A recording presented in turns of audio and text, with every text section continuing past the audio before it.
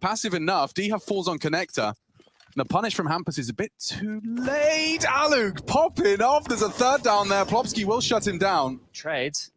Now into a 3v3. This is a crucial round for the gap that will potentially grow. Spiral out of control. Events can cut this one. Stacking B. Spinks has actually pushed up middle here. He's called that out. Doto rotating over to help out as well. And Snappy's on the site. This is cool. They're in the right place. Will they be able to find the right frags? Plenty of time. Snappy's had a lot of effective kills already on this B defense.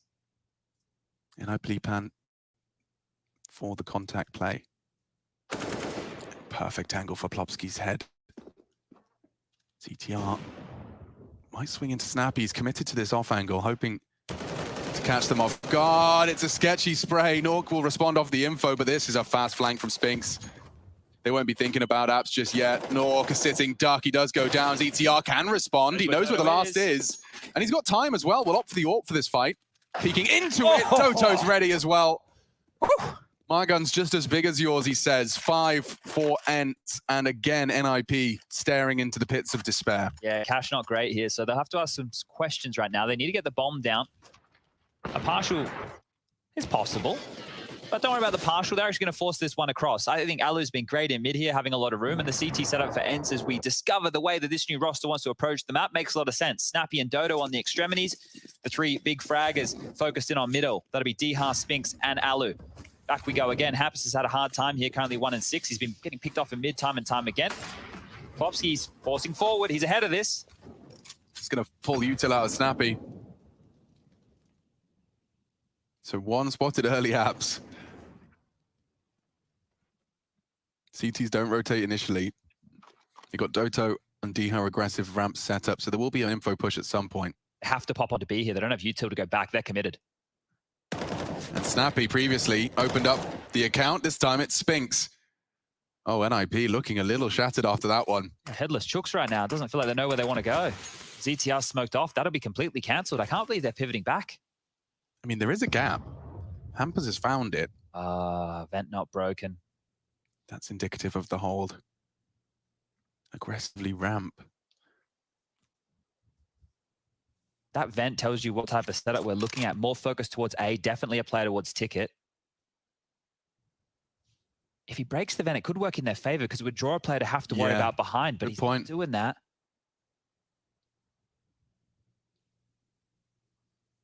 They're going to flash and run down Alu here. Orbs CT, Doto aggressively spraying, swinging out with Diha. And Rez just a little too late to the party. He's trying to crash it though. And Orb trained on his location. 4 CTs hunting him. He is running out of chances. And Ali will take the final one from him. Looking great. Ents, this is almost a replicant of NIP on Nuke. Yeah, night and day. Night and day at this point. NIP have been relatively quick off the bat, at least with their mid control. They've been getting punished, sure, some back and forth trades, but Ents always seem to be in control of this one. The crossfire of Spinks and Snappy over towards the B bomb site. Easy as you like. That completely denied any access. And then Doto, just with a bit of a timing, didn't catch any contact A route. Figured, why the hell not? Let's take a fight. Get some info and forces a timeout here as NIP. They force bought into the previous, might have to take an eco. I did mention the lack of plants. Well, with the max loss bonus, 3,400 time and time again, means you won't have all the nades, means you won't have all the rifles. You're definitely going to be missing something. Yes, we should see them go into an eco right now. So the scoreline likely to be 7-1. Still nothing purchased in from NIP. Now, in a situation like this, you could always grab yourself a deagle, a little bit of utility, maybe some Kevlar. You don't have to keep it completely bottomed on out. And well, as freeze time finishes, they'll buy on in. Early smoke towards middle. Lots of players now. Alu's going to be smoked off immediately, jumping on out. He could be in problems. Yeah, he's ready for it though. And again, pulling this position out makes it look easy. Can't find the second. Diha has the support of Alu. He's hitting all the necessary shots. Plopsky makes it costly. Double kill on the CZ. 1 clip, 12 bullets used to great success. Plopsky catching a lot of lead there though, and there could be an incendiary with his name on it. Looks like he'll escape. Everyone's focused on mid right now for Ents though. Snappy pivoting back. Yeah, he'll be there in time, and the AWP might end up in Nork's hands. But with 70 seconds and the CT's constantly moving, look at this info they're taking. Every step the Diha advances is more information. It's a powerful angle for anyone that dares return to T-spawn. And I think that's what they're considering. Yeah, I don't know how you get past this. I don't think you can. I mean, yeah, this is knives out. This is, oh, and he couldn't be pushing it any better of a moment. Well, Nork, how quick is your shot? Not quick enough is the answer. Diha, double. Ents, 7. Map 2 of this series, and it is clearly going to be a whole lot more competitive than Nuke indicated. This is their opponent's map, and Ents are thriving. We'll see the double from Plopsky that made it look a little more competitive than perhaps it was. Good shooting, had the info and converted off the back of it. But yeah, Diha doing his due diligence here on a ramp, pushes for the info. Slowly tightening the noose around the nip neck. Double orbs out now. Snappy's picked one up for that B bomb site. But this is NIP's first full gun round in what feels like a lifetime. Yeah, so let's see what they opt for, because they've been so stubborn with B. Late mid control here, so not giving up any freebies to Alu. Diha and Spinks are set up with that short and connector crossfire. Alu pivoting back towards window now, and Snappy with all this B information. 4 members of NIP towards middle, make it 5 as Hampus is through the underpass.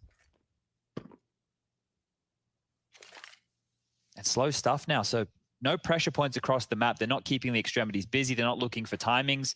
They're waiting to see if they get greeted with any aggression. Here it is. One spotted top mid. That's the info. Util starts to arrive, and they start their crawl.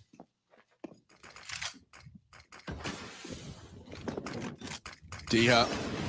He has Alu in his response. The Util's good, though. It completely isolates him. He couldn't have the teammate there for the trade. Oh, and more utility, forcing Snappy out of the line of sight. They can advance solo onto Doto. This is great from NIP. They've forced the fights they wanted, but Alu takes one by force. Doto as well. They drop like flies on the way in. ZTR is so damn low. It's kind of onto Hampus for some damage here. Over the smoke, he could have a chance. Crucial frag found.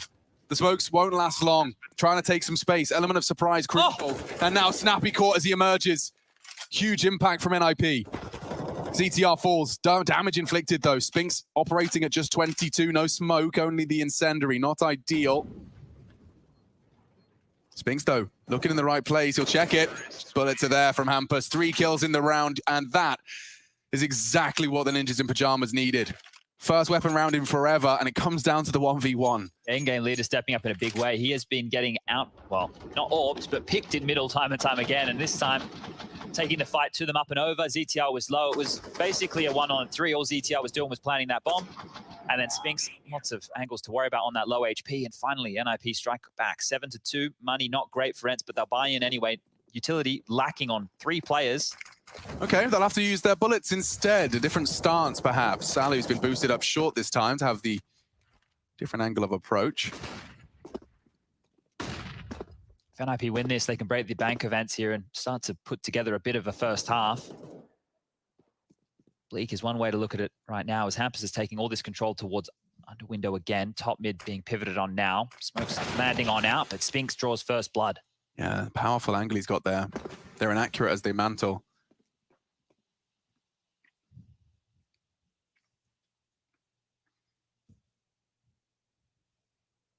Rez is across.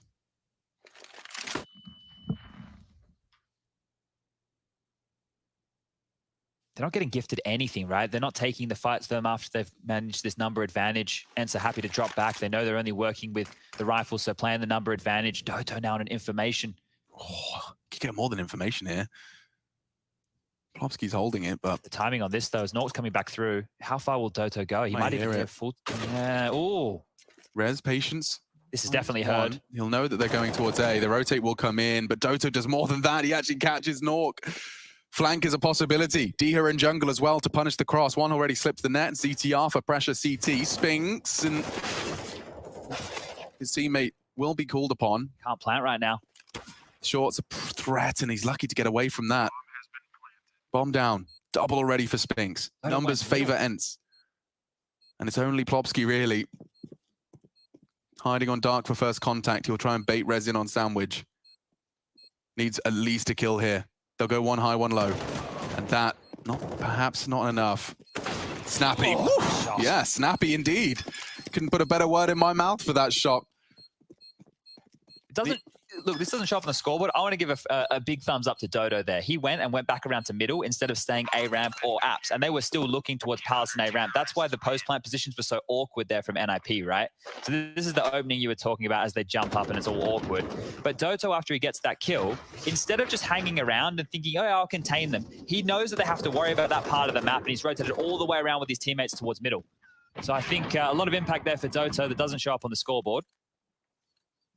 We were saying the same thing about their previous game as well. Up against Mouse Sports, by the way, we saw them pick up a crucial win. When you've got such a tight-knit group, picking up a win against some of the middling teams is going to be the difference between top 3 and not. And the same could be said here for the Ninjas in Pajamas. You've got some big scalps to have to take down here. We saw Vitality weather the storm of FaZe Clan, and it did look convincing at times as well. So I was back, apparently. Yeah, it looked like it. He went on a 2-event vacation. Good to see him back in the server in the way we know he can. Spinks under a lot of pressure. Snappy needs to support as best he can. Spinks does well to find one, and there's Snappy again. Reliable for the frag. Okay, Kitchen's a problem. ZTR has a smoke. He might want to try and set that up. Snappy's getting hunted, but he was ready for it. He's so alert today. He knows what's up. ZTR's not expecting a smoke push. This is great play across the board from Ents.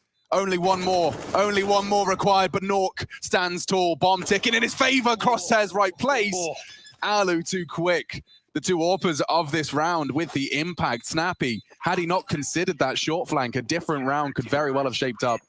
Yeah, this is very interesting to see, right? We mentioned at the start, Ents are yet to play this map with this roster. NIP picked it, assuming that they wouldn't be too good on it. More punishy than it was. Yeah, and right now, when you're up against the unknown, how just annoying Alu has been in mid with the AWP, some of the setups that they've been throwing out, Dodo pushing from formation, you don't know because you can't watch any demos. You can't prepare for those things. You go into the back going, yeah, be ready for everything. And that is maybe why NIP have gone for some of these just more standard mid-control. They're starting to feel it out. They're starting to find out the way the Ents want to approach it, but they need much more rounds than 2. Ooh, brave to re-peek that, Diha. Loses his life, elevated over the smoke. Nork draws first blood for the Ninjas. This is going to be very interesting now. So when you've got double AWPs and a man disadvantage, there's a conversation to be had. Are we going to be able to find a way back into this round solo? Can I count on Alu's posted up here on Hampus for the equalizer? Baits out the shot, confirms an AWP on connector. Once that bomb goes down, half of NIP's hard work will be done. That's if, I should say, the bomb goes down. They've got to get through the defense so far. Oh, straight into his arms. Straight in. No contest. And just like that, the battleground levels up temporarily. Snappy immediately snatches control. He's going to have a chance onto Rez. Another chance onto Rez. He actually pulled the trigger. He gets him down. Another disadvantage for the Ninjas. Bomb's loose as well. Oh, so easy for these AWPs. Oh, Nork. Good shot, but too little too late there. 16 for Spinks, by the way. I'm really impressed with the Snappy, though, just anchoring that side, right? We do see a lot of players, and you tend to put your supportive player or your in-game leader to be the B-holder because it's a job where most of the time you're just playing for info, right? You're jump spotting, you're calling for rotations. Well, this was a big round right here. He's had a lot of impact, delaying them, making sure his teammates can rotate over in time. And 10 now for Ents. So it's wild that we're seeing the maps be blowouts, right? If you win your opponent's map pick, you expect it to be a closer affair, right? Because it was their pick. But if Ents continue at this pace, we might have another fast one on NIP call their second timeout threat, needing to talk things through. Because a 10-5 half, they can work with that, but they can't really work with pistols only. And that's what NIP will have with their buy. We'll just get a little recap of some of the highlights so far. Been some close rounds. Haven't seen much of the A site in these replays. No, I think here there was a real tendency to try and punish B and maybe not necessarily Snappy, but Snappy is playing that bomb site. We are back in, though, round 13. 10 to the Nip Boys 2. Ents trying to take us to 3. First time we've seen Ents' Mirage, and it turns out, at least the CT side, bangs. To keep competitive, though, you'll never guess which site they're hitting. Straight in. Tech9's Kevlar Vest, even trades. If Spinks doesn't find another, they've managed to get into the site. Smoke. AWP in kitchen, they say. Klopski forced out. He does get the frag, and that might be enough to deter them. Plenty of time. Look at that money, though. Is this something you want to consider right now, Ents? The scoreline looks great. Oh, Doto's not got the parkour moves. Didn't land the Kong pre. And the missed shot from Alu confirms this round is going the Nip way. Trying to make it as costly as he can. Recovers his AWP, or not quite. Just going to be the M4 as he... Looks like nothing. Runs away into the Plopsky gaze. Okay, 4 frags from Plopsky into that one. He's been consistent and persistent in his Apps presence, this time finding the 4 kills necessary. And that has really shattered Ents. You know, they've been going for these 4 spies when similar rounds have been won by NIP and then converting and gaining control immediately back. This is the Plopsky highlight reel.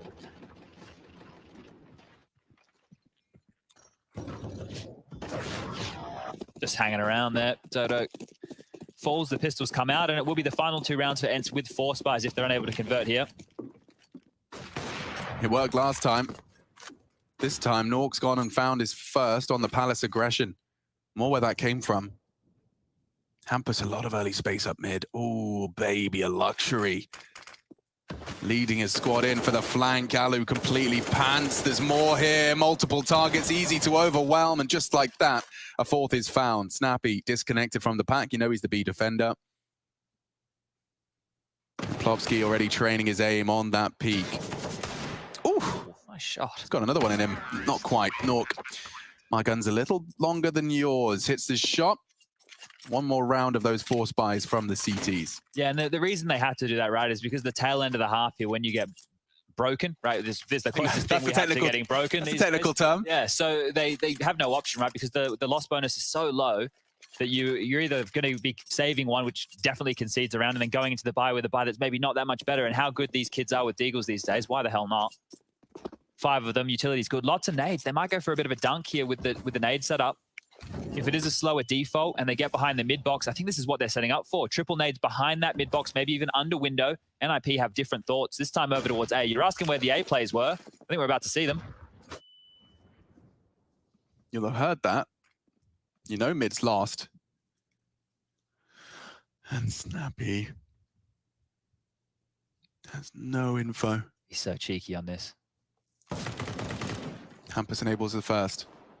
That'll draw attention away from A into A, however. Doto and Diha, they've both hit shots. No way they're turning this one around. Diha's double. Awkward now. Nork trying to bail himself out, but already Ents have seized control of this round. It's only Deagles. Goodbye, Hampus. Oh, disaster strikes again for the Swedes. And Diha confirms it. 3 on the Desert Eagle. Get out of my sight. 11 spells trouble for the Ninjas in Pajamas. Will we see that third map? Spinks is pulling his team on the way there. We'll be right back with your second half.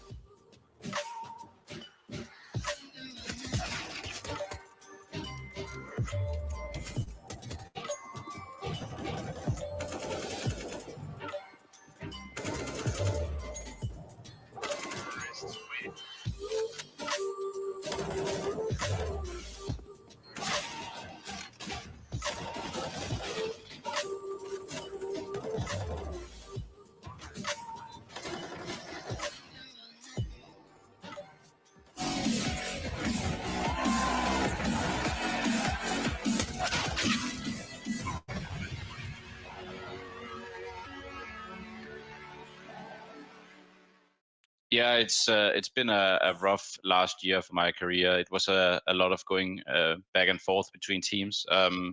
So I'm happy to finally have found a home where I feel comfortable. I trust org and the players, and I believe that they also trust me. So I think this is going to be a good journey, and I hope to be here for a couple of years and do Ents proud and get some really good results, because that's pretty much what I want. I just want to have success, and I'm sure that Ents is the correct place for me. It's been an amazing 1.5 months here so far, and I think the next years are going to be very, very good also.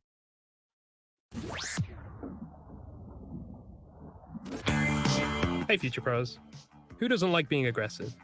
Well, if you do, this is a handy Mirage smoke that will be useful to know. When thrown correctly, this will put a smoke right up to the top of T-sided mid. To throw the smoke, hop into the back corner of the CT squad. Aim just to the left of the corner of this building. Then run forward and start walking as you get close to the top of this thin building thing. You want to walking jump throw this smoke right as your crosshair hits that section. And just like that, you can keep T's back while you take mid, or they push through the smoke, which should allow you to get some easy kills. But be careful, this smoke will always leave a slight gap that the T's will be watching.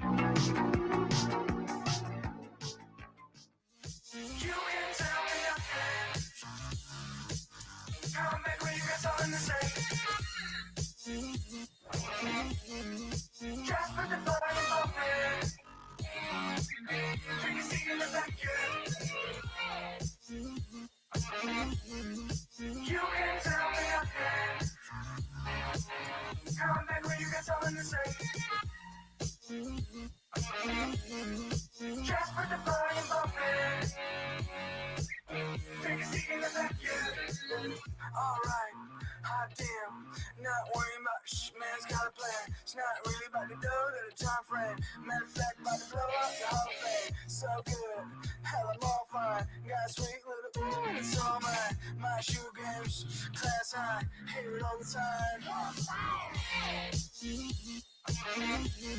You can tell me I can. Come back when you get something.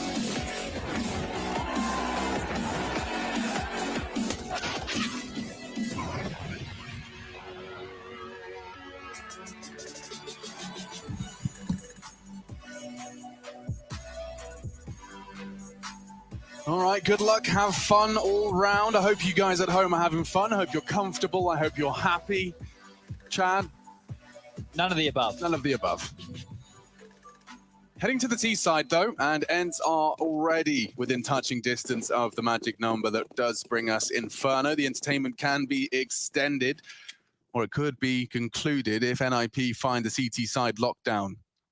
We just witnessed Ents truly dominate. NIP looking a little schooled on their map pick, no less. And Nork's in trouble. Rez saves him. Rez has been very sharp. He has. Had a great start to this map. Tapered off a little bit, but if he comes alive here on the CT side, might just be what NIP need. And it's working close up to connector now. Footsteps have been heard. They know that players are close. They're going to try and walk up behind this smoke. And Rez, he spotted one. Hector's the call. Nork executes one. Baits the steps away. ZTR's on stairs. So close to Alu. And another one. Oh, it's going to be spotless if they're not careful. Snappy changes that. Needs another. And juking it out. Keeps his head turned. Plopsky puts one in the ear. Okay, NIP find their 5th round of Mirage. Interested to see what Ents do with that. Surely they force buy. Of course, there we go. So straight on in. Diha, Tech 9, same for Snappy. They have an execute in mind here because nades have been prioritized for Dodo and Alu.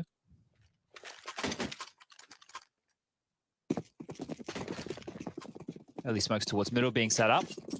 And over towards B they go. So we saw NIP try B time and time again with limited success. Maybe Ents can do it differently. Plopsky boosted up. And aggressive straight onto Diha. The dinks come in. Ooh. Oh no, he's lost his teammate. He's in so much trouble now. Okay. Doto finds the crucial headshot. They're into the site. They can't let this one slip away, NIP. It was just Tech 9s. The bomb's already down. Nades will land. It's not enough. And they're coming in from kitchen. Saving already. They have to save. Oh, this is so nasty. Rez from short. What do you do? I mean, you just have to kind of accept your fate. Like, it's a... Like, how bad do you want it to get is essentially the question. It's like, it's bad, yeah, but do you want it to be worse? Yeah, okay. Well, I feel like it is going to get much worse for NIP because they just lost that M4. And the strange thing is they even had the info that players were close, still swung out, losing the fight, like instantly being decapitated and just not ready to deal with that execute. NIP Oof. dropping the second round here in the second half, 12-5 now. And, well, Mirage may as well run away from them here if they do not convert off of these saved guns. Here it is, the opener. So Plopsky spots, gets the ding. Tampus' death that really cost them. So Spinks provides that. And then you'll see Doto just, he does live up to the old adage. If there's an enemy in front of your teammate, you kill your teammate. You have to get it done. And that was the key to success right there. NIP will take a timeout, and for good reason. I'm sure Threat's a little bit quizzical about what's going on. You saw Hampus trying to swing off Plopsky's contact, hoping that all be drawn to Plopsky, not to be the case. Oh, Dire man. Straits. Yeah, like you can completely, everyone can relate to this. Everyone that's ever played a game of Counter-Strike like this can feel what they're feeling. You've come in, it's been a tough half, you've had a pep talk, your coach Threat said, lads, win the pistol, let's get this going. You win the pistol, he says, yes, we're getting it going, lads. Everyone's excited. Everyone's like, let's go, you're hyping up someone. And then the B defender, they're like, yeah, pressure B, B, B, B, B. And then everything gets a bit too quiet. Safe. Yeah, they probably need to save guys. And the dialogue then becomes, it's what's not being said. That's the issue. It's not what's being said. It's what you're not saying. No longer talking about this comeback and how good it feels. Now you're talking about money and you're like, can you get a smoke? We might need one. I guess, yeah. 2 kits though, so let's see. NIP up close and personal. They break the vent? Maybe not with a setup like this. Won't be able to check just yet. Regardless, Plopsky and Hampus are the B defenders. Nork's going to answer our questions for us. They did. Okay, well, a lot of info over towards A here. They might just leave these two tucked on in these aggressive positions. Actually, ZTR is going to continue forward for some info here. That's brave. Spinks is up towards the palace, so they have locked him in. He either has to fall back through ZTR or go through Rez on the site. Dodo's coming back as well. He does not have the weapon for this. ZTR, not a duel you want to be taking. And he goes down. That was one of the few SMGs they had. Rez has the MP9 under Balk. Spinks with new lease of life, knowing the ramp push has been neutralized. And it looks like Snappy and Deho are receding for the B finish.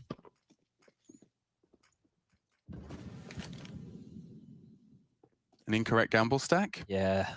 The thing is, next round they would be eco, so if they could just hold on to what they've upgraded into here. They're selling it. Not only ramp, but also Palace. The spray from Spinks is close. Red's about to get hot and or bothered. Does well for the spray. Bombs into B. Spinks doing as much damage as he can. Take your time, mate. Have some fun with it. 2 more to find. You've already won the round 13. As this bomb will explode. Now he just has to survive. He knows that all the eyes are drawn towards him. He's done his job. Damn, bro. 21. 3 frags from Spinks here on the other side of the map. And Hampus will grab himself the chance of saving the M4. Appropriately, the M4 he lost and the previous B explode. Yeah, a couple of problems here. And I think now if we could just get across to Inferno, most people would be happy with that. These have been 2 average at best maps, if we're going to be honest. It's been competitive from one team on both of these. So if we combine the 2 maps together, hopefully Inferno fills the server with what we want. But now the scoreline 13-5. NIP will only have this saved M4. Maybe not even that. Hampus just survives. No! Oh! Just, oh boy, okay.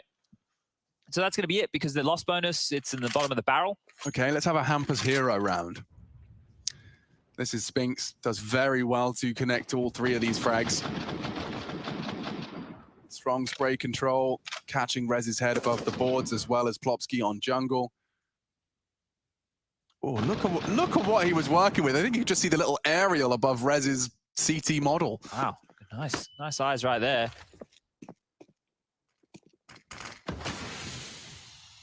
All right, well, what do you do with 3 USPs, a Deagle, and an M4? Hope for the best. Hope that Hampus can step up, because even the rounds that NIP have won in this map have come through individuals. We had Plopsky with a 4K, we had Hampus with a 1-on-2 situation. Now we've got Deha getting some kills. Perfect. Hampus is in the right place at least, trying to find some impact. He does find some impact in the end. He just let him know exactly where he is, though. And now with the USP, Plopsky making things interesting. Messy. Certainly is. Far from recoverable as the smoke starts to get deployed, though. It feels more and more inaccessible. It's another smoke as well on Ali. We'll be able to drop that should he desire. The weapon picked up for Plopsky, and he's managed to find another, making it a little closer than comfortable. Ali playing for the defuse. Snappy, first contact on that bomb. The smoke almost helps him. They're hunting him. And already another frag for Snappy. No time like the present. And I think his gun got a little jammed there. Yeah, sometimes it happens. I think maybe someone in the Ents office is getting some WD-40. Realism mod. Yeah. Oof. Gun stuck. Gun stuck. Well, this will be a buy round. Is the only positive thing you've got to say. I don't have a lot of positive things to say. When the map's like this and it's so one-sided, we can sit there and we can bask and we say, Ents, they're doing everything right. I think the NIP have just been getting absolutely beat down. Plopsky can't even line up the flash he wanted to throw there.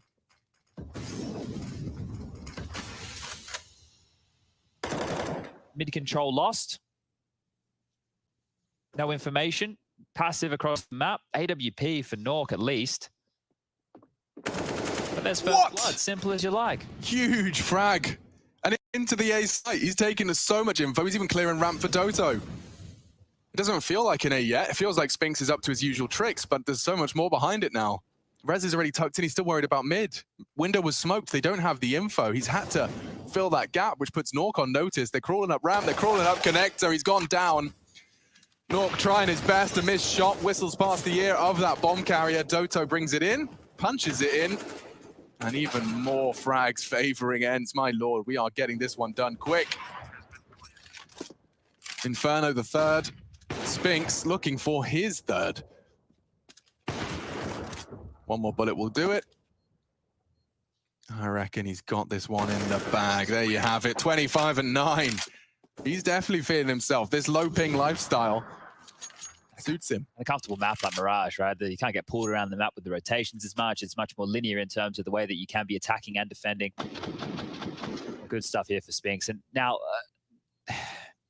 what we can take away, if we want to look at positives here, NIP closed their map quickly. The same we need to say for Ents, right? If you get this type of a lead, 15-5, you need to close it quickly. Don't let the other team back in it. If you're Ents, we spoke about how important it was for their win yesterday against Mouse. This is a great way to bounce back from a 16-2. Yeah.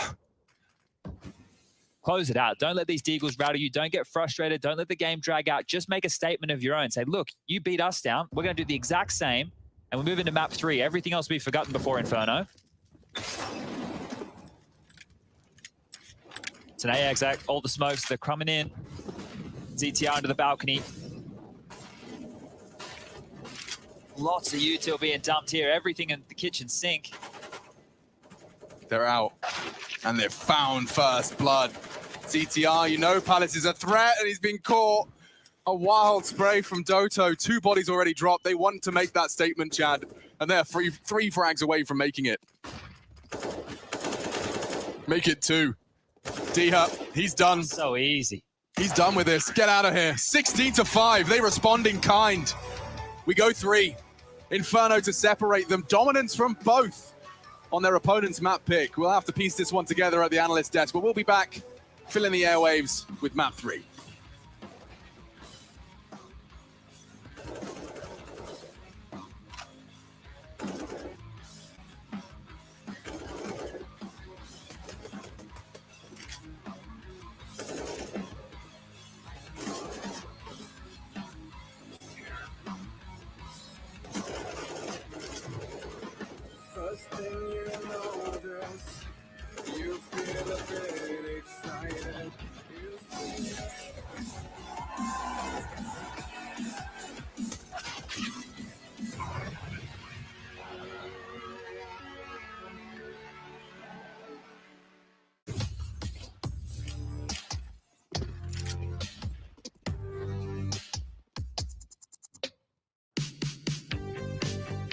Hey Future Pros! Back on Danger Zone, and I wanted to show you the magic of double bumping. I use this to travel insanely far and get some pretty... Picanha Clubhouse, picanha cheddar bacon e o novo picanha x-salada. Picanhas do Mac, mas pode chamar de... Eita! Vixe! Oxi! Mano. Tá louco, fruta. Véi do céu! Picanhas do Mac. Os sanduíches que todo mundo gosta com a carne que o Brasil inteiro ama. Stand back and place your bump at your feet. Then, without jumping, run in front of the bump and let it push you forward up the ramp and over your placed bump. When you go over your placed bump, hold space as this will give you much more distance. This will send you flying. After getting the hang of this, you will notice many more spots to pull it off. Now time for the alley-oops, which are my favorite but also harder. To do these, make sure you have the long jump bump down. Run over your bump and hit jump and crouch at the same time. Then let go of crouch and hold space. This will give you much more distance from your bumps. You'll also need to understand surfing or ramp sliding to be more specific. This happens when you're traveling fast enough towards a ramp, and rather than stopping in your tracks, it will actually make you glide over the ramp. This alley-oop I'll show you is a good place to get the feeling of this down. Now you understand ramp sliding, let's use the boys alley-oop I learned from Sid and Cobra a long while back, as it's a great place to learn. Stand next to this boy and look towards the big hill. Place your bump down and long jump off it while holding jump throughout. While in the air, throw your second bump to the ramp around the apex of your jump. Then when you hit the ramp, you should slide and get bumped again by your thrown bump. If you don't see any enemies, you can use ramp sliding to mitigate any fall damage you might take.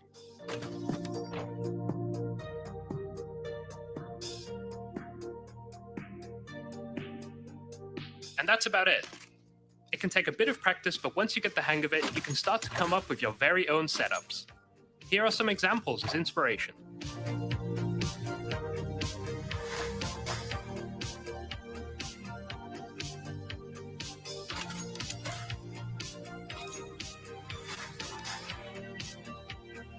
Good luck, and I hope to see you double bumping in my game soon.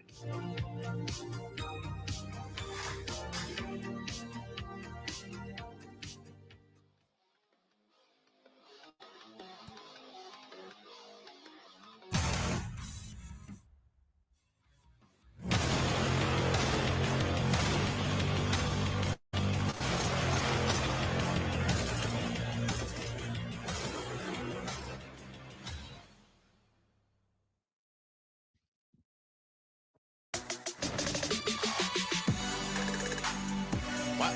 Did anybody see that? Wow. Second map looks almost like the first one. And now, an even kill.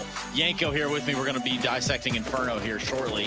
But first, we need to make sense of why this was such a one-sided affair over on the map of Mirage. Welcome back to ESL Pro League Season 13. And Yanko, what do you think?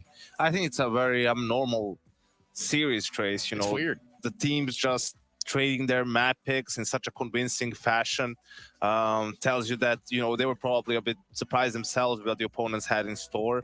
VIVO going all over the place, but you know, we're back on common grounds. Inferno decider, right? You know, how many times have we seen a series go one side until that third map? Yeah, and Inferno sure to give us all the rounds. Now, if I'm looking at the map of Mirage, I'm looking back to the very beginning. In the second round, we're seeing an AWP come out on the inside, right? So that pretty much tells the story of the map. Yeah, and it wasn't very fruitful, just getting one kill and dying. But I think, you know, ENCE had control from the very beginning. They were prepared for what NIP had in store, which was pretty much similar to what they tried to do yesterday versus G2. We saw a lot of those like B hits, B pops with Hampus being on mid. But to be honest, like with ENCE playing double op, that's not really a solution. You need something a bit more utility heavy, like not a B pop, but more of a B full execute, right? We saw them do that towards the very end where you smoke window plus doors on B, use a lot of flashes, molotovs, right? Because it's very hard for the opper on B. He's very uncomfortable if you execute fully on him. If you let him post up, you know, in B apps and do all that kind of stuff, well, then it's going to be much harder getting into that bomb site. So they tried to make a few adjustments, but the problem is they just couldn't string rounds together either. So ENCE constantly kept resetting their economy. They had to play with all these half buys, and it just wasn't a fun time for NIP in that first half. So there's this guy named Spinks, right? We're looking at his highlights right now. He goes pretty insane here. I guess that helps. Just let the guy, you know, FPL his way over NIP. You know, why would we not play Mirage? It's such a simple map. I mean, it wasn't their first ban ever, but it just like no one really picked it in against them in the first phase, so they didn't have a chance to play it. Man, you want to feel old, Yanko? No. Spinks was born, I said no, September 13th, 2000. All right, yeah, I've had like Brock is like also very young. I had him on my team, so I'm used to it, Trace. Yeah, it is a wild You thing need to make peace with that. You're older than me. God, you're not wrong. You're in your 30s. Yes. You're basically dead already. Aren't we all though? You know. All right, back to the Counter-Strike. Back to the stuff Please. that matters. Let's talk Please. about Inferno, because we said that this one could be a much closer Well, affair. There's a comfortability across and this globally. Ents beat Mouse Sports yesterday on Inferno. Habbo the day before that, who was on a hot streak themselves. And something that stood out a bit was they had some of these set A hits, right, almost from free spawn. They would just throw a little bit of utility towards Banana to try and keep the CTs occupied there. So, and I think the problem for Mouse's CT side was the lack of information at times for Banana. So I think NIP is a team that likes to be a bit more active themselves. You know, they are going to fight for that Banana control, I believe, a bit more. But even in case they don't, in some of those rounds, they decide against it, they need to be aware of those coordinated A executes and play a bit more together on the A side, right? Play double balcony, double pit, right? Double side, you know, because in a lot of those executes, Ents was splitting the defense basically and had a lot of, you know, 2v1s coming into the site. I think that was another problem for Mouse Sports in that game. So you don't always have to fight for Banana or have information, but just try to play more together on the A-bomb side. And then, you know, in comparison, Nuke and Mirage, yeah, they go by pretty quick. But, you know, we look at Inferno and you got to think, you know, just how comfortable everyone gets here. And like, you know, just what the individuals are capable of. I don't think that the first two map scores are indicative to what map 3 is going to bring to us. Yeah, you know, you at least hope for a closer series in a sense, so that you get, you know, some excitement going, but you can't really blame the teams for it. I think it was just really solid CT sides that determined the outcome of both of those first maps. Yeah, and that's what we've got now going into map 3. Of course, after this series will be Mouse versus FaZe. Then we're looking at Vitality G2. And you know what, Yanko, out of those two, who do you think wins? What, Mouse, FaZe, Vitality, G2. I think FaZe beats Mouse. G2 Vitality, that could be a good one. Okay. You know, if Nico and Zai will replicate their performances from yesterday, that's a wash for Vitality. No, but I think it will be a good game. You know, G2, they didn't make the playoffs in Katowice, but they were boot camping then. Well, albeit with Kenny S and stayed in boot camp after they were out. Right? Yeah. Yeah, but I mean, they were definitely, as a team, they got to work on some stuff, right? Regardless of the change. So I'm looking forward to see what more they'll show us in this group stage. Yeah, well, we got to keep our eyes on the prize, which is the next and final map of this first best of 3 of the day. We're going to Inferno to solve this riddle that is Ents versus NIP right here for the ESL Pro League Season 13. We'll be right back.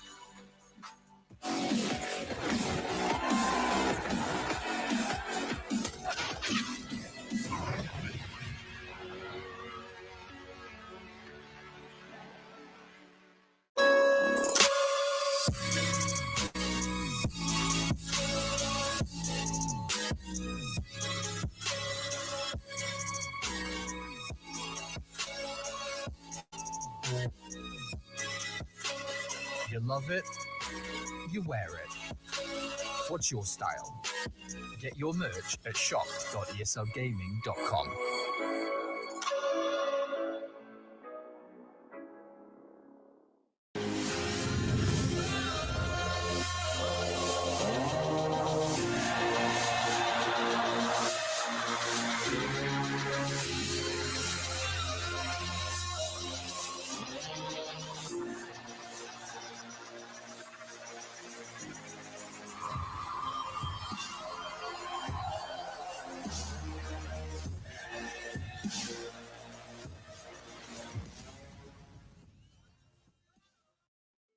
What are your ultimate tips for people who are potentially going to try this out?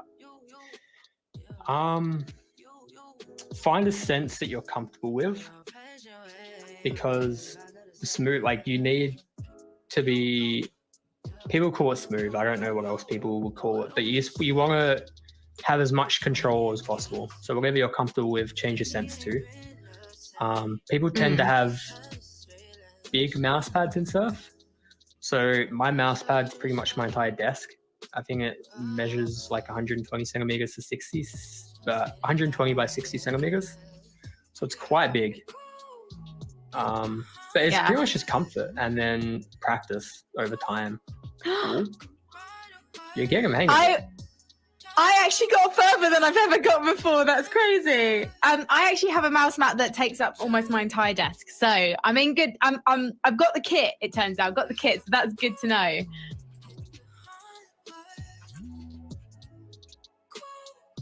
So we want to scoop the speed. Go straight over. Stop. You can feel when you've got the speed. You know when you're there. This one's easy. Right, here we go. This is when it gets hard. So I want to. That was good. I remembered the press D. She remembered the press D. She's Okay, lost the speed. same She's thing a lost bit. the A little bit of D. speed. It's fine. You can recover. Look Okay, down and a now I bit. need to go to my left. Oh! So in that situation, it's another learning curve. You want to try and flick off the ramp.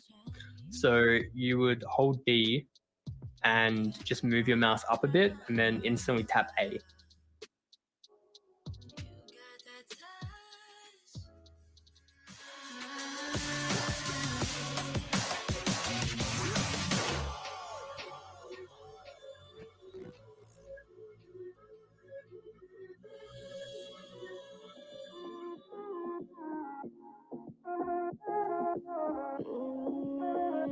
Chiqui, escucha loco, siéntate y relájate un poco, que en esta vida el tiempo es loco, puedes perder momentos preciosos y sepas que cuando pides ayuda yo me levanto, todo lo que tengo lo comparto, y aunque me sienta triste yo canto, ay canto, vive una vida llena de personas que te quieran, que te respeten de veras y que lloren cuando mueras. Deja de mirar la acera y levanta la cabeza, sigue pa'lante y no temas, resolverás los problemas. Ay, mamá, una cosa no te gusta, cámbiala, si la situación te asusta, enfréntala, si la vida es injusta, grita, deja de callar, escucha, si la alegría te abraza, acéptala, si la suerte no te roza, búscala, nunca te prives de la felicidad, de tu libertad.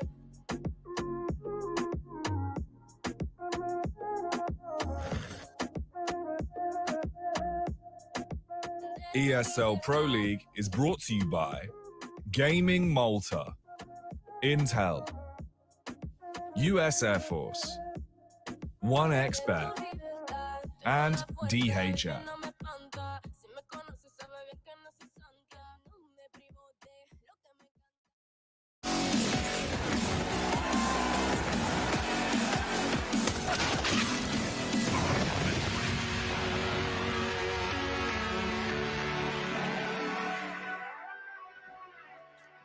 ESL Pro League continues. We have to go to 3 to separate NIP and ENCE. Both teams getting stomped on their map pick. It's not easy to put piece together. Chad Burchill is joining me to try and do so.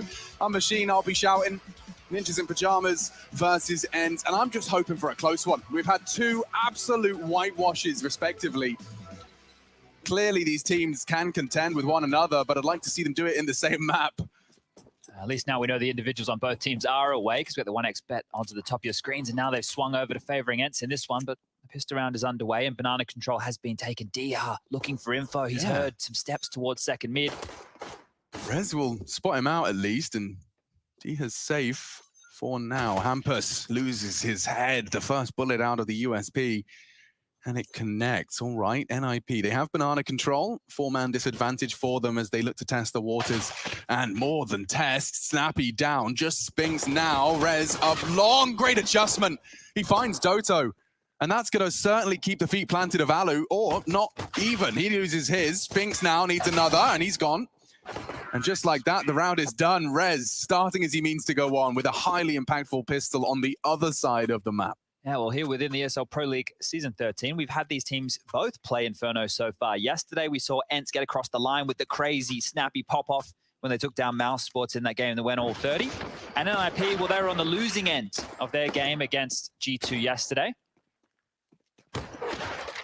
We know both teams are happy to play it, or at least be practicing to play it. So it's not like Mirage where we had no idea about the ENCE situation. Let's wait and see how this one unfolds.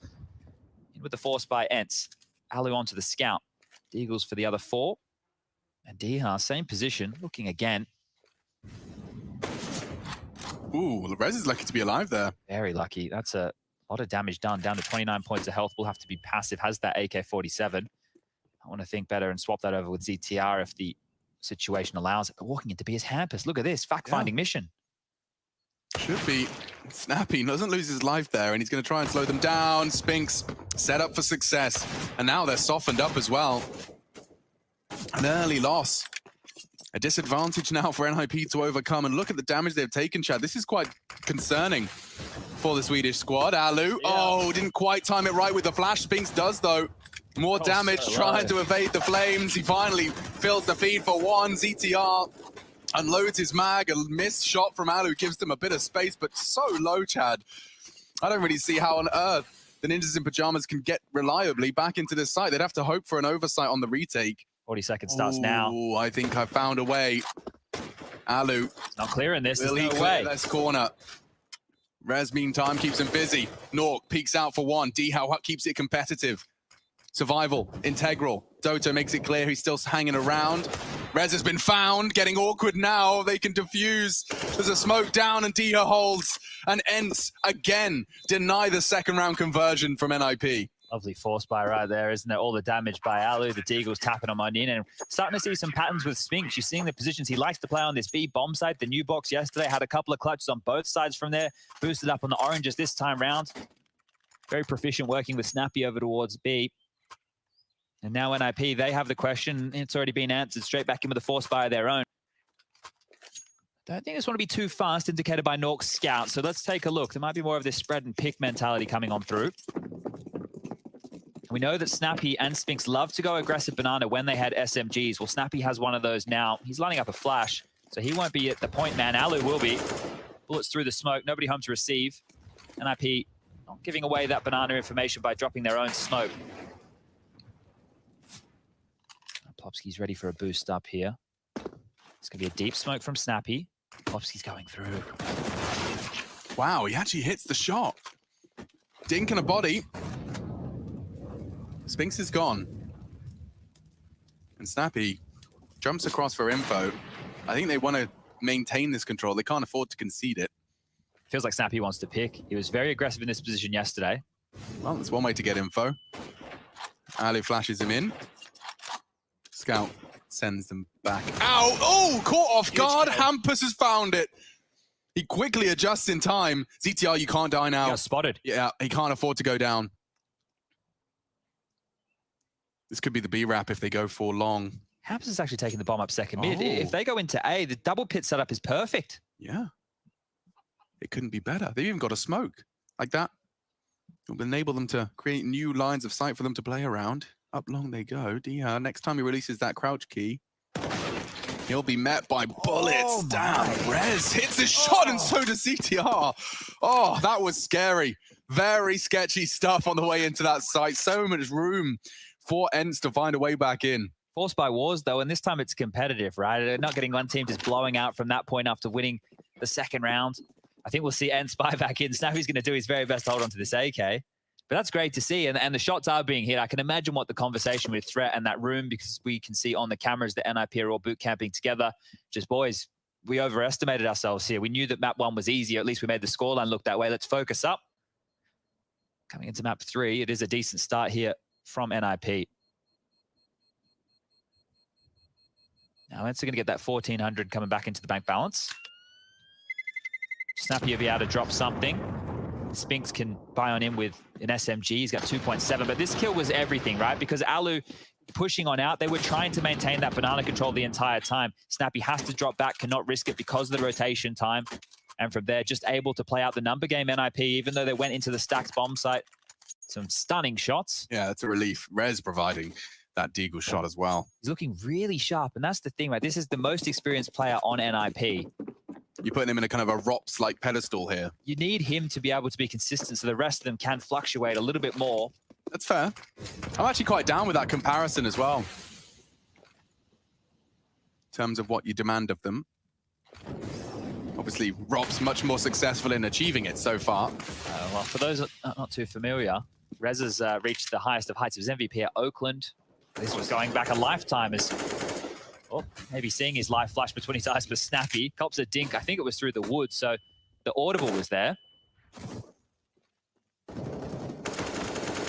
This is so much argy-bargy, that nade, more damage. And they've won out in the end. It's only the Snappy AK-47. Oh, lingers on the off angle, and he's good for one. Not enough. Doto through the smoke, a hero play, if you will, but quite the contrary in result. Yeah, we have 4 remaining. Bomb will explode. NIP seizing control of the reins once again. This wild horse that is Dents. Curious to see what the ages of some of the other players are over there on Ents, right? I know that Snappy is 30, and he doesn't look that way. He's aging quite beautifully. But for those people not too familiar with Snappy, he's had a long career, right? We also had an interview piece with him a little bit earlier playing in one of the ad breaks where he talked about his last year in competitive play. We all know the heroic side of the story. Well, Snappy was one of the players that got let go from there. And then since then, he's just been around in turmoil of international teams, doing his very best to plug holes. And then when Ents imploded, he gets this opportunity. We know that Ents is an organization. We know Natu's over there, so it has some respectable figures. Finding somebody like Snappy to be able to in-game this team. And also, if you look at some of his plays individually, look, he's not always at the top of the scoreboard, but he hits some good shots. And he's one of the older boys, right? If you're up in the 30 realms, you're one of the older professional players these days. There's not too many of them hanging around, especially not within the tier 1s. Pats on the shoulder. Scoreline now 3-1. And, well, it will just have to be these USPs and Diha there with that Deagle and armor. So while we have this eco, let's have a brief touch on that topic, because I'm interested and I have an opinion, believe it or not. Okay. You know, a lot of people use age as a kind of a marker for when your career, you know, will peak and trough. And I don't believe age is the key determining factor. I don't argue there will be small physical changes that you may have to adapt to and overcome. Hang on. Plopsky, we're trying to have a chat here, mate. Mop this up for us, will you?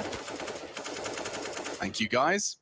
So, yeah, whilst I acknowledge there are small physical differences, I think the primary shift is that as you age, as you reach that, let's use 30 as an example, that break point, your priorities shift away from being the best in this video game and to, holy shit, what do I want to do with the rest of my life? Oh my God, I haven't got a girlfriend. Oh my God, I haven't got a house. Holy schmoly, what do I do? How do I adult? Sure. And as that happens, you lose the, you know, the res. I've woken up and done deathmatch and chugged a Red Bull and now I'm ready to go again. There's also an air of stubbornness, I would say, to learn, right? Whereas the kids come in and they're only learning what's in front of them, right? Whereas if you're an older player, you've definitely played other versions of Counter-Strike. You've played the 1.6, you've probably played Source, maybe even some CZ in the mix, and then CSGO. If you've been playing CSGO from the start to now, I want you guys to go watch YouTube and see how far this game has come. God, right? Yeah. So there's a lot of that gets stuck with older players who, you know, maybe aren't keeping up with all the jiggles and all the moves that the kids are doing these days as well. So there are a lot of factors that play into that. But one that I don't think can be denied is the smaller physical aspects that you were talking about is in terms of reaction speeds, right? They are definitely going to start to taper off. But in certain sports,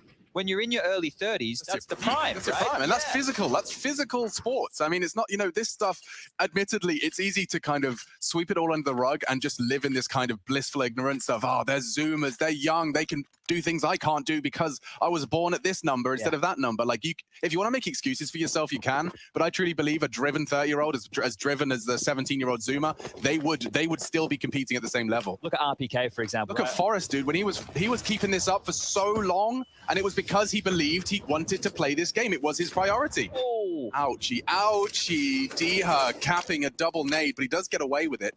Quickly over towards mid now, so NIP are pivoting off of that banana information. Yeah, but they want to throw a bit of pace their way. I think Alu's got a perfect response in that smoke. He doesn't choose to drop it, though. Waiting for a bit more pressure towards short. Diha's coming over, but he is wounded. Here we go. It's fast. It's furious. And Doto finds 2. Big impact. As to the ninjas, they're into the site. Bomb will be planted. Rotates on its way. The cavalry have been called. Spinks had a great top scoreboard performance from him. Definitely living that fiber Ethernet life.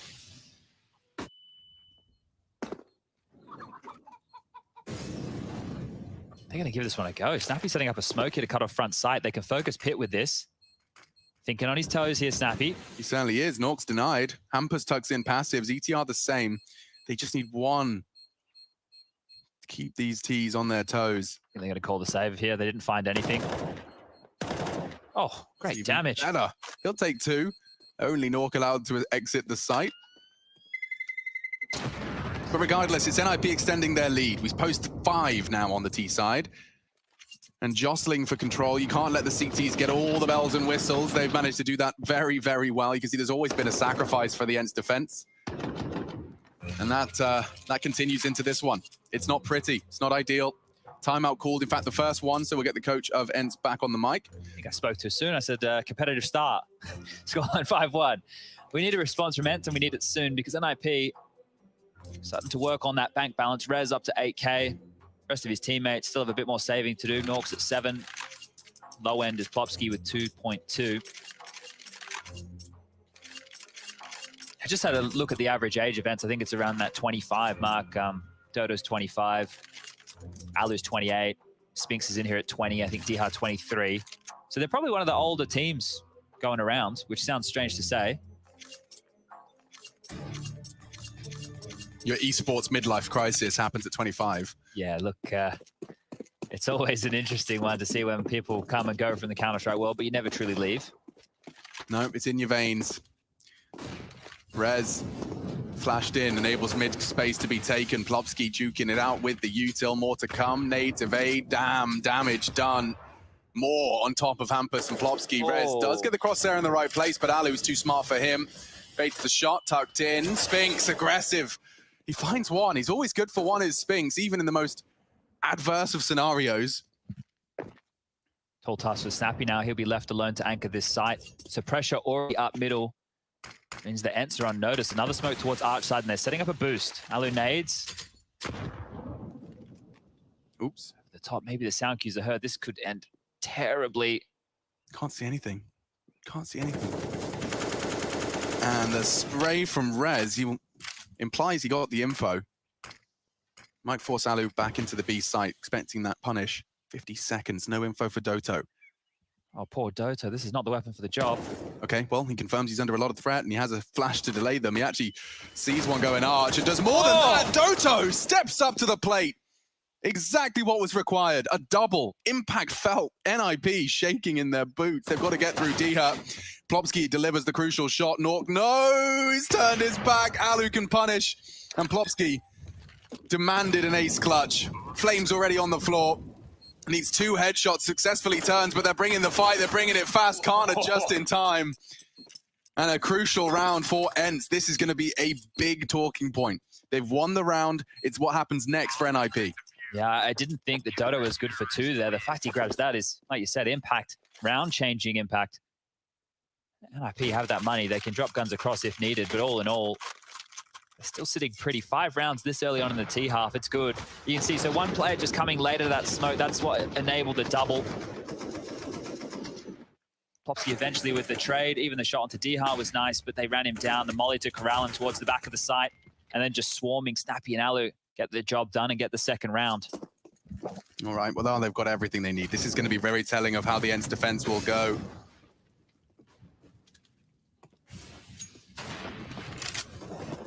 Looks like NIP have given up on the banana fight before Ents have.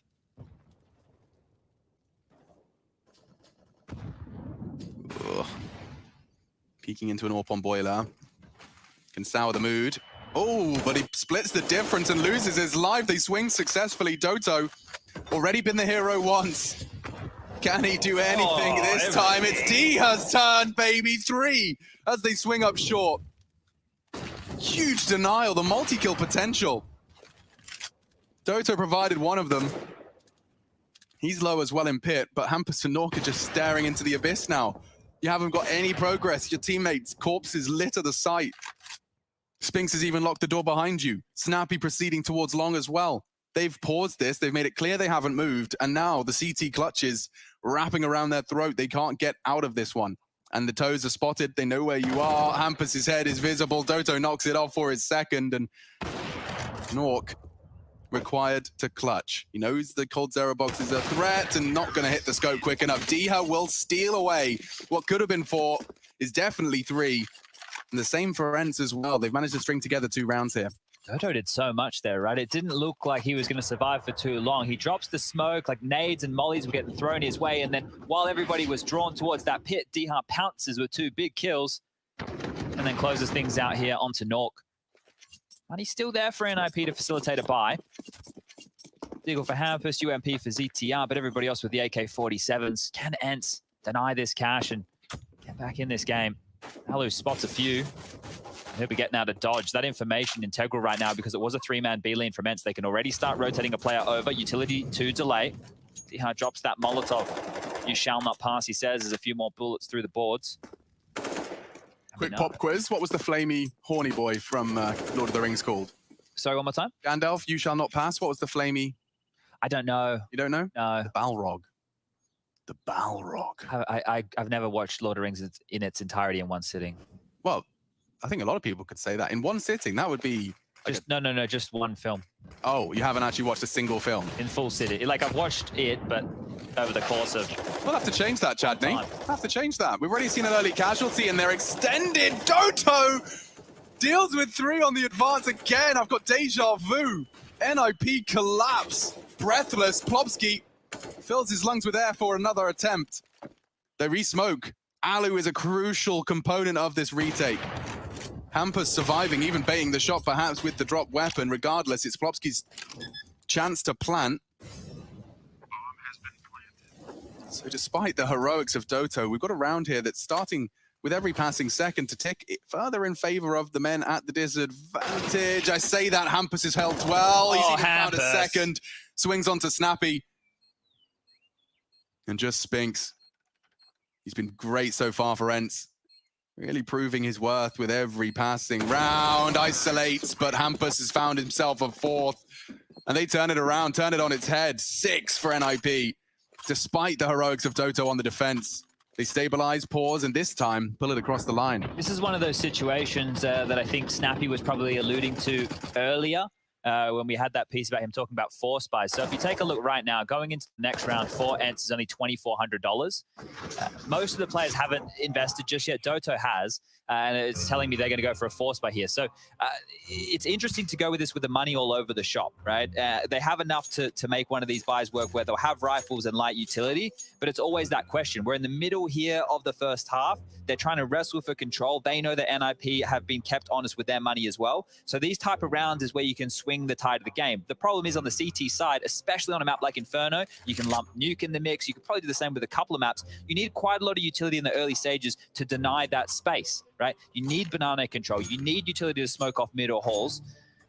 But maybe they can make these pistols work because they do love a force buy. They're becoming more and more proficient with it. And Diha in these situations seems to just go out looking for frags. So let's take a look. Try and use that Deagle to lop off a couple more heads again. Great patience from Spinks. He was in the flames there, standing in the open, but just holds his nerve long enough to convert, places the crosshair correctly. Oh, they're going to see Doto over the flames here. Okay. Ollie was not deep enough. He trusted that. It started well, but this is a nightmare. Oh, what? Oh, Plopsky can see through smoke, dude. Just as that Molly black smoke filled his screen, he still catches a glimpse of that USP. So Alu's gone too.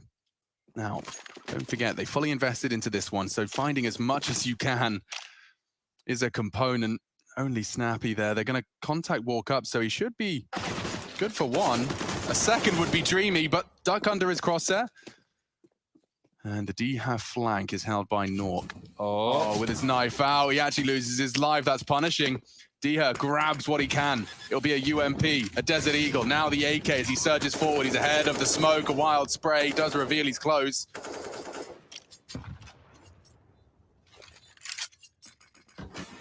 Yeah, good call, I think.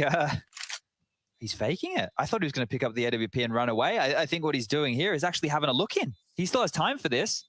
He wants Plopsky and Rez to just start thinking that he's off his way on to Banana. But they're holding the jump up.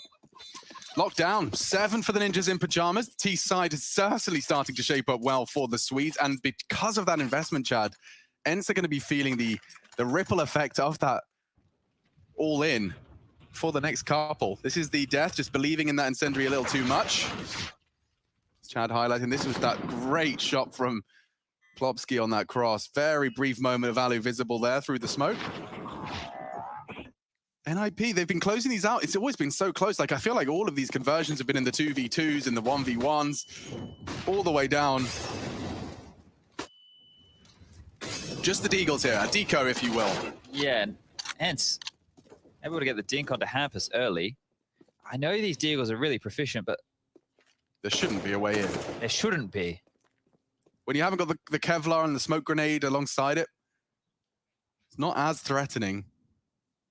Of course, Hampus catching some flack early does perhaps make it a little more so.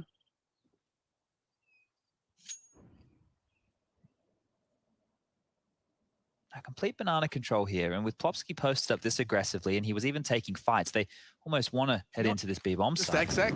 Yeah, I think that's probably a great call with all of this util. No smokes being baited on out because there are none to be thrown. And decapitated, so they will be onto the site. Spinks goes down. Now it's just about damage. The problem is, NIP, if they pick up this round, are going to won the half with 8. Another smoke towards CT. Post-plant positions being set up now. Lots of bullets being thrown through the smokes. They hear those Deagles and footsteps rotating on over. And the punishment continues. Oh, Snappy's Deagle has been exactly that so far this game. Just consolation frags at this point. They are just locked into coffins.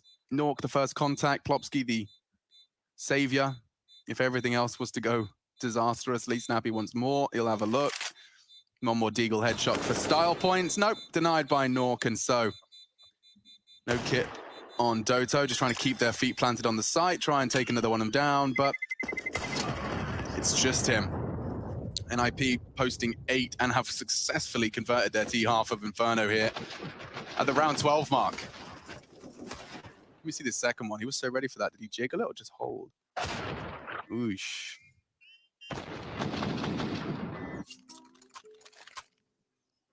Now Walt for Alu here.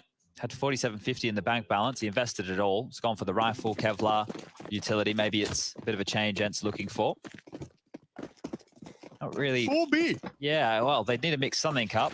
They've been getting banana control when NIP decide to gift it to them, and here's another one of those situations. So they give them banana control. The first 2 throw all their nades and then rotate back. The second 2 take it late, but nobody's home, so they just wasted 2 buckets worth of utility on nothing. At least it's info. And Doto, so good on these multi-kills, but the flash from Nork is just perfectly popped. He was not prepared for that. Hampus is really fast on this. Oh my god, D here is going to have his nade pulled. What a fast flank. Alu's in jeopardy. The bunny hop from Hampus keeps him alive. He lives to tell the tale. You can see his face. He's just in disbelief, dude. I think they were waiting for that right there. The maneuver of that double banana set where they have 4 players go and throw all their util. Right. Because as soon as that second set of utility went, NIP walked up into the mid wall and executed. It's like they knew that there were 4 players over towards B because there's so much utility being dumped at banana. When Ents did that yesterday, I don't think too many people were ready for it. NIP today, more than ready for it. They didn't invest anything into banana. They didn't take any damage from banana. And they're able to punish the rotations and keep all 5 players alive where Ents have to save. So unfortunately, this is a lot more like the last 2 maps that we've seen. This isn't a competitive affair by any means. Ents limping in with a lot of these buy situations where they're either forcing or then the next round they'll still buy Deagles instead of full ecoing, means they go into gun rounds like right there. If Alu hadn't invested heavily in 2 rounds in a row, maybe he has an AWP, so they don't have to play heavy banana setup with utility. Their CT game plan just not paying off here. But it's also, you know, just evidence of the power of a good pop flash. Like, it's true, yeah. The only way that strat works out and looks as easy as it did is because Doto got no chance. He had 0 chance to contribute in the execute, and that was because their short flash actually catches the player that's playing quad and by that pillar. It was perfect. Rez does the rest. It hits the shots now. Ents. Okay, this is interesting. Let's see if the same Q spurs the same result, Chad, because they have gone 4B and the same util throw, no smoke this time. Just say they want to throw nades. D-Hair and Alu provide early HEs. Spinks and Snappy aren't throwing anything this time, so it's not going to be the same up mid, but they will be popping out of halls. And right now, there is nobody in pit. This couldn't be more perfect. The site and pit crossfires have ruined them, and now that D-Ha's over here in time, maybe they'll ruin them again. Okay, so because he's incendiaried that, they might be slowed down. Rez holds W. D-Ha's only going to get 1. It's Doto, in fact, that provides. It's good enough. Only Hampus really. He's hit a great shot onto site. One more required, and Hampus makes it competitive. They got 9 points of health between the two of them. If that bomb goes down, it's a different story. Spinks holding, though. And Snappy established already. Oh, they're so exposed. This has to be Ence's round. It has to be. Bombs loose. Hampus hits a great shot just to even start the conversation of an NIP 10th here. But Spinks is holding the gap. Is there a gap in the smoke? It could be the end of him. Yes, indeed. 2 for Spinks, but in total, it's Ents finding a 4th. That's the crucial breakpoint here.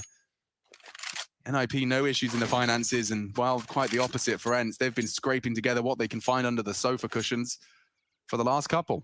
Yeah, NIP will not be broken here. They will be able to buy going into the final round, even if they lose round number 14 that's coming up. But Doto and Diha, we have to give them 2 thumbs up, the Graham Pitt stamp of approval, because that A-site defense, the crossfires from Pitt and site, time and time again, have been the winning factor for Ents in the 4 rounds. It's 4-man B lean again, so being very stubborn about this. This time Plopsky is here, a bit more utility being used, and now the second wave dumped on through. Whoa, Brave. Wants to keep them on notice, wants to keep those B defenders active. Is burning. Oh, more nade damage. He's got 10 HP left. A bullet, any straight bullet, but the pop flash, they were both blind. Oh, it could have been worse. Spinks does well. Sans vision. Oh, Rush is bang on. Rez is doing something. Rez is up to his antics here. Diha wants to take a cursory glance, but he's distracted now as ETR shows presence. Look at the gap he's pipping. Alu's hunting. Has to be aware, surely. No, he's not ready for this. Alu has saved the day there. That's a 3rd frag from him. He has had a silent CT side, but taking down Rez does super nullify the NIP's T side here. And they've gambled correctly, so just leaving Spinks on that new box. He's played this position time and time again over towards B, but it will be A. 2 in the apartments right now. ZTR taking the bomb. Boiler Hampers going halls, and, well, Nork's found Alu. If they cut noise, that might force a little bit of a rotate, but saying that as Doto's ducked into the site, yeah, look, he is starting to float.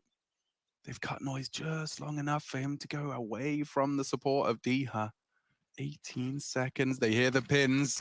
Doto's disconnected, it is only Diha. And how does he get that? So dynamic, a double as well. 9 that seconds. is humiliating. MP9, he just keeps his hitbox dynamic. I am impressed. Diha takes 3. And you saw his movement. I feel like that was deliberate movement, by the way. Like, looking at the wall, maybe anti-flash, but also it's hard to hit the back of the head. Unpredictable movement. We'll see it again. I understand why ZTR is running into the site. He's the player with the bomb, but Hampers coming out halls, low HP. That jump costs CTR his life, and I mean, also Nork's life, if you think about it. There you have it. Great stuff. Diha posting a 5th for Ents, and we're going to have a competitive half if they can post a 6th, looking for the double digits. Will be again. If it ain't broke. And there's 4 times in a row now. They were punished for it once. They haven't been punished for it since.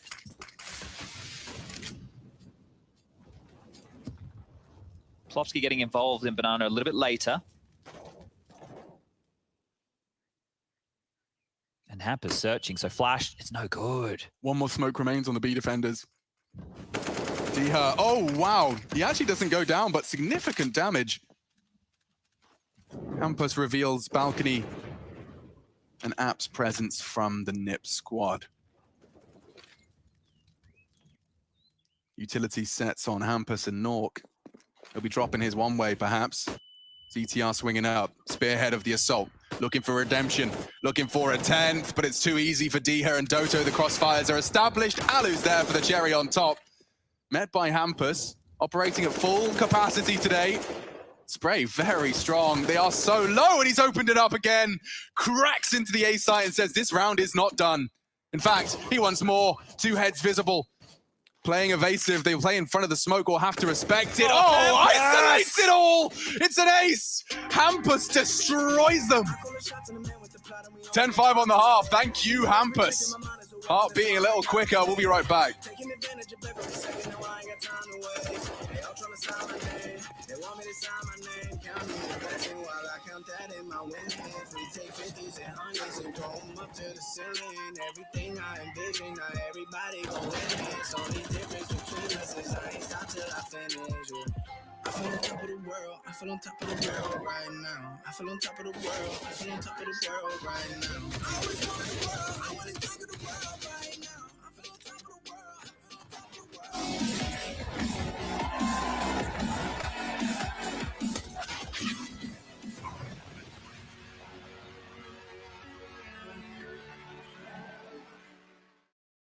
With the competitions, do you always play a tier 8 map?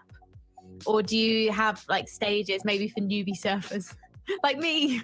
So the tournament or just the competition? For competitions. We haven't really had many competitions other than just the surf tournaments. But the surf tournaments are usually, the tier is capped between 1 and 5 because it can be kind of difficult to land a run on a higher tier map in the 10 minutes time limit. So we just cap it between tier 1 and tier 5. And you have vetoes in tournaments as well. Yeah, so that is a very cool thing about MM is you can pretty much just copy the format of how like ESL will host a tournament and just add it into the surf tournament we do, which is very helpful. First tournament I hosted, one of the players actually beat one of the WRs in the tournament. He just went insane and just beat one of the WRs that had stood for like, the map wasn't new, been around for years, so he just beat the WR in the tournament, which is insane to think about because I get nervous playing the tournament, and I'm sure most players do. So to do that with nerves is crazy to me.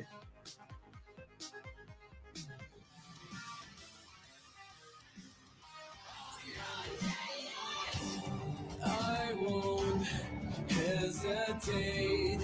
I will never fall behind. Spare me the details. I got big things on my mind. Hello, can you hear me? I think I'm still alive. High up in the clouds, and I'm never gonna come back, never gonna come back down. Hello, can you hear me? I think I'm still alive. High up in the clouds, and I'm never gonna come back, never gonna come back down. There's no more time or space for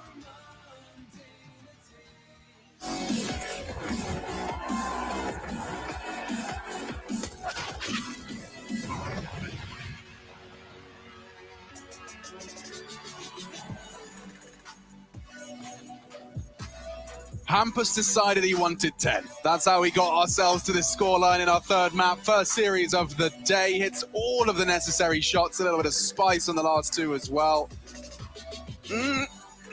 All right, well, you wanted to have a closer game, Chad. I think Ents posting 5 does certainly set us up for the potential of a competitive Inferno. Those third map deciders live on in infamy. Or we could very well see the Swedes just knuckle down and see Ents staring into the abyss of a brick wall CT side. Pistol will have a huge role to play in that momentum to start us off. Everybody in second middle right now, so nobody's facing mid, nobody's facing banana. Julies, dude. And the kit, no less. You're going for an aggressive move. You don't want to lose the kit there. Info. CTR does go down. Rez tapped away at another. Feels like he's found 3 frags every USP round. Very hard targets to hit. Nork makes a bit of a meal of it. Tagging down Doto, he'll play passive pit. Rez from the balk to put pressure onto Spinks. And in fact, that is going to be Alu to deny this. Rez, if you don't hurry up, there's a timer on this. Time's up. Just like that. USP, long range for those little taps. 2 heads to contend with. Hampus, the only slight change, and maybe now as Nork provides 1, he's taken down Doto and Pit. That's such a big frag to find. They're tucked in. They check their corners. Plopsky's got the perfect weapon for the job. Flashes, they're in bulk. No kit. It's planted for them, though. They can swing out on this unless Hampus can lock him down. He's lost his life, gets awkward. Nice shots from Alu. No time, Ents will take it. Gets damn close though, damn threatening. Thanks to Nork and his headshot on that pit player. Ents, 6. All right, well, we saw Ents win the force buy in the first half. Let's see if NIP can replicate that here. They will be force buying in.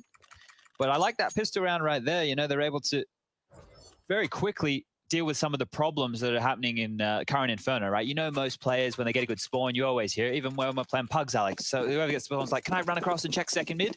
Well, by doing that, they have all their members in second mid, no one facing middle in case of CT-sided aggression. We've been seeing more and more of that down Banana and mid. And then it's just power on through, get into the site, deal with that retake, and now they have to deal with this. 3 stack and B, 4 smokes in play. Could you move your face? I've got a flash to throw, please. Excuse me. Yeah, my flash. It's just there. If you could just... Excuse me. He bounces off his teammate's head for the pop. Yeah. That works. And already he's found 1, nearly 2. Softens him up for the Deagles. And there they are. Hampus with 1. Body shots from ZTR converted. And even the scout tag has been hit. It's a 2-on-2. No kits. And definitely not the weapons for the job. I feel like the best option right now is to run boost res through that smoke. I know that seems absolutely ridiculous, but what is he meant to do with this? I mean, yes. Hope he pips the gap of the new box jiggle. Oh, he spotted him out. Goes for the most audacious of Mag 7 shots. Zemo down! He's tagged them both down with the Mag 7. 2-pump jump. Woo! Just like that, we do see a retake. Second round. They are never safe, Chad, in Counter-Strike Global Offensive 2021. Oh, I can't believe he's just pulled that off with the Mag 7. Oh, dear. It's great when you see somebody in Pop Dog on train or, you know, in a corner. Yeah, but retaking B. Oh, dear. They were playing safe, right? They're trying to tuck on in, make sure they don't give anything away. And by doing that, they gave Rez enough room to make this style. Like, how are you supposed to make it work with a scout and a Mag 7 retake? You know, that's where you stare at each other going, well, give it a go, I guess. Yeah, cool, guys. We pulled that one off now. He's just giggling to himself. Edsel bounce back with their force buy. AK on Snappy, Deagles for the rest. Let's see if we have any back and forth this time round. We got 4th. Yeah, no back. In fact, Diho might want to press the S key as he's catching nades. Yep, second nade on his face. That's enough to give away the AK to Spinks. Oh, you can't go through this banana smoke. It feels like less of a smoke, more of just a death sentence. There's a gap on it. That would explain it. I suppose you don't have that info unless you actively challenge. Yeah, and it's a hard fight to take as well. The CTs are already trained on I hadn't considered that, but yeah, if you flub your, or deliberately flub your smoke, just as I say that, Spinks makes the AK work. It's enough to perhaps 5 for Plopsky. A nice movement, just steps away from the crosshair and hits his shot. It's only Alu now on this banana challenge, and Plopsky gets the information. He's under scrutiny in the trade. A crucial one found. It's only Doto whose Deagle is primed and ready. That was it. That was a small window by which he could have jumped through. Instead, Nork posting 12 for the NIP squad. I do like what I've seen from Doto, right? Like, I think as a player who's come in, and when he was joining the old Ents roster, when it was all Finns, he was coming in as more a supportive element, and I still think he's doing a great job doing that, and coming in clutch in certain environments too. I forgot what we were talking about the Balrog. I just got a weird text from Yanko saying Balrog of something. What's it called? Yeah, Balrog of Morgoth. Okay. One day, Chad. Yep. Fellowship of the Ring. Me and you. We'll do it in Malta, in fact. We'll get Hank involved. Okay. We locked in that basement for 3 days. Yeah. You have to talk me through Dude, everything. I can't believe you haven't seen Two Towers with all of the brilliant storytelling leading up to the huge raid. The Urukai are at the walls. Well, no, I don't have to see it. I saw a meme the other day that said, oh, it was so good. I'm actually going to find it. Yeah, you have completely missed out on a chapter of life with the Two Towers hype. All right. Let me try and bring some hype. Let me do a bit of play-by-play right now. Yeah, hit me with it. Flashes top mid, and away they go. Up, they barrel. Archside is on the cards as Nork tucked in towards Library. AK-47 in hand, and he peeks on out. Nork holding down Mouse 1. He's found the first. A flash comes through, and well, bottlenecking them towards Archside is 4 big kills. As ETR takes down Spinks, and that's round number 19, 13-6. We love a good eco round. Pretty hype, pretty hype. This is sensational. Dude, I still listen to Toss podcasts and realize how insufficient I am. You know, like the dude was doing it ahead of his time 10 years ago, and I still can't keep up. I wonder what he's doing these days. Wearing a shirt, Playing sipping golf. a martini, doing business on his phone, closing it after 20 minutes, walking out into the white sands, something like that. Yeah, I think that's how the story goes. Rez has opened up the account for the Ninjas 14th. He's put in the request. It was a solo aggressive mission, and so is this from ZTR. They're just playing aggro CS. Very aggy. I mean, it does just mean that anything that was just said on the break for ENCE has to be rewritten. 100%. And it looks like they wanted to go towards B, and that's been denied as well. The retake utility here from NIP to deny top banana control, half force smoke and molly. It's a bit of a classic these days. So they will have to put the brakes on and continue to wait. But this forward position by ZTR, he's still here. He's getting the wrong You heard it? Oh, no. Doto, the aggressor, has found an equalizer. And right now, A, as far as short and apps is open. Rez needs to rotate over and plug this gap. Push towards halls. To be very careful on how you pick this in case someone slipped up and through. I think he's just grateful to be back in pit, grateful to be able to contribute. It's hard for him to play bike right now because he doesn't have a smoke, so... One eyes on way. how Rez deals with this. Most coming up short. Nork responsible for long and maybe called upon as Rez gets tested on short to hold this line from Library. Nork can't help him at all. Oh, Lord. Smoked off. Rez has to be a hero here. They're swinging in. Nork does draw their attention. Rez pulls the trigger just before Doto can silence him. Enables him to maintain an advantage. He's hoping and praying he could have a boost over the smoke, but they're not there in time. The troops just arriving now from the B rotate. Doto, oh! Nice shot again. Shooting. This is 3. He is responsible for all of the frags so far as ENCE look to be securing around here. It's an awkward Nork AWP for the retake, as was the tongue twister of saying it. Plopsky, a lot to do. Baiting the shot and enables another swing. Plopsky, all of the impact. Just like that, ENCE do all of the hard work, and it's taken from them by Plopsky. So cheeky, isn't it? Does the jiggle, baits Snappy into that, and then just goes wide to take down Doto on the site. Big stuff. You can see that's really motivated them. Losing ZTR after finding an early advantage, that could have soured the mood. The fact that Rez finds one before Doto's feet hit the ground, Doto doing everything within his power to make this round competitive, but this is the bait. And he does stabilize onto Snappy just above that box. Well, this is a gun round from ENCE. The rifles are good, the utility not so much. 3 smokes, 3 flashes, and a Molotov. So, 3 to be. Hard to make this one work. See if Snappy wants to take some space early. He does. He really does. Completely negates all of that util. Stepping out. Looks like his teammate caught some flak elsewhere. It's Diha on T-stairs who's down, and now Snappy's getting nades thrown his way. Oh dear. Popsky's timing perfect. And he catches Alu. That was one of the healthy ones. Looks like NIP's Inferno is certainly got its variety. Aggressive banana maneuvers ironed out in the server beforehand. A gap. Oh, that shouldn't happen. Plopsky's done that a couple of times. Finding frags he shouldn't. Towards A we go. CTR had a bit of a mare last time they tested his Cold Zera box. He's got res in support this time. Makes it clear from the trajectory where they need to focus their attention. Spink's trying to use a one-way. No one's home on pit. They like this. 2 short, 1 bulk. They made it work before, Chad. But they've got so much time. They have no nades to work with.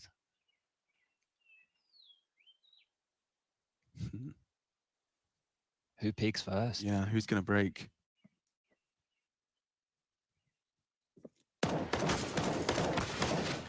Balcony as well. They isolate ZTR. Rez, perhaps an unknown entity. Has the spray, doesn't have the kill. And so a chance now for ENCE. Doto continues to hit headshots. Let's see if he can do it again. 18 frags, top of the scoreboard for his squad. They call upon him again. Diha, low. 3 ninjas to retake. And appropriately creeping, sneaking, silently crawling now through the apps. That will be the finishing touch. That will be hunting down Doto. That's if Nork doesn't find him first. Now 3 different points of approach.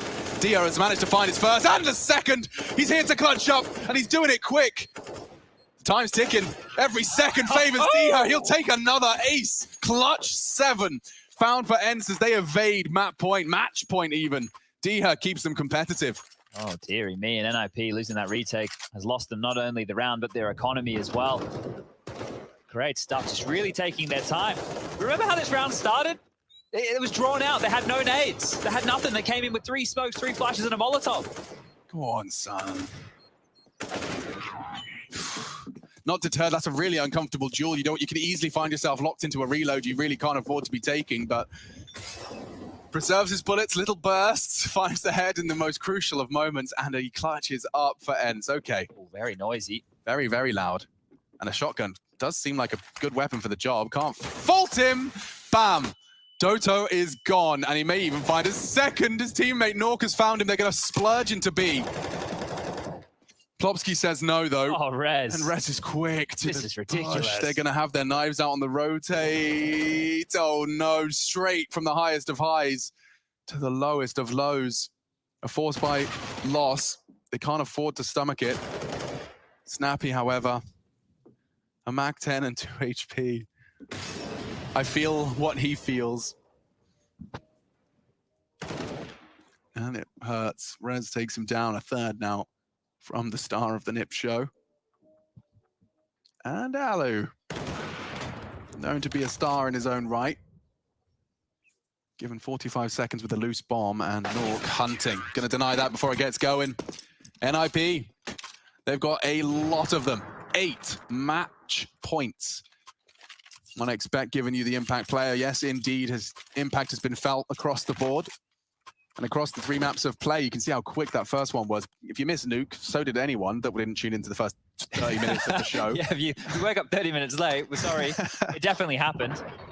You're probably good if you missed it if you're an Ents fan, but glad you were here for the second map. So as we stare down the barrel of what is probably GG, let's see if another one of these cobbled together buys from Ents can work. ZTR spots a bit. Plopsky sees nothing. So dead. So dead. So dead. How does he get 2?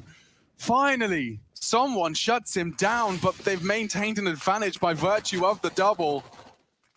Gap, Spinks staring at a wall. It's only Snappy now to defend their chances, defend their honor, and that's it. NIP, Storm, to a strong start in their group. Group B has another name to watch out for. Ends go 1-1, but the Ninjas start with a strong 2-1. Ends fall. The Ninjas are here in Group B. Alright, hot damn, not worried about man's got a plan. It's not really about the dough that a time frame. Matter of fact, about to blow up the whole thing. So good, hell, I'm all fine. Got sweet with a it's alright. My shoe games, class high, hit it all the time.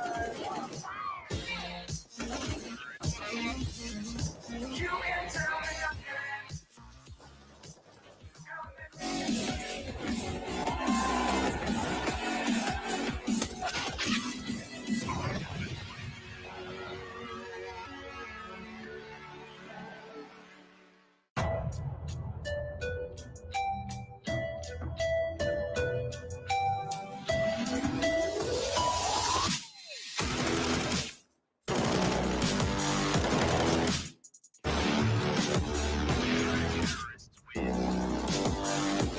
Twist readies himself for a massacre. 1, 2, 3. Twist is teaching him that's all 4.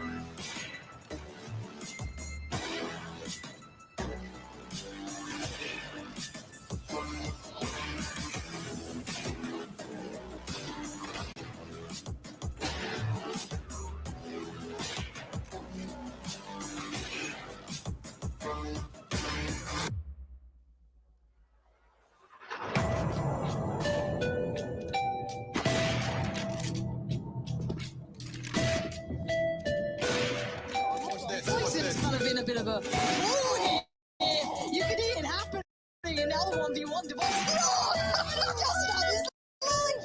I knew it. Poison is a gangster.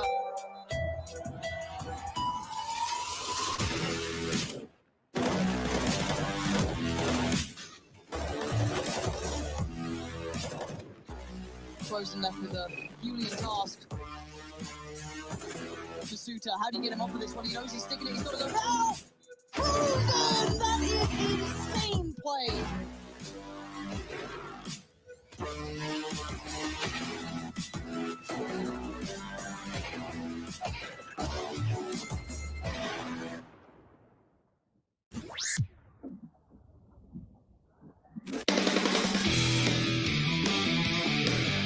Future Pros? Retaking the B site on Inferno can be pretty tough. However, the Molly or Incendiary I'll show you all today will help clear out one of the little hidey holes a T could be in. To throw this Molly, secure runes first. Then get into the corner next to the sandbags. Aim up and place your crosshair in the midsection of the ruined roof between these 2 points. Get your crosshair in line with this kink in the scaffolding, then simply running jump throw the Molly. As you can see here, this T did smoke the Molly, but from this angle you can see that the Molly does in fact completely coat the area in flames. Good luck and happy retaking.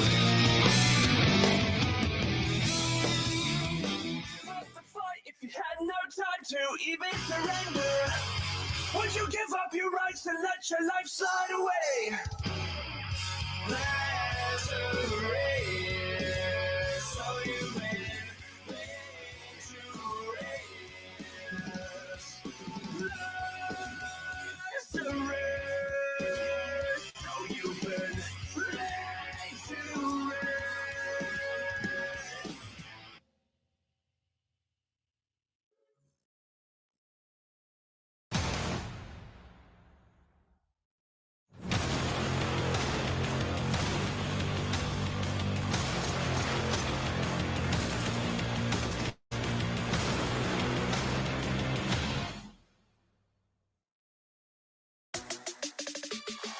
Går han till Stotta? Nice. I smoken. Taget. Han är i smoken nära på. Nice! Nice! Nice! Nice! Well, that does it. Nip. Top ends after what was a back and forth affair across 2 maps. And by that, I mean one map went one way, the other map went the other. Nip, though, showing good resilience here. They net them, or they keep Ints to a 5-round start over on their first half. So all things considered, it did go according to plan for the Ninjas here. I got Yanko with me, and we're going to begin to break this one down sooner rather than later. And Yanko, I think we just get right into the cool stuff pretty much right off the top. What do you think? Yeah, we can do that. NIP basically giving Ants a taste of their own medicine, so to speak, after they wrestled that early control of the economy. You could see how that made it easier for them to control some of the rotations for Ants. Especially, you know, we talked about banana control, how important it is. Here's round number 6. Early on, you'll see Ants opened up 3B. And NIPs actually wants to do a fast A strat. But what they do before that, I'm going to pause right here so you guys can see that all 3 players have nades out, right? So they're going to triple nade basically towards B, the pool area. They're going to molly sandbags as well. And that's going to keep the 3 Ants players occupied on B for so long. Meanwhile, look what NIP is doing. They're already grouped up towards the A side. They're just going to do a simple A pop, smoking long over here, smoking small pit too, and they're just going to come in, and the first 2 players are going to run into site, and they're going to clear out that A bomb site real quick. So you can see how late Diha is to come back. He's still not on the A side. He's going to get smoked off right here, and he isn't going to be able to help his teammates much. He only has 12 HP to begin with. He took a lot of damage from those early nades as well. So this is a cool move because the triple nade usually is a tell that the T's want to fight for that banana control. And that banana fight is a bit prolonged nowadays, right? You know, there's a smoke, then a flash, then you're kind of waiting for your opponent's flash, right? So it takes a bit longer. So you just throw the nades and you get out of there. By the time they realize you're not actually fighting for it, you are already hitting the A-bomb site. Yeah, a little bit of a misdirection, if you will. But there is no misdirection here. We're going to be directing this one on into Hampus, who did catch a W today. Hampus, congratulations, my friend. Good job. Thank you. Thank you. Let's just start over where you guys actually struggled, which would have been Mirage. What, you know, let's talk a little bit about that and how it really fell apart for you. I think the Mirage game, I think they really countered our T side. I think they watched our game yesterday against the G2, and we pretty much did all the same things as yesterday, and they had a lot of setups that countered us in the middle. Like I died like a noob a few times because they had full control of what I was doing. So I think they used to really counted us on Mirage, and their lineup had no maps played on Mirage, so we didn't really know how they were going to play or anything. So the Mirage pick by us was just like, it was a flow pick. Like we expected to pick Overpass or Inferno. And when they vetoed the Overpass, I was like, let's just pick Mirage, see what happens. And we saw. Wasn't a good move, but we got Inferno as third, so I knew we were going to win anyway, so it was no problem. Yeah, congrats on the win. I mean, for me, the veto was a bit surprising as well, the way it went. Were you surprised by the fact that they picked Nuke over Train as well once you guys left it in? And also, I was surprised by your decision to leave Train in because they haven't had a great vertigo either. I doubt that would have been their pick. Yeah, but I think like we were ready to play Train against them. Like we watched some Train games they played, and or I watched, and I really felt that if they pick Train, there's no problem, we will win. And the Nuke as well, like their Nuke is a bit similar to us or to ours, at least on their T side. Like they have a lot of rounds just copied from other teams, as do we. So we just watched like our analyst had a 5-minute video. We watched it and we knew what they were doing on Nuke, so it was really easy. Every round was just exactly as the demo. So yeah, it was just, I don't know why they picked Nuke, but if they would have picked Train, I still think it would have been the same outcome. Cool. So first of all, props to your analysts because that's pretty cool. They're making those guys can help. Yeah, they when he's people pay amazing. Mahone TV on YouTube. What's go on? Say that again. Mahone TV on YouTube. Cool. Well, I'm sure someone will. It's amazing. Get the check out there. Let me go ahead and ask you this though: what is your analyst and what do you say about FaZe Clan? FaZe Clan, I'm really looking forward to play them. Like now with Twists and Kerrigan in the lineup again, like they're looking really strong, and like their individual skill in that team now is insane, I would say. So I think if we just have a good day, it will be no problem. But if some of our players don't have a good day, I think it will be very hard. So we'll see. Yeah, we will see. I'm excited. And so are we. We're going to get that tomorrow. I want to thank you for your time, Hampus. Congratulations. You might want to go thank your YouTube friend as well. Thanks. No problem, man. For us, that puts a pretty sweet ending to what was NIP versus ENCE. That's a done group game right there. It's played itself out, Yanko. The battle of the Nordics goes the way of the Swedes this time around, Trace. It does. Yes, indeed it does. Well, I mean, ENCE, yeah, they got that whole international. Just tells you how open this group is, right? ENCE beats Mouse yesterday. Now they lose to NIP. Close game between NIP and G2 yesterday as well, right? We have FaZe Mouse coming up. Yep. Who knows what's going to happen there? So I think this is definitely, with Group D, the most open group up there. And I think we're going to see a lot of teams beating each other in this one. Yeah, Mouse versus FaZe. I guess you guys like combine the two lineups there. Yeah. Mouse versus FaZe. That's going to be what's coming up on the docket. Vitality G2 thereafter. We see Mousesports FaZe starting 0-1 and having found a little bit of success. That comes to a brief end. But we have Mousesports versus FaZe Clan coming up on the docket. We're going to be going to a break, and when we come back, this is the place to be. This is the ESL Pro League Season 13.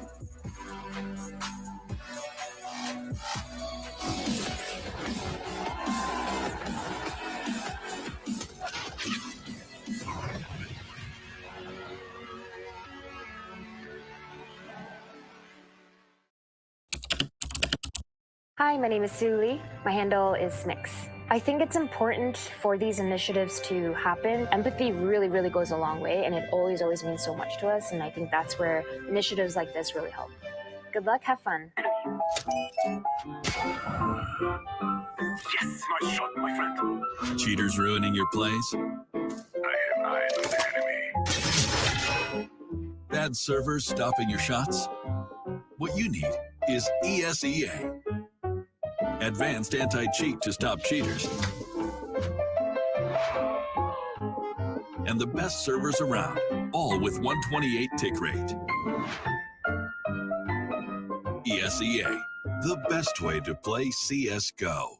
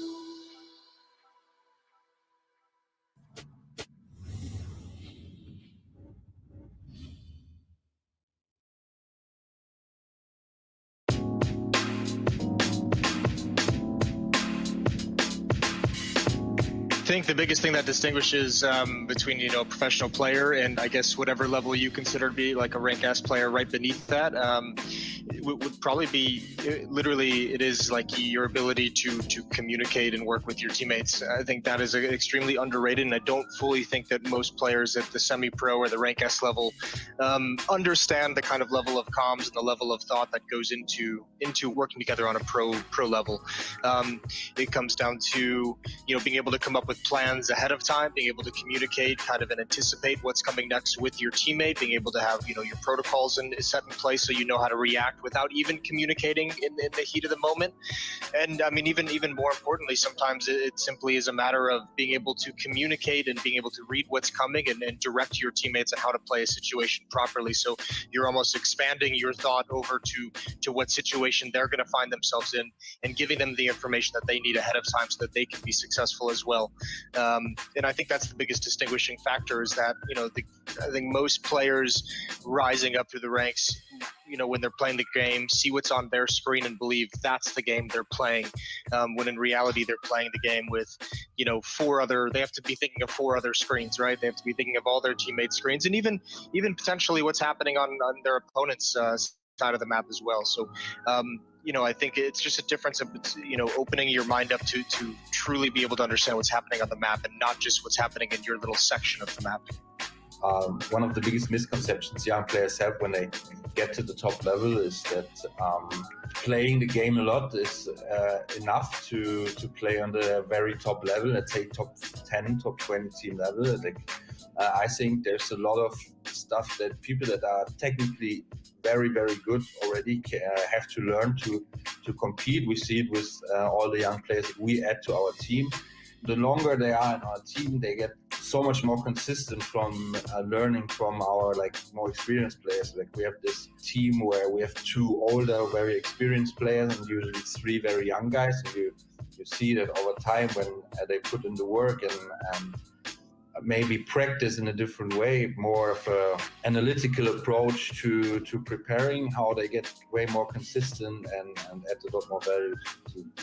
I think the mechanical aspect, like having good aim and mechanical skills, are the base of becoming a pro. You kind of have to have that, and after you have it, or if you have it, you have to be competitive. Otherwise, you're not going to improve as fast as you have to. Being competitive, I think that's a key thing to have, and also having confidence. I think that's the most helpful things you can have or improve, so you can improve faster and be the best player you can be.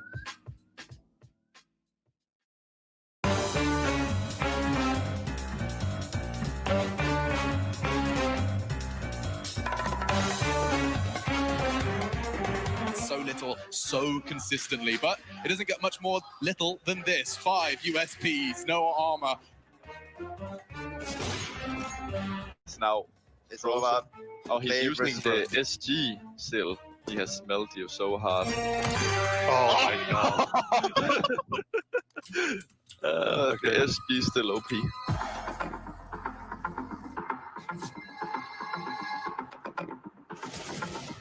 One-on-one, Frozen versus Frozen again. Frozen again. Did I already use You have flashbang. Oh! Woo! Okay, I will join you now. You're doing well until Frozen joins. Nice. They can come out teammates, holding right side. Can go out quad. I got it. Not out. Not He out. headshots me. He had a UMP. One more. Oh! It's Frozen out. again. Oh! This time. You beat him. Okay, Device, you can go T. Let's go Ivy. Pop with drops or what? No, what? I just had to help him a little bit. Yeah, that was amazing. But that was cheating. Holy. What is Chris J shooting at? Oh my god.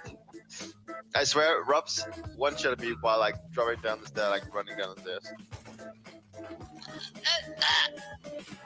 Suddenly he's behind inside. He's in the smoke team. Oh my god. They're trolling. Why is... What the hell? Suddenly the round went loco. Robs went inside. Oh! Yeah, he rushed on the inside. I don't know why. Raps, Don't we run spoke around about like this. that and shoot. Chris, Chris, what are you Kevin- doing? What are you doing?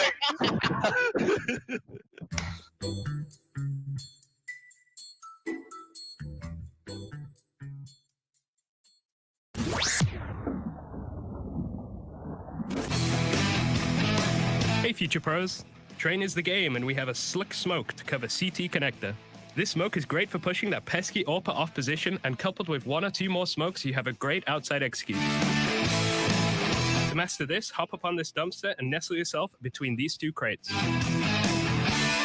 Once done so, aim just to the right of the corner of this building and let the smoke fly.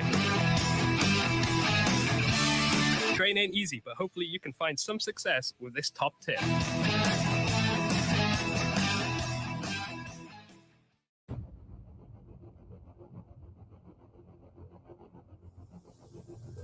It was like a huge moment going into the tournament. We didn't win anything for 2.5 years or something. We didn't expect us to like even get to playoffs. Our mindset entering the grand final was super good because we had some good results before that, and we had a lot of confidence. We were playing really good as a team and individually, so everything felt good. Being behind backstage, you're always like, you have a lot of rush in you, and you just want to go out and play. Playing in such a big event, one of the biggest arenas with the best crowds, was important for us all, considering where we were in our careers. You knew what they were going to do, how they were going to play. They never backed down or played like a slow game or something you didn't expect. They always came in with heavy skill. I think it really suited us playing against such a style. We really knew what we had to do, and we knew if we hit our shots, we're probably going to win the match. Bomb down, and Guardian's going to go searching with the AWP. Wants to big truck early, and JW comes out just as he looks away, but look what Nico's done. He's gotten Crims and Flusha. It only would take 1 bullet. Nearly gave himself away, but nothing JW could do. FaZe hold on and take their 5th. So many key individual moments, and you can win a map 16-0 if someone has a good map, or you can lose if any one of the other players in their team is having a really good game. Garen Ladi becomes in a 1v5, and in this situation it should be unwinnable, and I think everyone just starts thinking about the next round. Good flashbang. Could get a couple more out of this one. And Fnatic are starting to crumble. What's going on? When I killed the 3rd one, it doesn't see that the 4th one went to the right, so everyone in our team started like, to right. Just remember, I don't know how, but you become a little bit nervous because he shouldn't be able to do this. We'll wait for this to go to time. Guardian knows exactly where to look. Oh! And he's got all 5! There he is! The world's best sniper! We had to take a timeout because he was so pumped up, and it's understandable, and I think it was the right thing to do. One of the best plays I've ever seen in the game, and it was also fun to experience on stage. Definitely spots him. Oh, not only does he spot him, thank you very much! Oh, wow, no way. I won the 2-on-5, which was a really crucial round to win the entire series. There is a lot of those moments throughout your career, and you might not remember them all at the same time, but you're gonna remember them at points. This would be a harsh reset on 14 rounds for Fnatic, and that smoke is tantalizing! Oh! Flusha! He's gonna clean out Connector! It's just Nico yet again who has to try and pull it back, and he could actually spoil the whole plan. As sneaky as Flusha was! Oh my god! That is one of the most impressive clutches you will ever see. Probably like the greatest moment since end of 2013 when we won the first major, since we hadn't won for so long, and I think we had never won anything with that lineup. JW finally silenced, but it's just Guardian and Olaf, just Olaf! And Olaf gets paid back by his old team! 2 full years, and a legendary brand, a legendary team gets back on top. Being back on top, which we didn't expect, especially winning with like some of the best friends in your life, and it's just happiness and a really important moment in your life.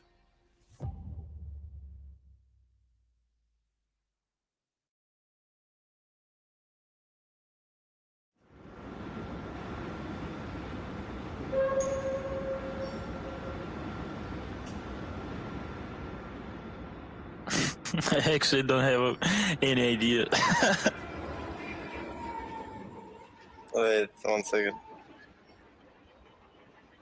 Maybe it's Vertigo. I think overpass.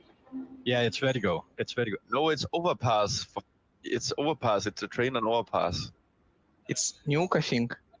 I heard train, that's why I thought, oh, it's train. But wait, there's a train on overpass as well. It's overpass for sure. That's train. It's like T-spawn. It's the train for sure. Yeah, it's definitely the train for sure. Train? Yeah, it is train, but I can't recognize exactly which place the sounds comes from because you don't hear that much when you're playing. T-spawn maybe or Ivy on the train, I think. Yeah, I'm pretty sure it's T-spawn train. Ivy, I think. Is that bomb site B? Oh, Not overpass? No way. it doesn't sound like that, man.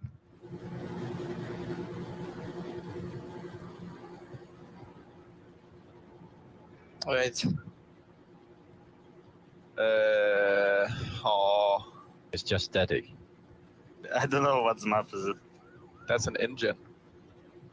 I've heard this sound for sure. Is it train? Biggest train again. I don't think this is train, dude. I'm gonna go nuke here. I think this is nuke. I don't think it's nuke. Ah, maybe it's Vertigo. I think I know. In my opinion, it's Vertigo. Oh. Wait, it's not train? No way. The generators there, they're the servers. Yeah, it makes sense. It makes sense. Okay, we're not playing Vertigo, so... You know the sound, but you can't connect it to anything. I've heard this sound so much in my life. Oh. We had a little fly there. Oh my god, I have no idea. Okay, it's hard. The static noise is definitely from train. No, it's not. Where is the flies? It's a map. It's not the Sto, it's not Mirage. I think it's Inferno. It's not nuke, not Vertigo. Yeah, but I don't ever hear a mosquito apps. Okay, this is train Ivy. It's probably somewhere close to the barrel, like under the train, like going towards B as terrorists. This is the trash area on train. I think it's overpass. It's not overpass. It's not Mirage for sure. This sound can be only on these two maps, like Dust or Mirage. Are you sure? Wait, what? Wait. Really? These sounds are the same, like legit. I'm not even kidding. Is there any chance my CFG has all the sounds disabled as well? Because it's been a while I don't hear any of those sounds. I don't know.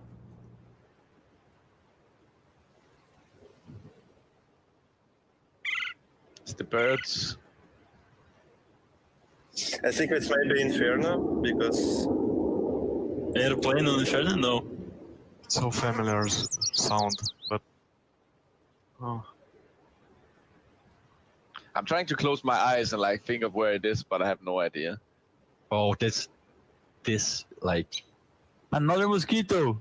Birds too. This is Ivy train. It has to be the birds again. This one is Ivy train. Definitely a nuke. It's nuke, I think.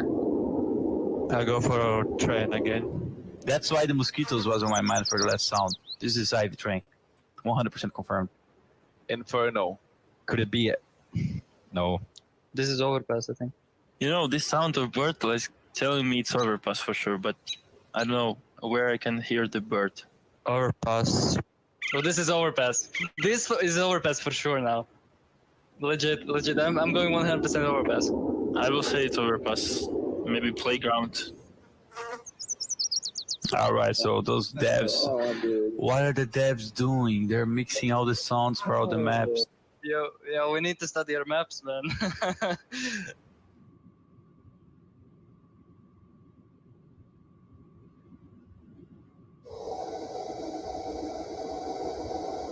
I've heard the sound, but I have no idea. I have no idea. This one is nuke. B bomb site. Maybe Vance on nuke. Vance, yes.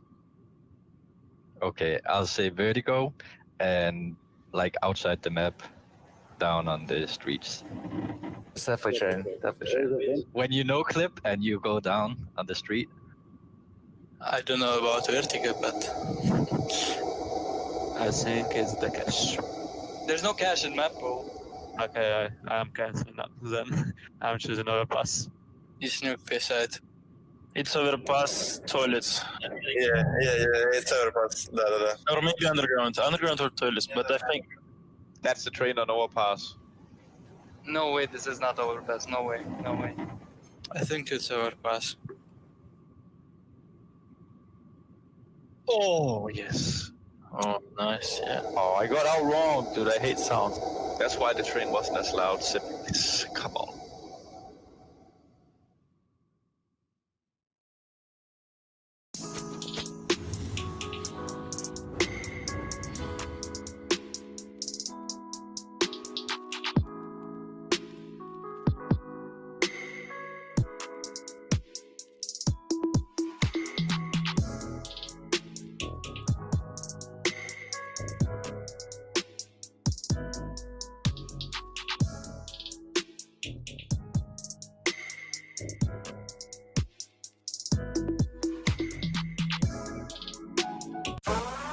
Picanha Clubhouse, picanha cheddar bacon e o novo picanhas de salada. Mas pode chamar de... Eita, vixe! Mano.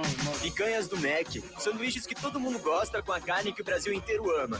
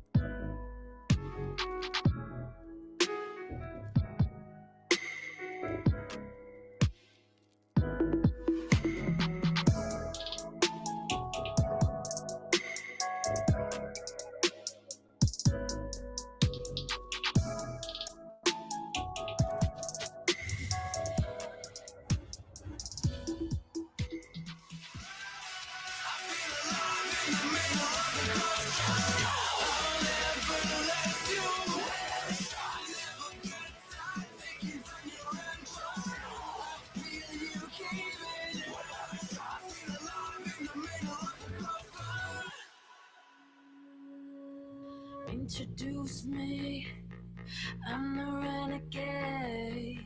Ooh. Every single night, I crave the taste. It's the adrenaline running through my gate. It gets me high. Got no time to waste. Ain't got time for small talk. I tell you the truth. I'm faster than you. I'ma tell you the truth. Not in it to lose. Just faster than you.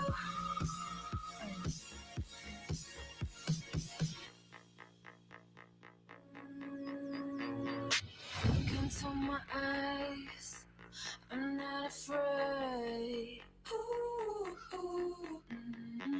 Take over my mind till it fades.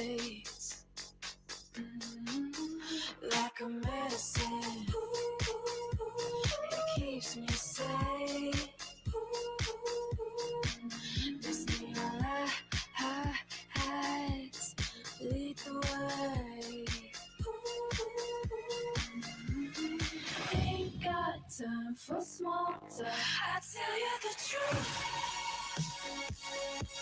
I'm fascinated you. I'ma tell you the truth. Not in it to lose. Just fascinated you. Fascinated you. I tell you the truth. I'm fascinated you. I'ma tell you the truth. Not in it to lose. Just fascinated you. I tell you the truth. Just faster than you.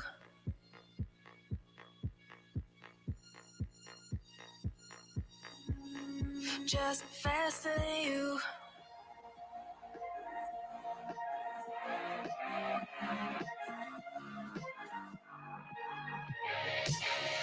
Glasses on, my hoodie's right.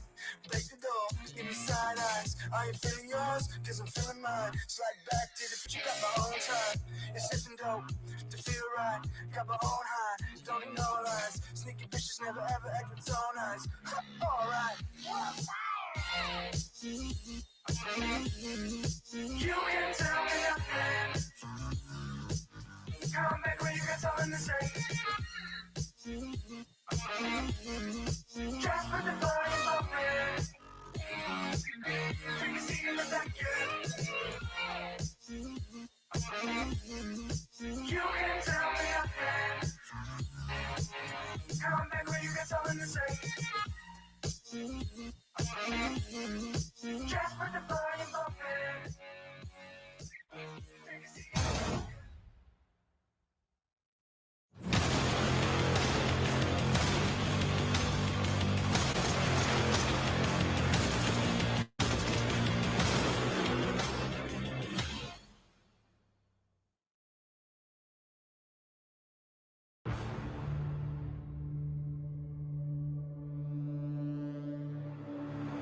Carrigan is just left to run between bomb sites and gamble as to where these T's are going.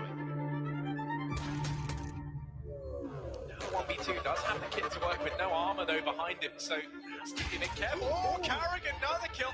Now just one man left, and he's even digged down. Yeah, I'm Carrigan. This is one hell of a start. 4 kills from him.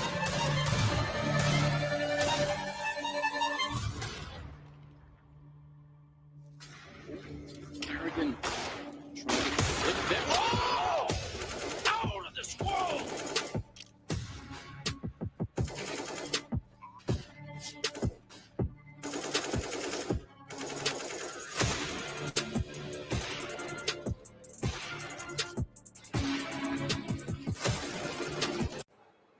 O que é esse Vivo Easy, hein? É um plano digital super diferentão, que nem o som da Loki. O Vivo Easy você é o DJ do seu plano. Você escolhe o que vai usar. Minutos, apps, gigas e faz o mix que bem entender. Fica indecisa quando tem tanta opção assim. Pra isso que tem o Vivo Easy Prime. Opções pré-montadas pra você. Tipo uma playlist que você não pode incluir mais músicas. E sua internet só expira quando você usa tudo. Ufa! A gente já tava ficando sem assunto, né? Baixe agora o app Vivo Easy. The Big Daddy is on the server today.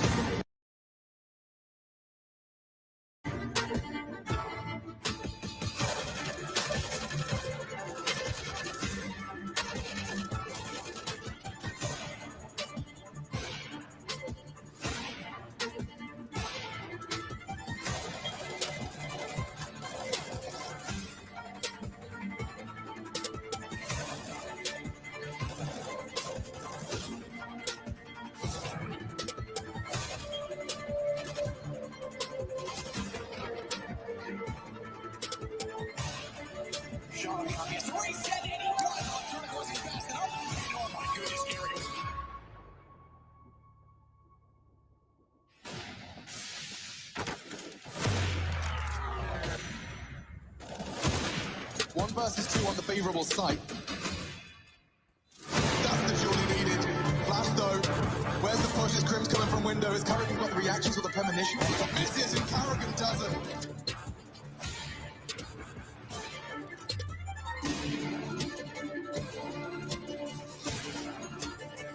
Players left to get past Carrigan, an unknown entity, an unknown factor. Flicks on down. Carrigan, the bomb. 7 seconds.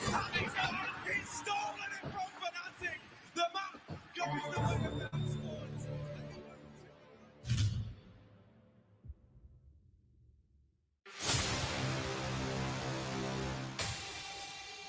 Ain't no stopping us, we do the impossible.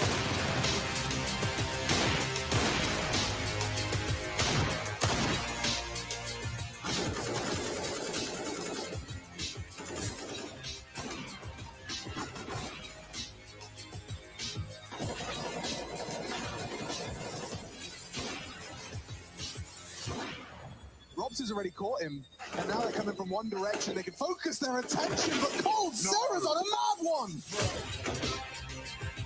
Yeah.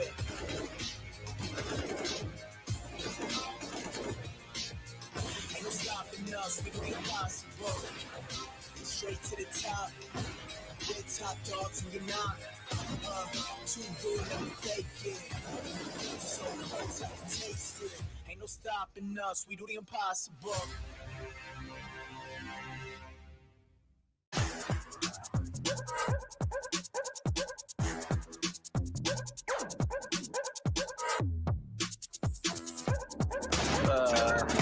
What the fuck?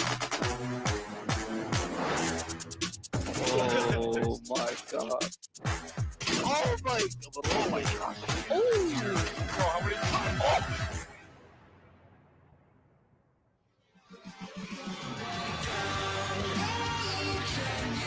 ESL Pro League is brought to you by Gaming Malta, Intel, US Air Force, 1xBet, and DHL.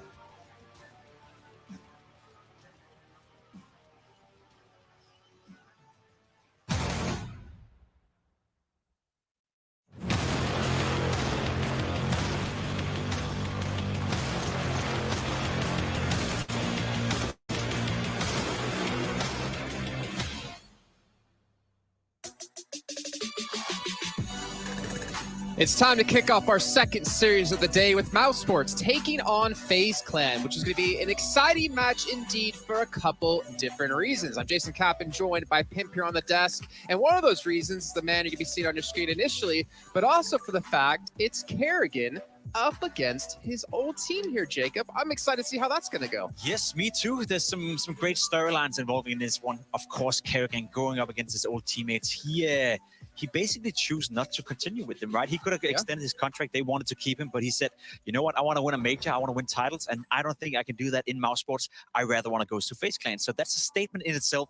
So I guess we get the first little taste as to what that was a good decision. And we'll get to that a little bit later on this segment. First of all, we want to talk about Robs, right? We want to talk about the man who's been pretty much showing no signs of stopping, even with the loss of his in-game leader, Dexter, coming in. Day one, he already performed as well as we expect him to. He's a superstar. Robs is one of the best players to touch Counter-Strike at the moment, I would say. He doesn't often get a lot of credit for it. He's a very quiet player. He doesn't have a big personality. He doesn't need all the social media attention, and he doesn't really do anything to drag that attention towards him. But look at the way he plays on the server.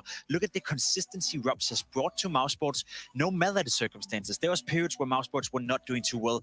Robs was a constant. When Mouse Sports were doing well, Robs was the big star player. And even now so, losing Kerrigan, and we don't really know where to put Mouse Sports on the world ranking, well, Robs is still delivering as a world-class player. He's up there with the very best. Honestly, I think that's very impressive. I mean, you being an ex-pro player, like, for someone to be able to have a change in leadership within the team, having a new in-game leader come in, your old in-game leader coming out, and still putting up the numbers that he does, I think really shows how good of a player he is. But also in one aspect of, for Dexter, it means you don't really have to micromanage him at all. You just kind of let him do what he does best, and you change the team around that. I guess you could argue it just speaks to his fundamentals of the game. I guess he's a very easy player to work with. We've heard Kerrigan say as well that Robs is probably one of the best teammates I've ever had, right up there with the very best, because he's just a fantastic Counter-Strike player, putting in a lot of work and easy to work with. So it must be a treat to have Robs in your lineup, no matter what in-game leader you have. 100%. And obviously, there's a lot of great players alongside Robs on his team as well. And we start to want to focus on two players individually when it comes to this matchup. And it's going to come down to the offers from both sides, right? We're going to be talking about Brokey. We're going to be talking about Acor here. And I'm really curious to hear what you have to say, because Brokey did show some good signs in their match up against Vitality yesterday. But ZywOo is just a completely different beast. Yeah, of course. Brokey is a player that by many I guess he, in a period, was a bit overrated for my liking. I think he's a good player. I think he's a talent, and I think he definitely showed glimpses of what he can do. But I haven't seen Brokey consistently perform at a very high level for too long. I guess the reason why people rate him highly is the fact that when FaZe were doing poor, he was doing well. So that was showing a bit of character, that even though he was young, inexperienced, he was still doing a good job despite FaZe not doing too well. And I agree, that was a good job on Brokey. But if you want to take the next level, if you want to be up there competing against the likes of Saivu or Simple or Kineas or whatever they're called nowadays, then you got to be a little bit better. Whereas for Echo, I think we see it in glimpses. I miss consistency, and again, I think he's suffering right now from the in-game leader change as well. He would have liked to join a team where he could slot in, and find his footing. Right now, it's a bit of a chaos, and I don't think he's thrived that well in that chaos. Now, I don't want to argue too much about like Dexter versus Kerrigan, but do you feel like Brokey is going to be a player that can really excel with the experience Kerrigan brings to the team and how good he is at making individuals shine? I hope so. But I think he's second in that priority. I think Kerrigan is focusing towards Trist and Cold Zero. I think those two are the players he really want to work. Not saying he's not going to focus on Brokey as well. Of course, he has to feel comfortable. But I think if FaZe Clan ever want to be the best team in the world, you need to activate Trist first and foremost. You need to find a place where Cold Zero can be the rock stable player, and then you can look towards Brokey and maybe enable him. Rain is going to do his own thing. He's, again, rock solid. He's a player with a lot of experience. So I think Brokey's a little down in that hierarchy, but sure thing Kerrigan will get the best out of him over time. Well, speaking of Kerrigan, luckily we had Frankie sit down and chat with them before they went into this match today. And he's going to be asked about playing against his old team of Mouse Sports. Kerrigan, this is going to be your first match against Mouse Sports since you joined FaZe. So how are you feeling about facing Rops & Co? Yeah, it's gonna be a strange feeling, right? When you've been with some of the players like Frozen and Rob for 2 years. So it's always fun to play against old teammates. But we all parted way on good terms, right? So no bad blood or anything. But yeah, it's gonna be like a chess game. They know how I think, I know how they think. So it's gonna be a little chaotic, I think, in the game. I was going to say, being their former IGL, do you think that gives you the upper hand in the matchup? I think it's the opposite way, actually. Right? When you have played with an in-game, you know how he thinks, and I can't really change that, right? I kind of still bring my own style to the new team, where they are playing another style, which I have to be aware of, right? So I think always the players have the advantage. I was interested in something you said on the HLTV Confirm podcast about a team needing 3 strong voices. You're clearly the first, Cold Zero being the second. Who's the third in the current FaZe clan? Yeah, that's Robin. Like obviously the coach also have to have a voice, right? I mean, everybody has voices in the team, but there is always personalities who will speak more often than not, right? And Rain is not a guy who speaks a lot when it comes to that. He has some good points, but he's not always the strongest voice, for example, right? So that's how I see it, and that's how you're gonna mix up a team and make sure that everyone is heard. Maybe some agree with Cosero how we need to play. Maybe people agree with me. We all have to agree on how to play CS, right? And all meet on the same page. Kerrigan, thank you so much for talking to me, and good luck against your old teammates. Thank you very much. Now, Pimp, I want to talk to you about something Kerrigan was mentioning. Okay. Obviously being a pro player, you've had your experience of playing against teammates at some points. Sure.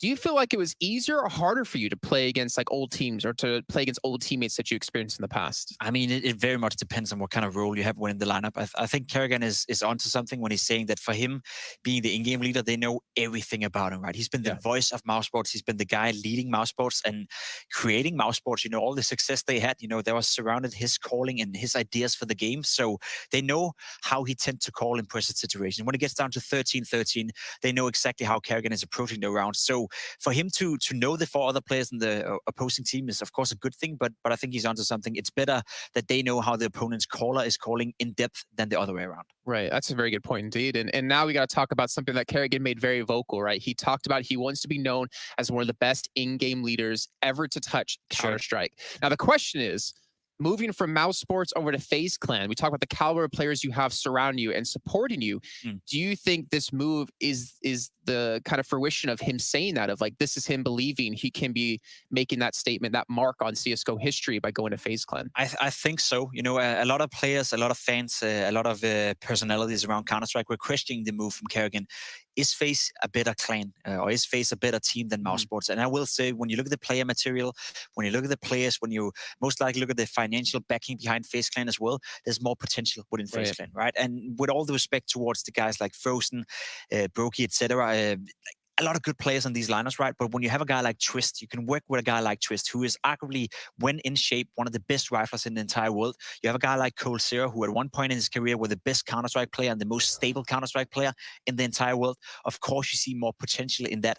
I think the only player right now Kerrigan is missing is Rubs. I think that's the one player he would have liked to bring into FaZe Clan, and then you could create a super team. But apart from that, with all due respect to the rest of the mouse sports guys, I don't think Kerrigan is going to miss them, because the new play toys he has to work with, probably more fun. And I think it's fair that Kerrigan shouldn't feel bad about leaving either, considering the amount of time he's been able to put into these rosters as well, right? But now it's time to take a look at the vetoes here. And I think this is going to be really interesting to see how this series will go in general. We talked about A-Core up against Broken with the Op battle. And we're going to see what maps are actually going to be playing on. It looks like, first of all, we're going to see Vertigo being banned away, followed up by Overpass. I'd be surprised if we don't see Mirage in here as well after what we saw from FaZe Clan yesterday. Of course, it's an easy pick, and we kind of knew already, but FaZe Clan picking Mirage makes sense, especially with the performance they had against Vitality yesterday. The T side was good. The CT side looked good. We didn't get to see that much because Vitality didn't really get to challenge it. So that makes sense. Inferno coming out from Mouse Sports, I mean, yeah, I'm having a hard time seeing where Mouse Sports is a good team right now. I think Inferno is a map they play to a decent level. I think Rubs is good on it. A-Core is finding impact. Frozen in particular, I like to watch him play Inferno, so it makes sense that's a comfortable pick for them. And then you have Nuke going out to the third and deciding map. If you're Kerrigan, if you're FaZe Clan right now, you're happy. If you're Mouse Sports, I guess you're okay and content with the situation. But I'm afraid the Mirage in particular is going to be a blowout here. What I saw from FaZe yesterday was stellar. Yeah, and FaZe, they looked fantastic. I think the scoreline was 16-5, if I'm not mistaken, against Vitality, though obviously the series didn't go their way. And I feel like for both these teams, maybe sort of Mouse Sports, if we talk about the overall idea of the groups, right, and the teams we expect to get through, which team do you think needs this win more? And Mouse Sports, without a doubt. I mean, Mouse Sports started out their campaign at this group by not winning, and that's a big problem for them.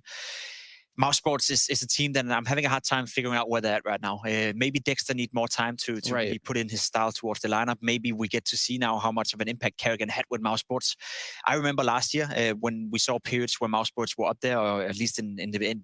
Was it the end of 2019? I think it was 2019, yeah. Where they were the best team in the world, right? I was thinking, okay, with the player material Kerrigan has, right, how on earth did he make these guys the best team in the world? Maybe we see the downfall of that now. Maybe we see Dexter is not able to pick it up. Maybe we see Dexter just needs a couple of months before he can pick it up. There's a lot of question marks surrounding Mouse Sports, but I will say it's a team with potential. I don't think there's any bad players on Mouse Sports, and with Rubs and Frozen in particular, they can still do a good job. Yeah, well, we're going to find out when we're about to kick this one off. We can see our epics.gg players to watch. And just like we had our head-to-head, it's going to be Broken A-Core yet again. Now, if we're talking about the Oppers here, and we're looking at the map pool now, do you feel like the Oppers do have their work cut out for them? They know they're going to need to put up some big numbers like on Mirage, and obviously going over to a map like Nuke? It's some fun maps to play up on, right? Inferno is a tough one on the T side, but the CT side of Inferno is probably the dream for most Oppers. You can move around the map. You have a lot of freedom. You can choose whether to go towards Banana, go towards the bigger bomb side, go in towards apartments. There's a lot of movements you can do. Same for Mirage, very open map on both sides. So if you're an AWP player, you need to find impact with these maps. Yeah, and I'm getting a little bit, I don't know, I feel like we've kind of built up the pressure for Dexter. Like, obviously, we talked about how good individually the Mouse Sports players can be. And it sounds like to me, you're saying, like, Dexter has so much work to do to be able to, like, kind of, like, get the idea of how to use these players properly. If we're thinking about, like, chess or something, right? Of how to use them properly in certain situations. Where Kerrigan, I feel like, and you can correct me if I'm wrong here, I feel like he has just so much more experience in general when it comes to coming into rosters and figuring things out quickly. Yeah, and there's no doubt Kerrigan has more experience, but I think a point you have to raise when it comes to Dexter, because I think he's a great player, individually speaking. I think Dexter is actually pretty great as an in-game leader. When it comes to his calling, I don't know much about it, right? I've never been listening into his calls. I've seen what he's done with his former teams, and that's been good. But for him, he comes into a new environment, right? He's not a guy that has grown up with European Counter-Strike, and there is some cultural differences in the way you approach Counter-Strike. You see the CS region, they have one way of going about it. Then you have the Danes and the Norwegian and the Swedish, they have one way of going about it. And then you have the French style of playing Counter-Strike as well. So we have different cultures within Counter-Strike. So to put it then into context, right, he's coming from one culture, from the Australian region, let's put it that way, coming into Europe. So it's probably a different way of having to approach the game. So whether he has to lean into the European way or the other guys have to lean into the other way, I don't know, right? But I think that cultural difference makes me want to say that we need to give him some more time before we can really judge it. Exactly. And that makes me think maybe towards like G2, when we're talking to Malik yesterday, how he's mentioning like Nico is a long-term project on the AWP. I'm wondering, is Dexter from Mouse Sports a long-term project as an in-game leader? Will they give him that leeway, that runtime to get sorted into the team and to get things ready. They should give him that runtime. Again, depending on how it goes within the team, depending on the mood, and depending on how the other players feel being around Dexter and being around his leadership, I will say he's shown me enough in the past of his career that individually speaking, he's a great player, especially for being an in-game leader. But of course, if you can't adapt into a new style of Counter-Strike, or if you can't get the best out of Frozen, or can't get the best out of Acor, then you need to look at some workarounds about that. I think Dexter have shown me enough that he deserves the credit and the respect to at least be giving a good amount of time in mouse sports to figure it all out. Yeah, he's definitely earned the chance to be given the opportunity to have that exactly. The game is actually just a few moments away while we get things ready and sorted out. We're going to send you over to a quick pro tip with Rush, and when we come back, we're kicking off our best of 3 here with Mouse Sports up against FaZe Clan.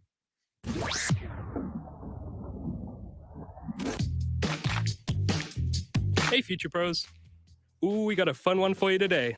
I see Flusha trying to do this one every time with some success, but let's see if I can show you how to do it.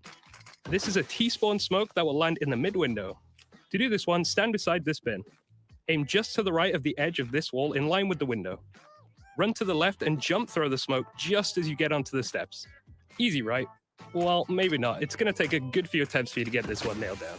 But when mastered, you'll be gifted with a very quick mid-window smoke.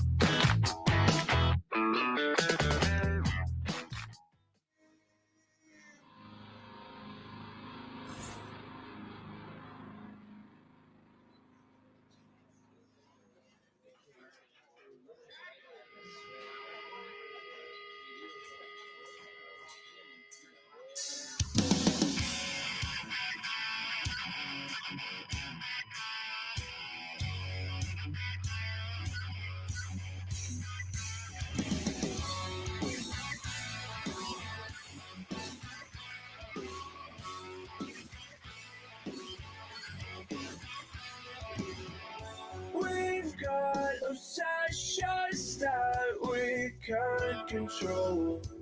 We feel the heat, but we don't want to let go.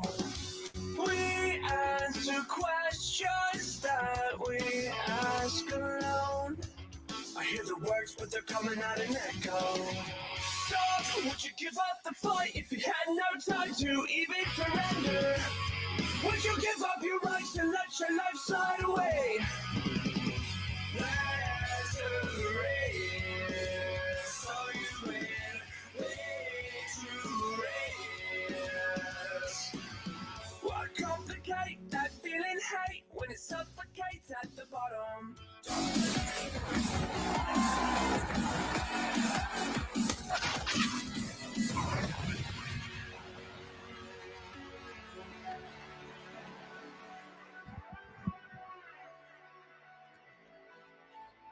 All right then, ladies and gentlemen, we are back in business. They're very broken down by Jacob Pimvinicky and, of course, Jason Kaplan. Mouse Sports versus FaZe Clan. The scene's set. It is definitely going to be one for the ages. Carrigan knows these all too well.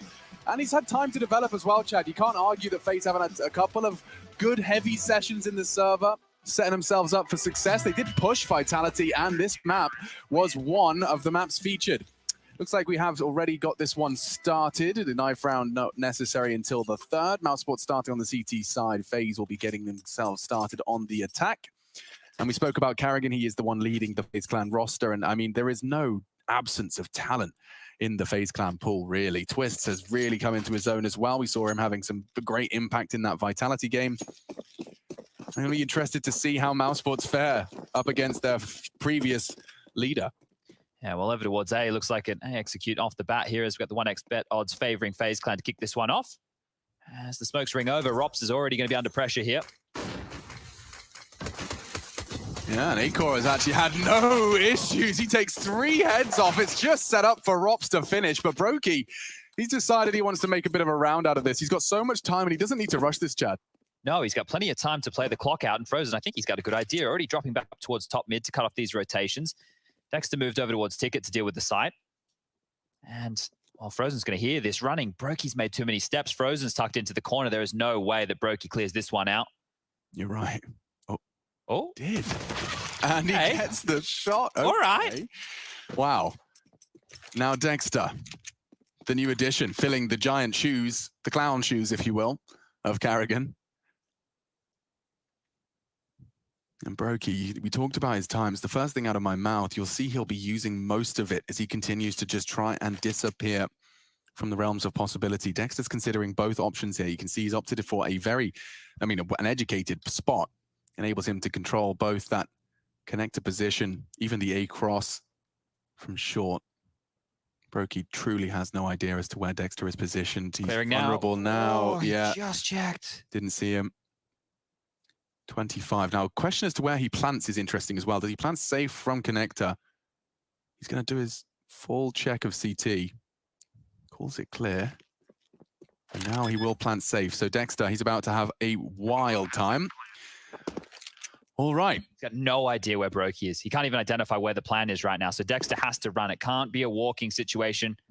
Has to get stuck on in here. Has the kit, has a nade, needs to identify where Brokey is. Yeah, like a fake immediately followed by a cut of the noise. It's his only way really back in. Looks like he's got a good idea. Nade to try and sell this fake. He's actually holding it. And Brokey forced off the bomb. Dexter hits the shot though, hits the deck. And Brokey's clutch denied. Mouseport, they started that off so close to finishing it neat and tidy. Acor finds 3.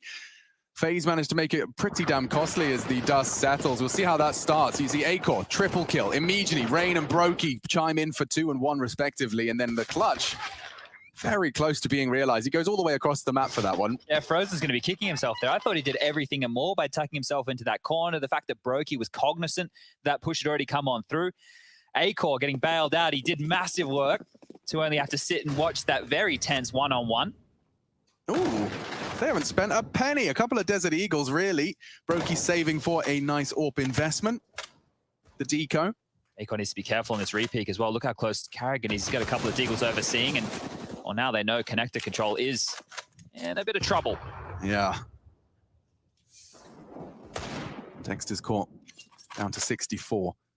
Twist with pressure and steps. He wants to make sure he keeps the feet planted of Frozen and Dexter. Rain did look sharp in the previous game. They're opening up against Vitality, going 2-1. Acor just jumped out of the window with an M4. This is so dangerous. Yeah, but it requires a crazy headshot out of Twists. Brokey's only got a Glock. He'll make noise if he picks it up.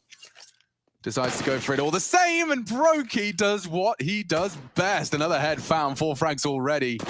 Rops, lying in wait for Rain, does pluck him out and won't be able to stop Brokey just yet. Doesn't catch him on his jiggle, taking mid-space though, and they are completely split, completely divided. And I've seen coldzera do crazy things with his Desert Eagle as well. He is all the way on Palace, completely isolated.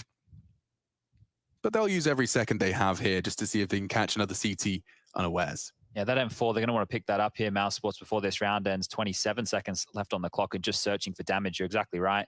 Next round, they will be buying. Cold and Brokey need to go down. coldzera challenging BMAS. That's it for him. And Brokey wants to make it costly. He can't. Does go down eventually. Mousesports convert off the back of the deco. Rob's got the M4 there, just to note. So they picked up that from Acor's dead body, and now we're going to see the purchases coming out from FaZe Clan. So the AK is out in the third. One of the things I took issue with Mousesports yesterday in their opening game against Ents was they looked very caged on their T side. You know, some of these mid-rounds fumbling over each other, felt their entry pack always split minds. Now, they've already shown aggression on the second round. Acor jumping out window on his own is a very audacious move.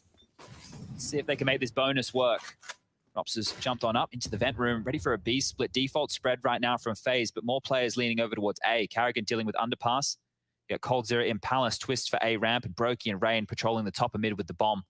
Any of these pushes from Mousesports will be seen, will be watched.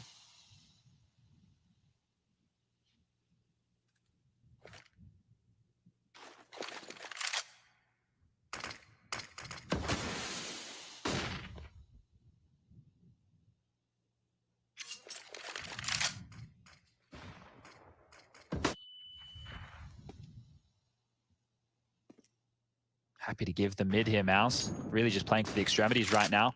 Rops is using their smoke against them, crossing back across window, and now they're posturing for a bit of a B split, making it look that way is Rain. Smoked off, denied, and now with 50 seconds left, FaZe haven't been offered any opportunities to look for a pick here. They do have that mid presence.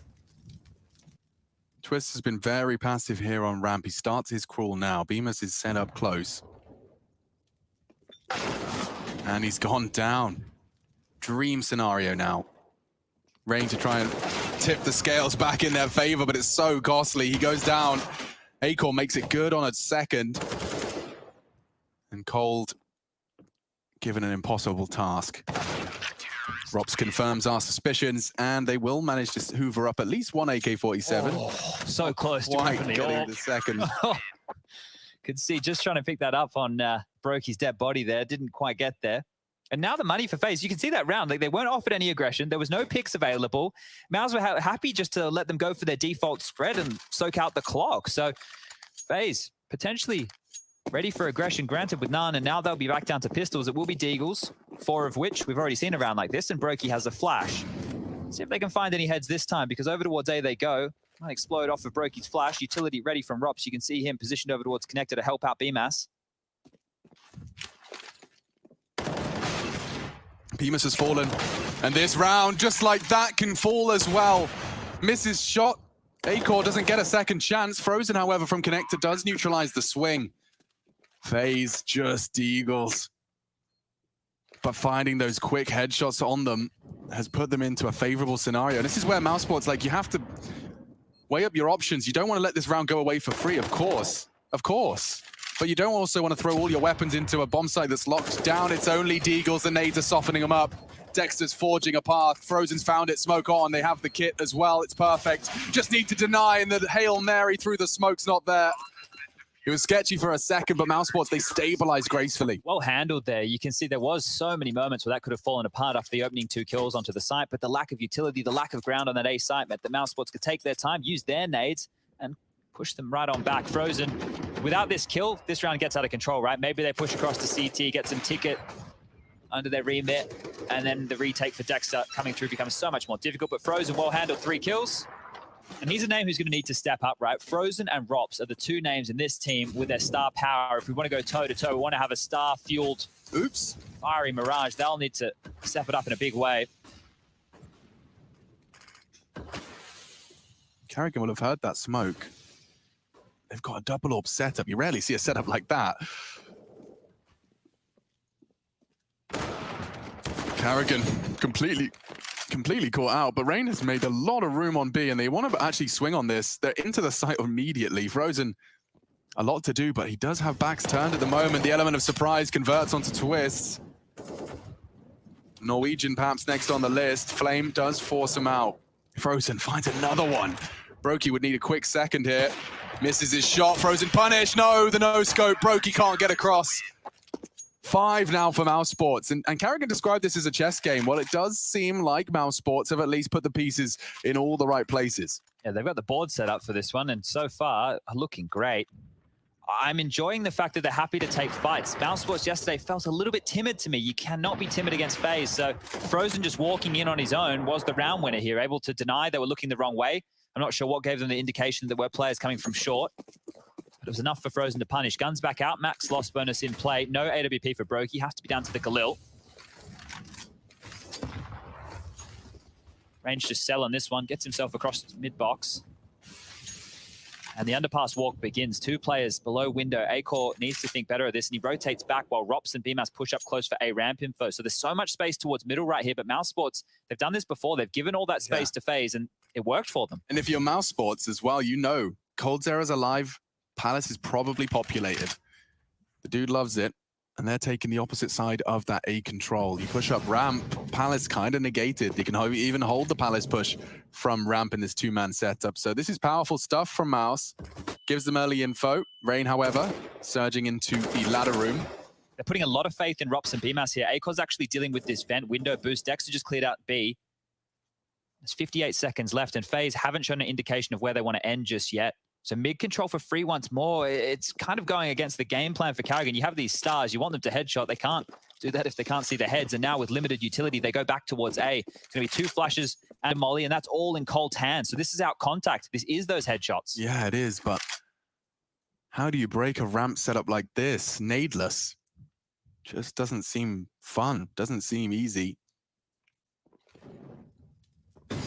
Brokey could be their way in, and he has found the toes, so The overexposed Beamer gone. Rops tucked in on Sandwich here. He's looking for the frag onto Cold Sarah, but the distraction works. A tag into Carrigan. It's not even enough to take down the leader, and more frags delivered across the map. Looks like FaZe have found their first here. Even locking the door. Carrigan wants to take every single weapon away. Frozen keeps his heart beating. He wants more. Brokey shut down on the hunt as well. Give it a look in now. Acor, oh, he's booked. Rain's not known to be a knifer, and especially in a scenario like this, he'll just be grateful to take the AWP away. Oh, Frozen, he's hitting some great shots so far.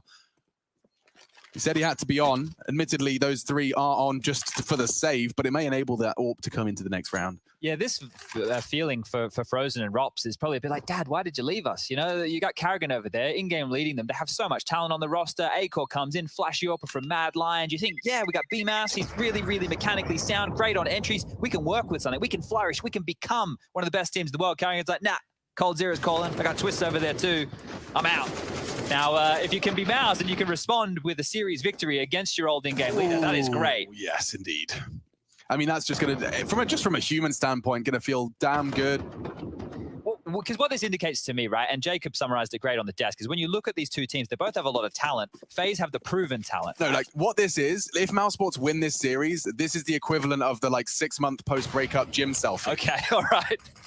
I'm with you. They've been grinding hard. They haven't posted anything until... Yeah, exactly. Yeah, or they've, like, dyed their hair and changed their look completely. Oh, this is a standard look from FaZe. Oh, on to A. Oh, Rain. So much room to move. Look on that. Frozen quick to respond. CT aggression's mid. They have full mid control. And Cold's trying to keep Dexter busy on B. I wonder if that's going to force a rotate. Oh, weaseling around the smoke here. Dexter needs to find himself another avenue, but Frozen is hunting. He's been very proactive. What is going on? Is on top of triple. Acor not expecting that. Now a push underpass. This is a wild game of Counter-Strike, folks. Okay. So just calm down. I'm talking to myself here. The bomb's on its way to B. Rops has got contact on A, but... Oh, Dexter's dead. No confirmations as to where Cold is coming from. Like, you have to acknowledge it. You know, there's an AK on A. They could be running that bomb towards the site right now. It looks like Rops is working it out. Flanks on flanks on flanks. Yeah, flanks on flanks indeed. There could be a timer where Rops can actually hurt them here. Really, really big chance as he starts to do his procedural checks. Brokey's still got the bomb in apps. He can't afford to lose it up there. Yeah, Rain's flank has done nothing here, right? He's cleared out Kitchen, so at least they know they have to be either short or behind, but it's soaked up so much time. Rops is in position now. Dexter, he's over towards short, has a flash, could set Rops up. Oh, they haven't got the call just yet. Cold on bench to respond to any apps aggression. Dexter containing them. No movement yet out of the CTs. Oh, they're not calling off now, are they? Yeah, they are. Oh, dearie. Okay, Mousesports looked like they wanted to have a sniff at that one the whole time round, but instead it will just be the save. Dexter gets the AWP, and Rain is already on the hunt. He has been holding the shift key down for about 45 seconds. It's the fact he got those 2 frags on A. The bomb always going B, but he manages to make that one really, really hurt. And it's just that early casualty. Like when your A player is immediately gone down, there is going to be a big gap somewhere. And it looks like the FaZe Clan roster managed to find it. Yeah, warning bells maybe not sounding just yet, but we've definitely got our finger potentially on the button because BMass has been isolated twice on A, right? Rain just ran out Tetris and kind of felt like he knew exactly the 3 positions BMass was playing. In that previous round when BMass was tasked on taking all that A ramp control, he just gets blindsided by the boost late. That can't be happening. You can't be getting taken out without any form of resistance whatsoever. So let's see if Mousesports either bolster that defense or if BMass lifts his game. But Acor has that AWP now. Dexter's dropped it across for him. So primary operating with his biggest gun, but it's just pistols for the other 3. Dexter with a P250 could be threatening. Well, this would really start to get scary for the FaZe Clan squad should they concede. Oh, oopsie, Rain. A bit of team damage right there. Maybe it's all part of their fake, right? They wouldn't need themselves. There's no one under window. That's going to make this easier for the USPs of BMass and Frozen now. So if they get a duel against Rain and Carrigan... Oh, Acor. Disaster for Acor. He went for such an aggressive move. He thought he could deny and get all of that info, and you can't fault him. He doesn't want to feel useless as they execute into A, but that paranoia's got him there. Just a little overextended. Carrigan roots back towards B through mid. And they've parked Rain at the top of this window so that when they desire, they can have that presence jungle. This is cool. This is Carrigan 101. He likes to park a player, group up with the rest. And now looking for the info. It's a hard one for Robs. That's both the rifles completely isolated into 2v1s. And now, well, there's only 3 left. Rain does take that window space, does make life difficult for Dexter, and they can take their time. 30 seconds. Bemis would have to play spoiler. Frozen's completely disconnected from the pack, and I think Carrigan's going to check his corners, even jumping to confirm it. Okay, so they've dodged that bullet at least. FaZe Clan needed to pick this one up, and the fact they've done so cleanly is even more convincing. Yeah, I think Frozen went looking for a gun there, but FaZe Clan, they're known to keep their room tidy. Made sure he couldn't scavenge any of those weapons. And the scoreline with the 5-3, the guns will come back out, but Acor is going to be skipped on an AWP at least. This was great by Carrigan, just with the timing there. You could see Rops just not ready for it in transition. And that's a fight you're always going to win against the USP at close range. So let's see, can the MP9 of Acor do what the AWP didn't? He's going to have to hold window with a bloody MP9. 4 multi-kill rounds out of Frozen so far. Good to see him starting strong. So they want to force the issue over towards B as Rain gets to entry frag mid on his own. So much space for Rain here. He's doing a great job.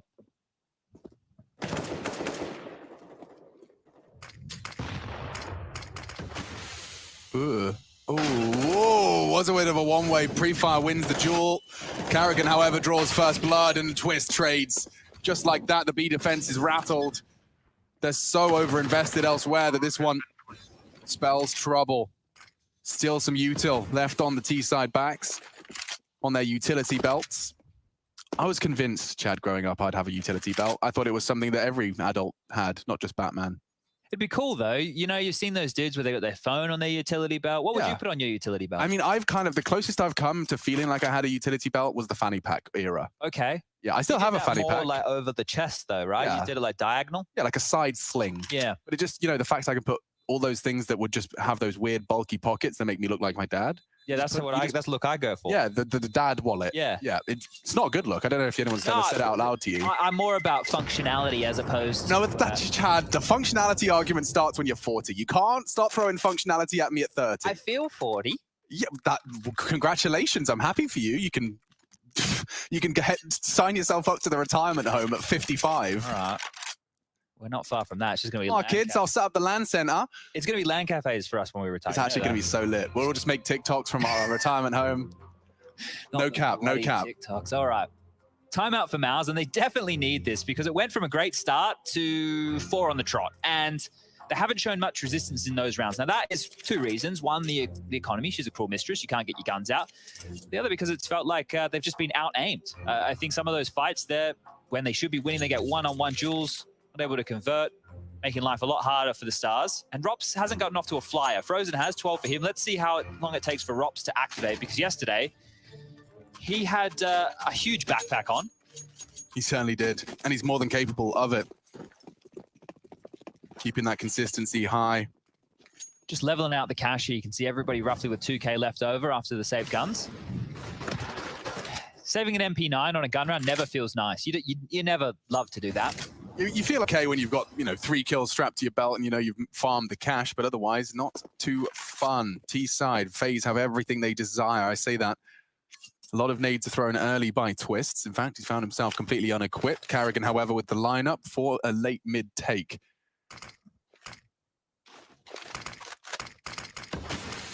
Interesting to see Rops' response. He wants to actually throw his own smoke to play around, may think better of it upon silence on the first. There's no need to fight here from Mouse. They want to give him a bit... maybe they need to fight now. Yeah, Acor's in trouble. He's pinned. They know he's going ladder room. He's been tagged up as well. They're going to molly him. Oh, it's getting hot in there. They really want him. Forcing Acor down to 4 as the flames hit the floor. Ops needs to adjust in time. Caught on the off.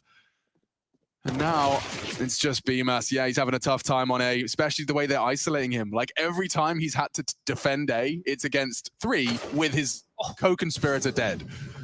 Yeah, well, next round they're going to get the guns out, and hopefully that means a bit more vigor, a bit more pep in the step of Mouse, because right now the fights is on FaZe's terms, right? We did see a little bit of early aggression out of Acor, and I started to get excited. I was like, all right, they're no longer caged. It feels like they want to take the fight, but in the last few, it's been more of a passive approach. Twist will get this one. Of course he will. 3 kills for him now.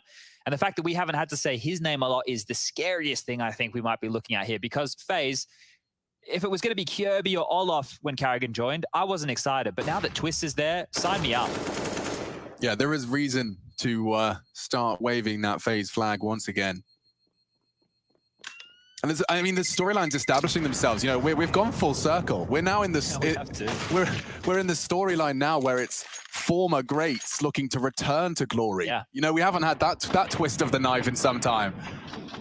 Yeah, it's crazy, right? Because Twist, I would say for the last 2 years, has been within the top 5, right? Unfortunately for them, Liquid getting a bit locked over in Europe within 2020. Yeah. Cold Zero as well, his performances towards the tail end of FaZe with Nico, it wasn't the Cold that we all know and love. It hasn't been for some time, and yet, you know, I think there's a lot for him to prove for himself. I think he's made that clear that, you know, he's one of his harshest critics. Oh, there Chris he is. has drawn blood. Goodbye, Acor. He's in Palace. Wait, look at Rops. He's pushed up on that smoke. There's a timer on this. Rain throwing out his own smoke will be the cue. Is he expecting it? Okay, Rops has found a crucial frag, and that's the 4-on-4 now established. Cold taking liberties here on A. Watch Bemis get isolated again. Yeah, he's been having a nightmare. At the moment, he's on for a very passive A hole. This smoke on B is fading, which is why Rush is so ready to watch. Dexter catches Carrigan, very loud. Trying for the nutmeg. And now with this A space, they want to continue to kind of set Cold Zero up for damage. He's got util to drop. Dexter's getting his boys and chickens in a row as they push B for info. Oh, this is a tough round for FaZe now. He's in. And that duel is everything now. 50 seconds, Dexter's flank. Oh, he's got Rops alongside him as well. Look at their spacing, Chad. They're going to let Dexter do this solo and have Rops just as that late arrival after you turn your heads back towards the pack. Spotted one. Here they are. Quick tap, twists executed. Response from Brokey is swift, but look, this is what I'm saying. He's not ready for that. Rops arrives, pulls the rug from underneath them, and Mouse Sports will seize their first CT round in some time. They break the slew of 5 by virtue of exclusively bomb explosions. FaZe Clan not allowed into the site this time. Yeah, it took some initiative there, right? Going for that mid control, isolating Rain behind the mid box. That's how Rops started things off. Difficult to get on in here. You can see Dexter on that flank, and you highlighted that perfectly, right? It's like a trap. You know, we're going to give the space to Dexter. If he goes down, well, we still have Rops to come on through. He'll catch us if we fall. It's really smart. It's clearly, you know, what's the word? Intentional. That's the one. Rain again, solo mid, so leaving a lot of room for Rain to work. Look at that. It's going to be a quick B split here. Dexter needs to stand tall. Just by throwing his smoke, he's forced out not only the Acor reposition, but the util as well. And now he plans to strike. Oh, just on the jiggle, he saw nothing. Frozen sees everything. Another disadvantage for the FaZe T side. Cole dropping an interesting one. Carrigan knife out. The trades are there, but Twist pays a heavy price. One more frag, and FaZe are feeling the burn. Cold's back is turned. Twist is low, now lower. And Brokey, yeah. Not got too much longer left in this round. It's closed out. 7, 2 in a row, and in a convincing fashion as well. They got the Orcs, they got the AKs. Definitely making a competitive half out of this, because they did get off to the flyer. Don't forget, 5 rounds off the break. It was a Mouse Sports 5, FaZe Clan 0. Their response has been swift. Now, that smoke that they're dropping from Cold in the corner there, when I get a chance and my skybox catches up, I'll show you guys what it is. But basically, it's denying that short pillar view to the B app's windows. That's quite simple if you could just underhand it. Yeah, so it's a nifty one. I haven't seen it pan out just yet. A couple times they've thrown it. This time Acor with the AWP over towards B. More of a default round here from FaZe. So the fact that it's not just Rain in middle, you've got Carrigan coming through underpass, you still have Rain towards top mid, and he has Brokey with him. That is the entry pack of this squad. It feels like they have Twists on one of the extremities. That's A ramp, and Cold Zero in towards Palace. It smells like an A split.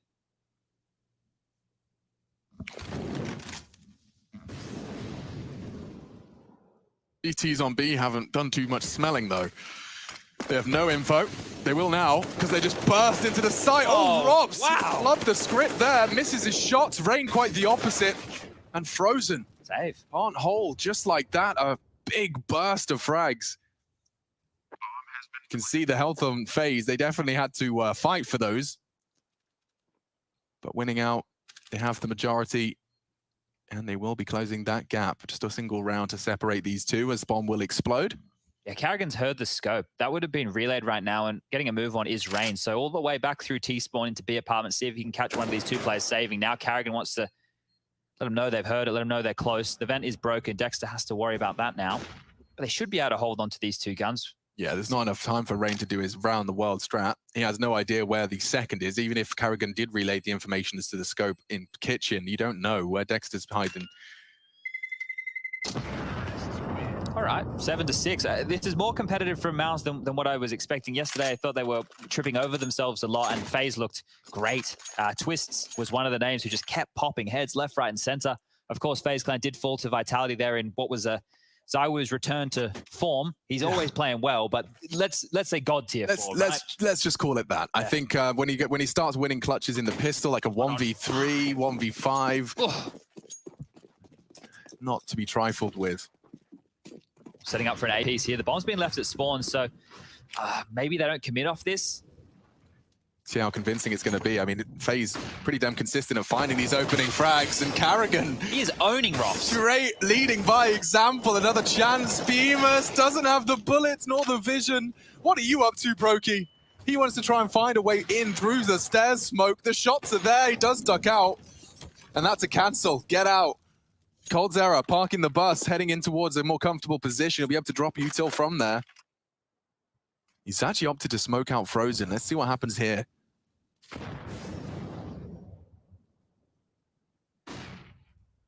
CT is a threat. They surely acknowledge it. They don't have any util for this, though.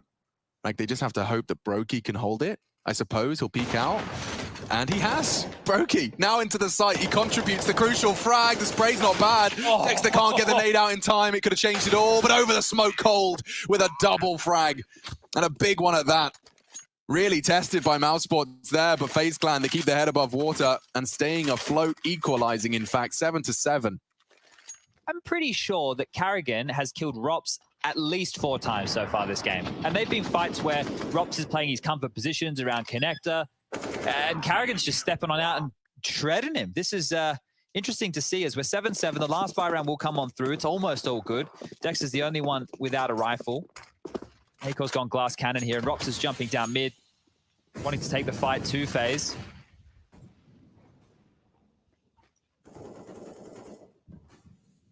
How's about to work for all of these rounds. Remember back to the pistol where Akor gets 3 and then they still have to clutch up in a one-on-one situation.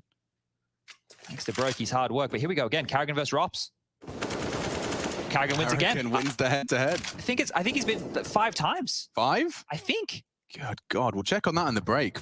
Let's see how this final round of the first half shapes up. Dexter, lot to do. Not the best weapon for the job, but he does win again against the leader. There's the Brokey trade, but it would be coldzera to try and tip the scales back in their favor, and he's found it again. Bemis caught out. The A defender for Mouse has been having a real tough go of it. Now with the bomb retreat, Frozen can ruin everything. Oh, he has! Takes down the bomb, takes down the Brokey, and now, well, Cold has got an impossible task. Not to say he's not going to deny the odds, defy them, rather. But with an angle held like that, with the bomb loose and the clock reading 40, it could end in a blink of an eye. 8 to Mousesports. They win the half. It's a narrow margin, but looking competitive. Carrigan against Mousesports, Mousesports against Carrigan. You frame it however you want. We'll be right back with your second half. Yeah,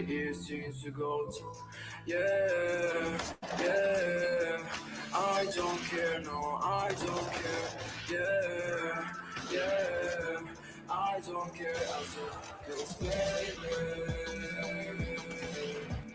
Everything is young, you play me.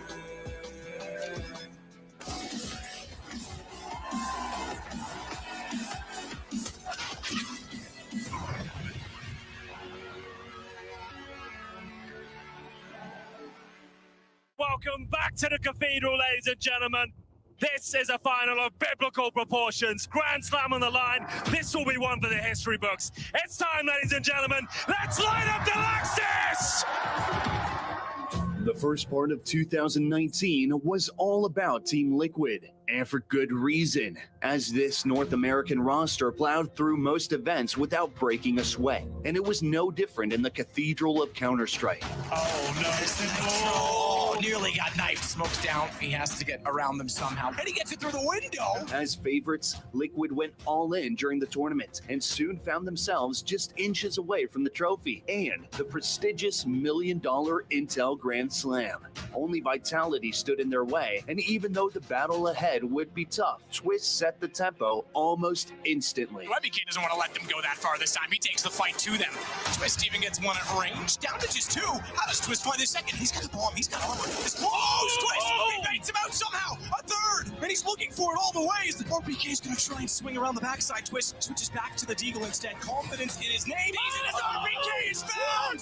Team Liquid, that's what it means to them. Here's a 1 cologne under their belt and $1 million bonus. Unreal.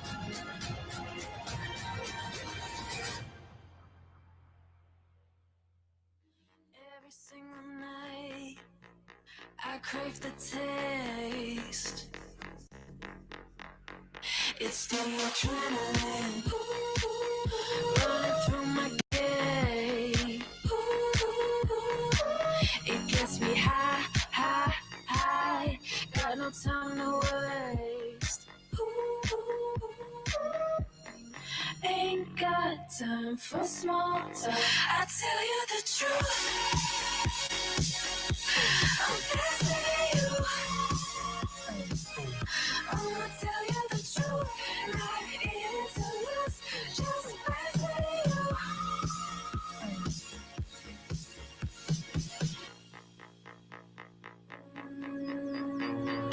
Look into my eyes. I'm not afraid. Take over my mind till it fades.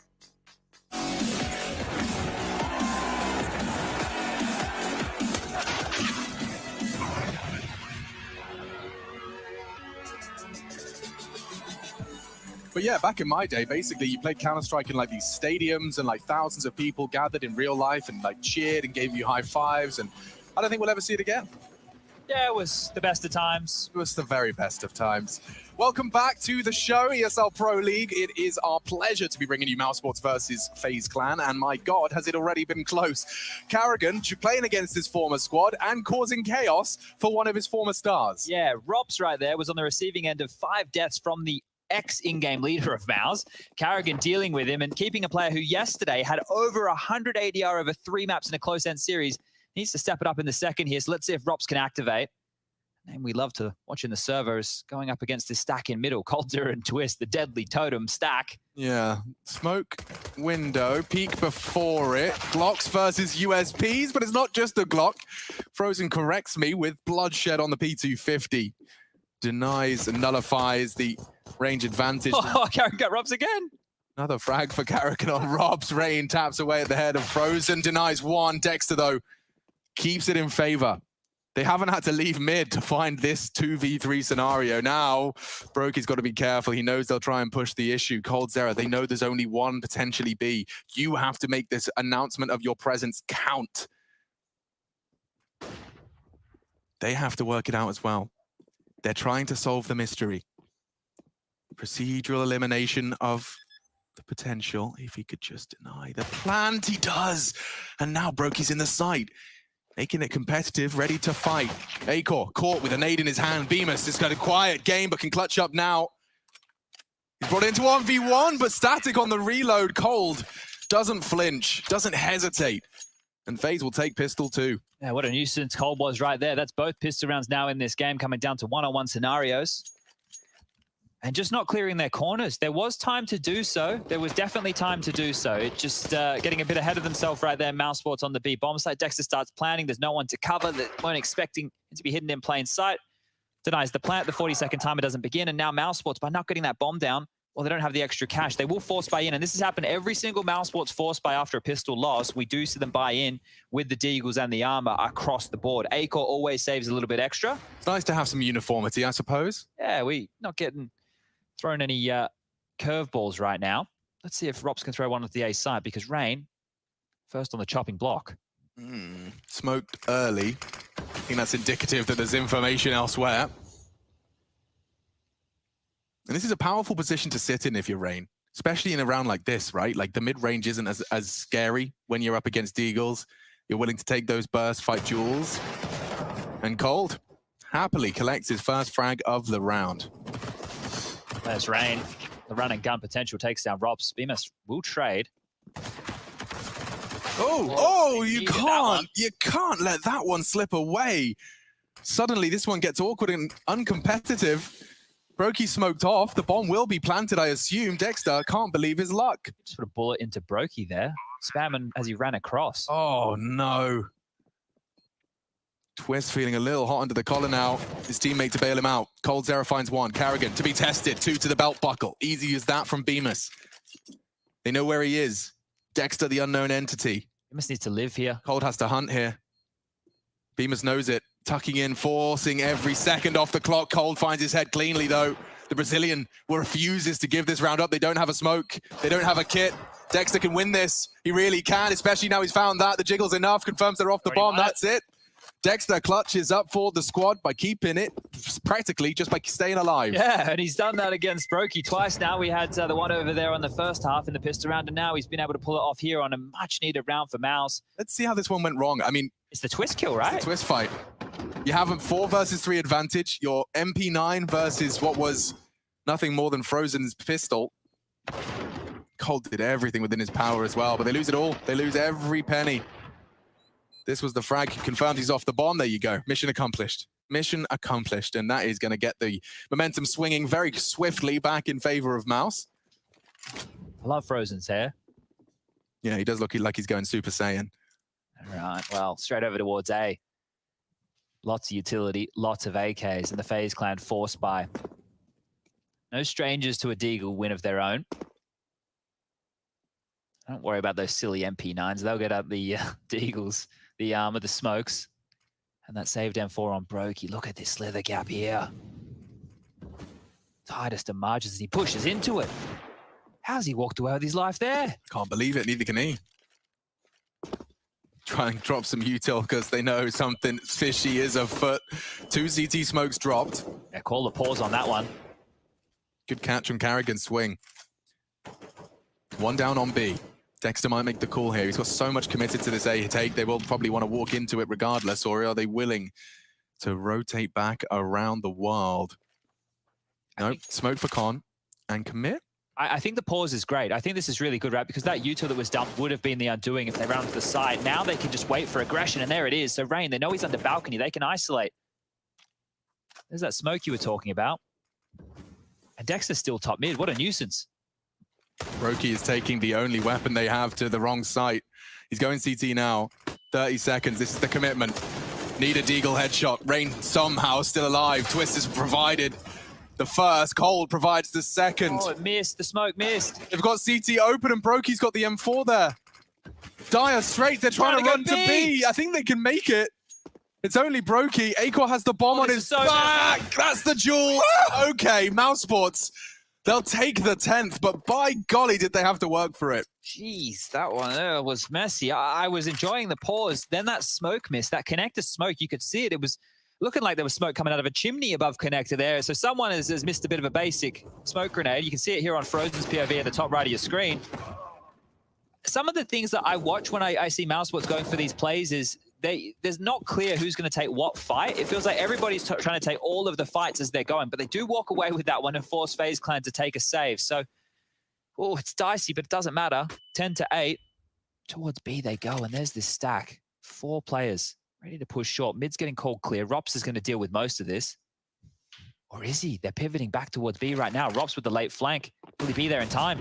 There's a chance if they get some good dinks here that they'll deter the squad from committing. Yeah, feels like a stack, gang. Feels like a stack.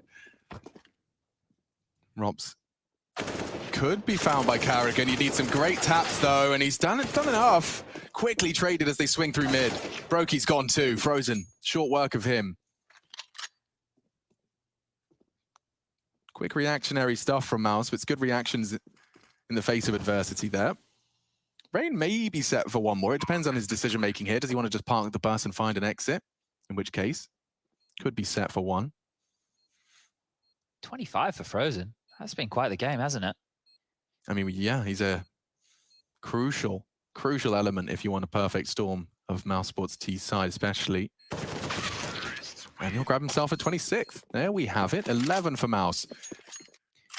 We just saw in back-to-back rounds 2 different versions of the Dexter. One, the entry fragger with the Mac-10. The one before, the lurker in middle, dealing with rotations. Now, Dexter probably a little bit more familiar with the latter, but it's a little bit more difficult in this version of Counter-Strike. When I say version, I mean European soil. In Australia, his lurking plays, he probably gets away with them every day of the week.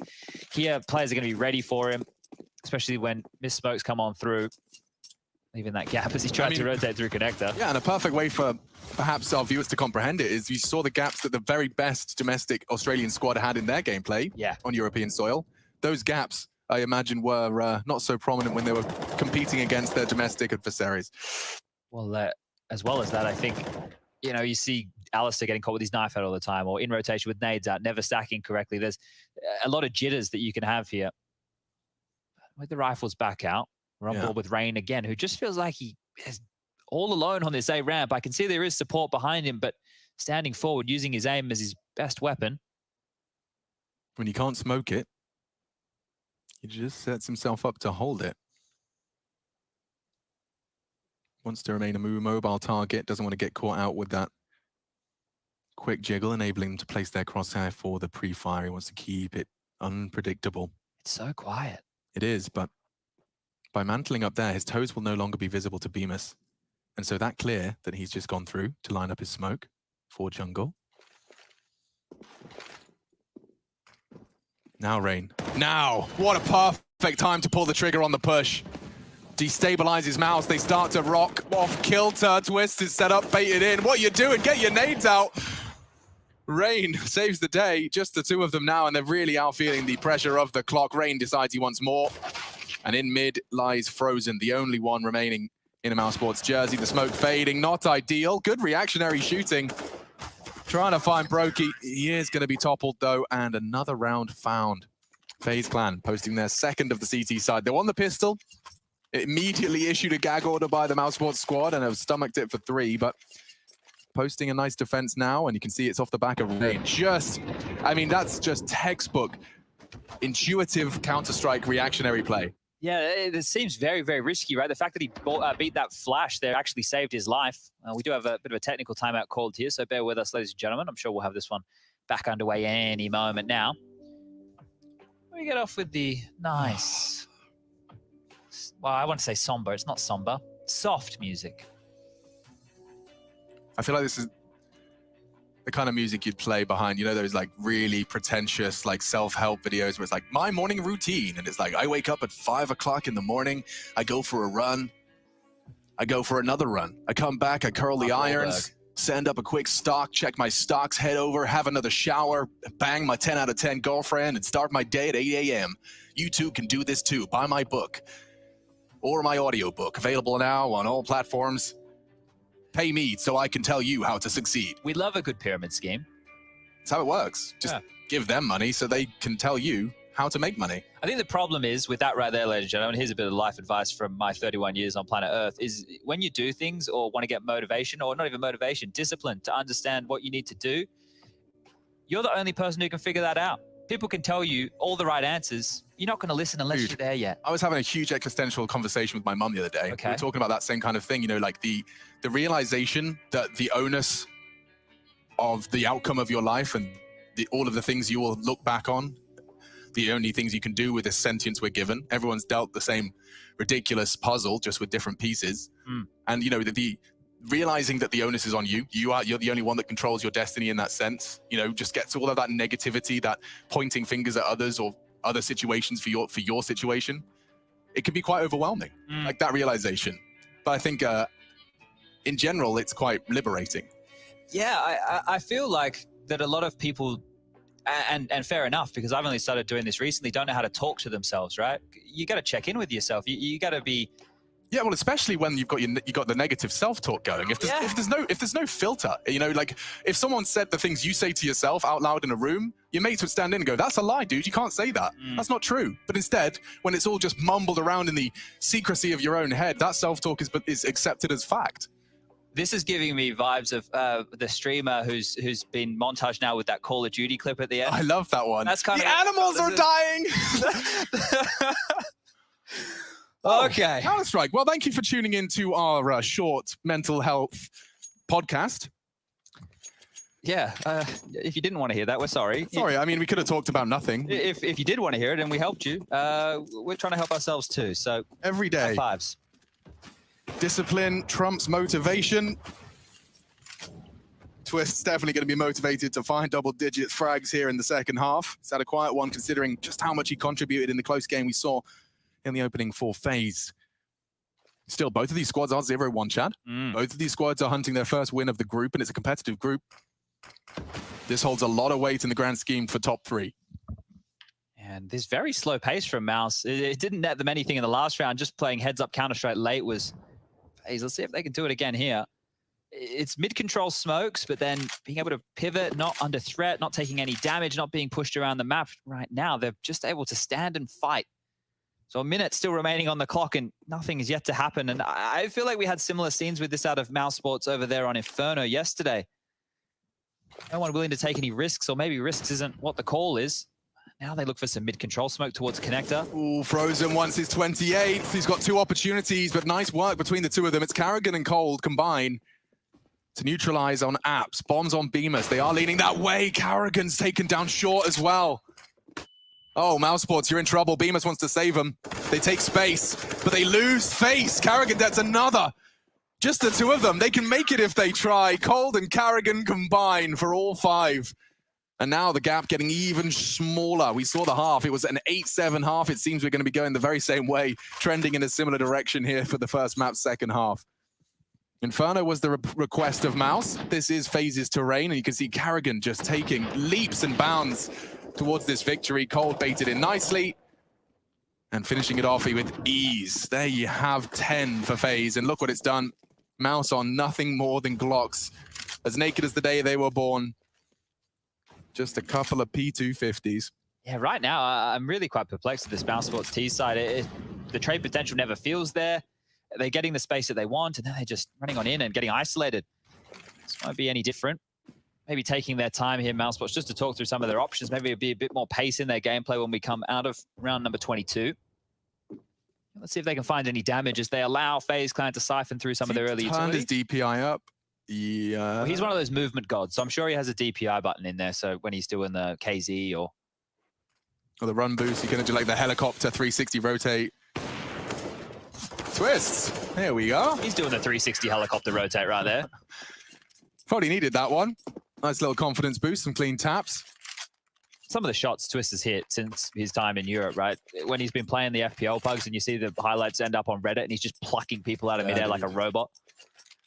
The kid's sharp. I think he counts like he's on land as well because he's just around the corner. So I think he's very grateful for the time as well, yeah. He always sounds like he's having fun in those games too. So that's always a positive. But we're 11-11. 27 kills right now for Frozen. He's doing what Rops did yesterday. Oh, Brokey's going for it. This is a very aggressive stance for a CT AWPer, and it's gone completely flat. Dexter the one with the iron. Ooh, might be getting baited into an A split here. Yeah, Twist is not ready for this. Dexter double entry. Colossal impact found from the Australian. Carrigan trying to claw us back into contention. Oh, and my God, how does this happen? Dexter has his ears rung. Rain, vulnerable, finishes off the job though, and he knows it's a 1v1. Rops was seen close. It's not about the bomb, it's about the bloodshed. Rain takes his 3rd. And FaZe Clan snatch away a 12. A tactical crouch there. There'll be Twitter posts for the next week. But we do see it. Let's see how this one shapes up. Dexter, look at the impact, and it still doesn't convert. Double entry frag, and immediately this flurry of frags, it was from Cold and Carrigan, and then Rain clutching up nicely. I can't believe all that damage right there into connector. Just bottlenecked Mouse Sports. Yeah, dude, he got flashed. Like, Rob's committed to the spray, didn't find the first 2 bullets, then lost his vision. Cold getting fired up about that one. See how important of a round it was, as Mouse Sports will take their second tactical timeout here in map number 1. Now, I'm never, like, the best guy to start talking about groups and round of blah, but listen, hold on with me. Just stay with me. Now, both of these teams have already lost a game. Yep. Top 3 required for Pro League, the play-ins, playoffs, whatever you want to call them.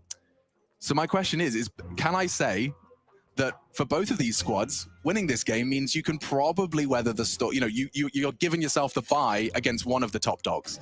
Like, you can get away with losing a G2 or a Vitality. Well, FaZe have already lost to Vitality. So, yeah, I think that this win is actually probably more important for FaZe getting out of the group than what it is. That's actually helpful insight. But then at the same time, Mouse have already lost to ENCE. So it's very difficult to tell. And tonight, if the series gets split, because G2 and Vitality will find themselves at one of them 1-1 and one of them at 2-0.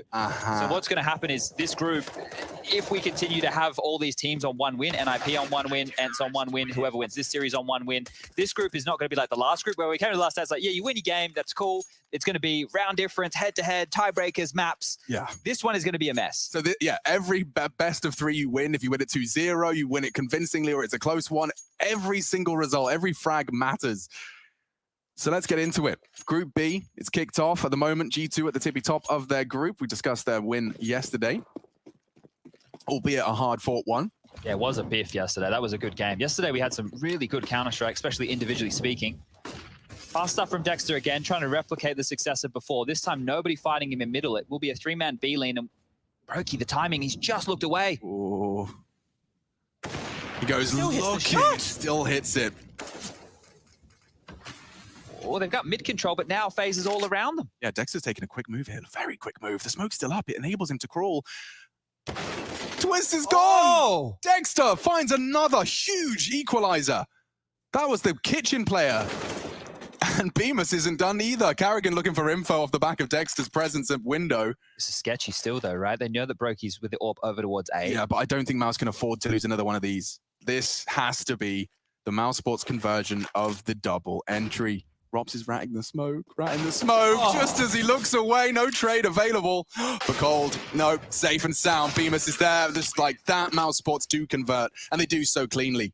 I am liking the space that Dex has been taking in these rounds, because if you consider what this Mouse Sports roster lost since Carrigan left was an unbridled in-game leader who would go aggressive and take room when his playmakers wouldn't. 1 minute 24.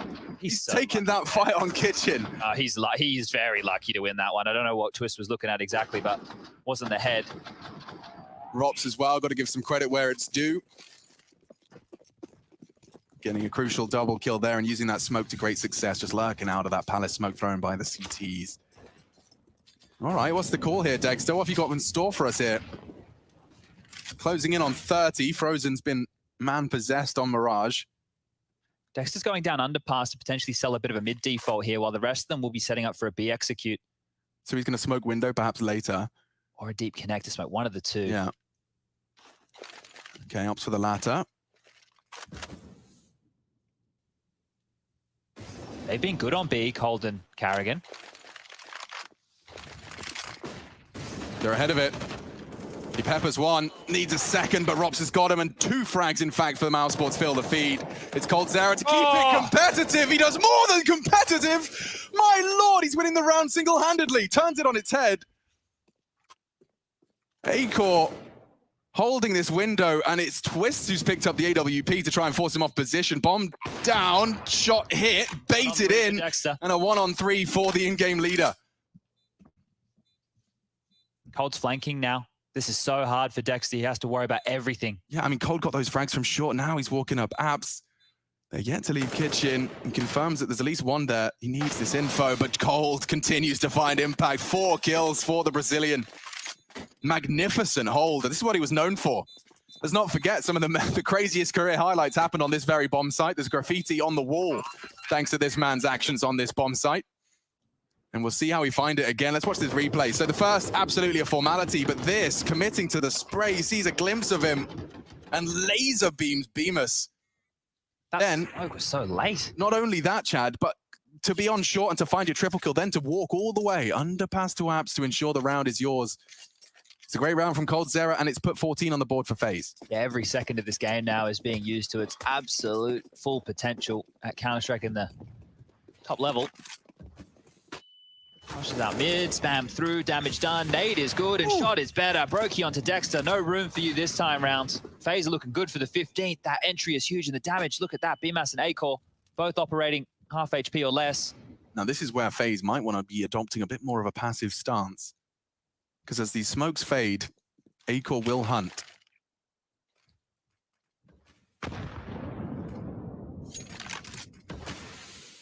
Vision denied by cold smoke.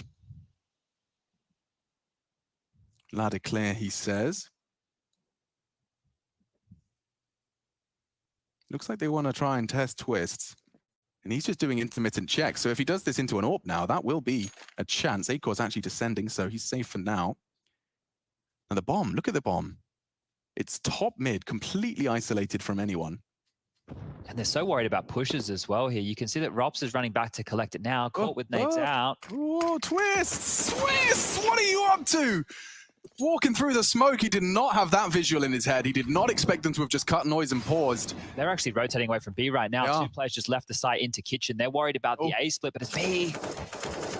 Cold, can't quite get the bullets down range. It's more damage. They are softened up for Carrigan. But they're so far in, so deep into the site. It's a tiny gap. Acor doesn't spot him, and now Rob's caught with a bomb in his hands. Beamer's next on his list.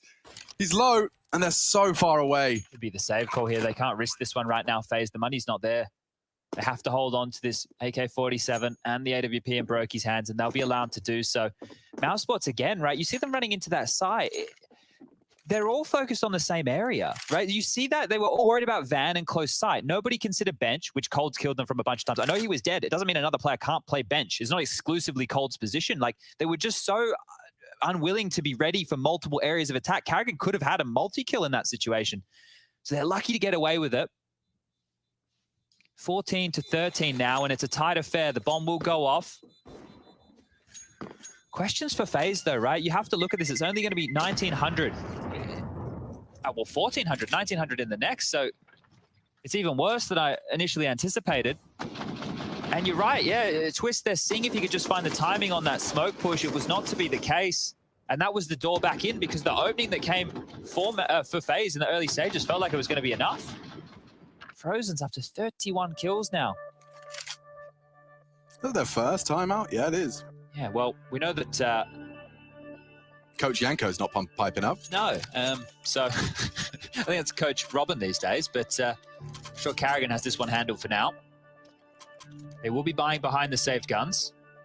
FAMAS in the mix. I think we saw a UMP, M4, AK, AWP, light util, and a pressure moment.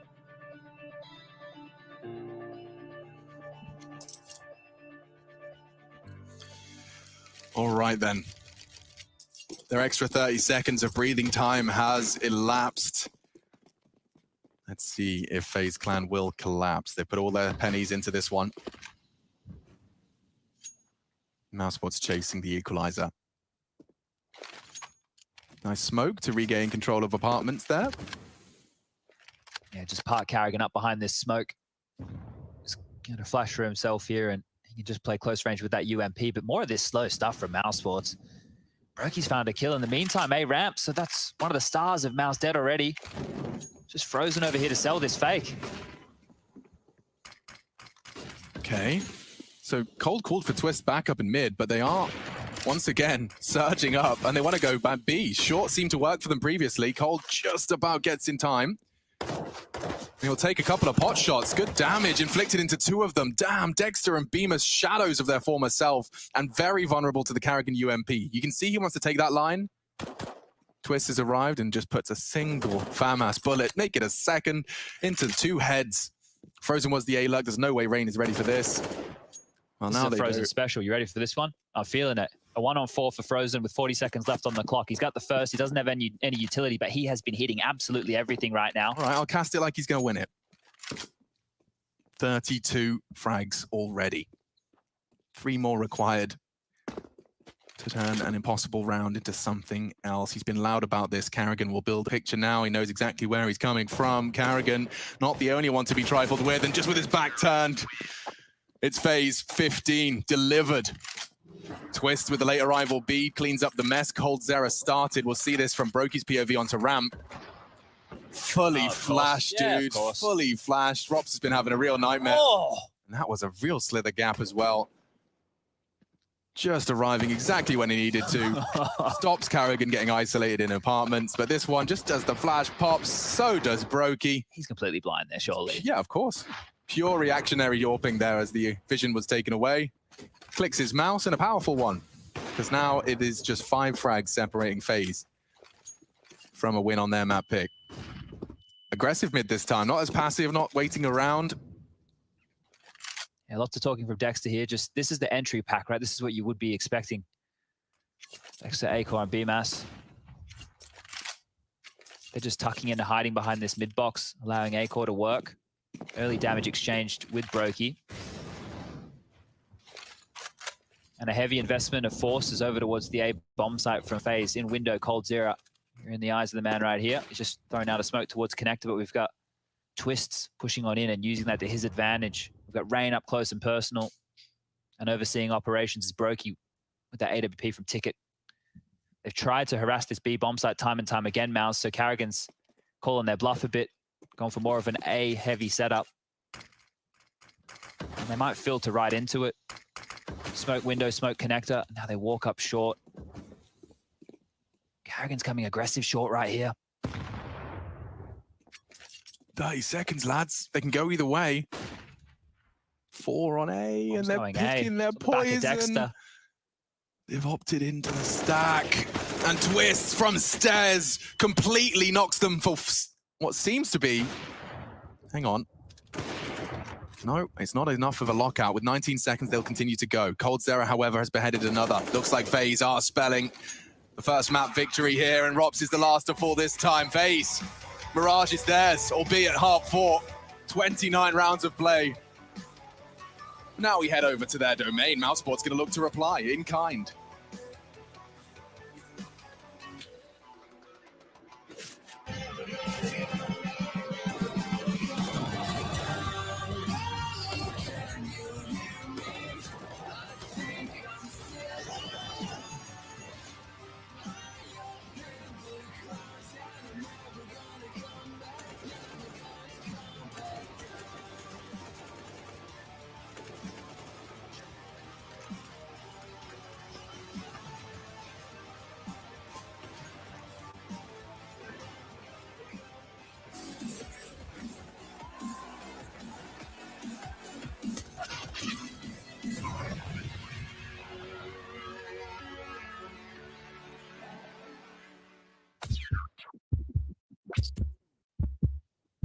Malta has truly its finger on the digital pulse.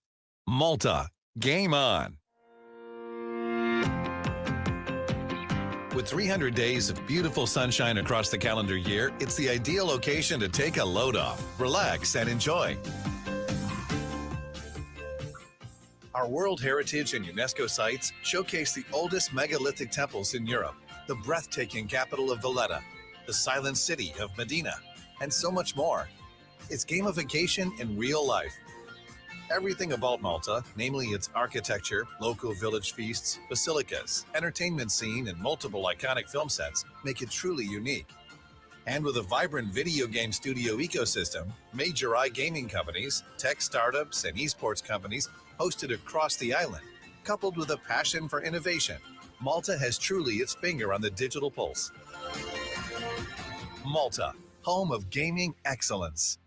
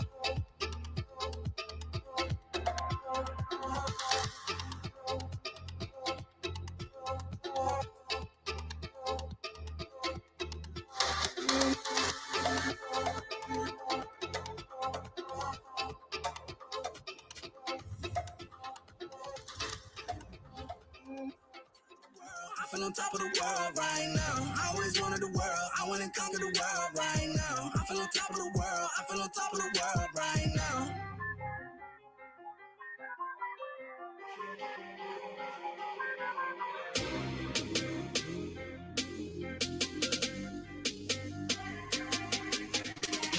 I call a shot to the man with the plot and we only go bombs away. Ain't no one protecting my mind as a weapon, that's why I'm a dominate. Taking advantage of every second, now I ain't got time to waste. They all tryna sign my name, they want me to sign my name. Counting a blessing while I count that in my winnings. We take 50s and 100s and throw them up to the ceiling. Everything I envision, now everybody gon' witness. Only difference between us is I ain't stop till I finish. Yeah. I feel on top of the world, I feel on top of the world right now.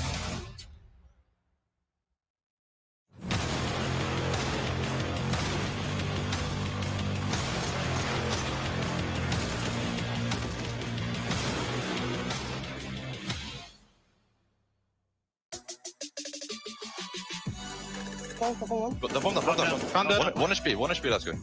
Where? Nice! Let's go! Good shit. Fucking go, boys. I need to remove these and shit.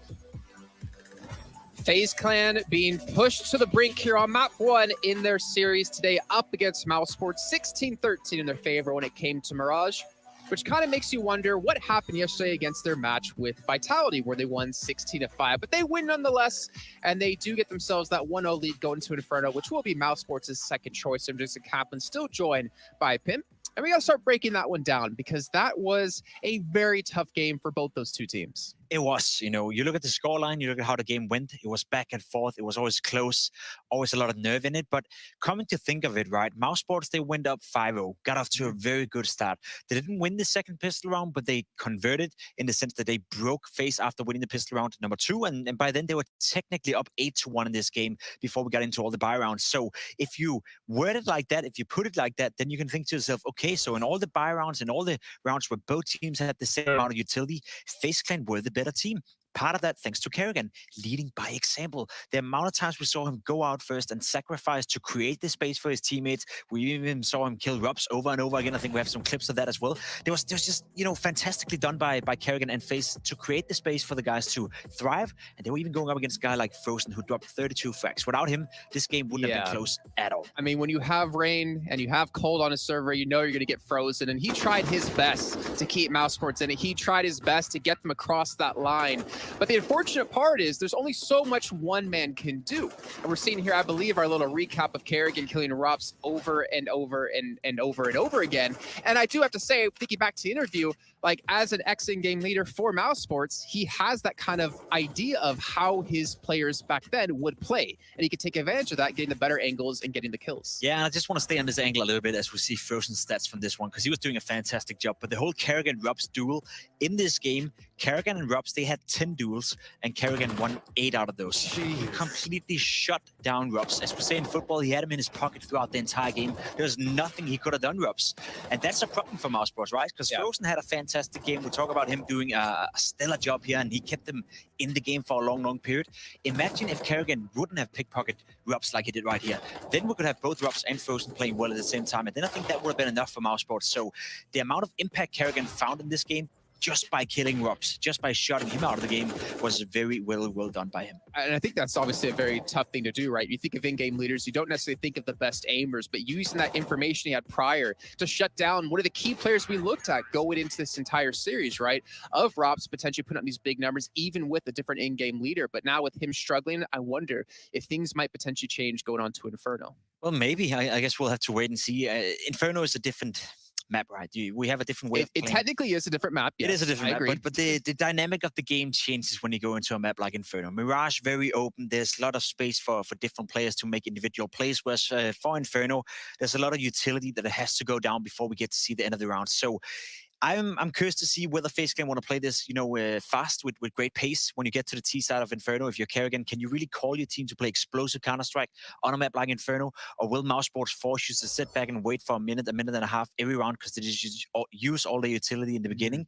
That's sort of like the dynamic you're looking at right here. So we haven't seen FaZe play that much Inferno. Mousesports, we've seen them once in this tournament already. It was all right without being too stellar. So I don't really know what to expect. And for me, this game is more like a learning experience, I guess, with looking at at FaZe Clan, looking with Karrigan being the in-game leader, learning how they approach the maps, and for Inferno, one of the first times we get to see it. So for me, a learning experience. And we did get to see at least Mouse Sports when it came to Mirage get aggressive. Multiple times on the CT side, they would push up ramp, they would push up middle, they would go underpass. They were looking for some early duels, some early fights. And I'm hoping to see the same thing going on to Inferno as well. If you can, right? Inferno is just different. Inferno I mean, it's not a secret that I personally don't like to play Inferno that match because there's so much waiting time with utility. I'm with you, don't worry. It's interesting, right? The tactical aspect of Inferno, the way you can use your utility in terms of grenades, Molotov smokes is very interesting, but we've seen it play out so many times now that the meta hasn't really changed in quite a while, I would argue. But some teams have found a way to put on the pressure, and some teams have found a way to play fast on the T side. I'm curious whether Karrigan want to implement that for FaZe Clan, because if they can make Inferno explosive,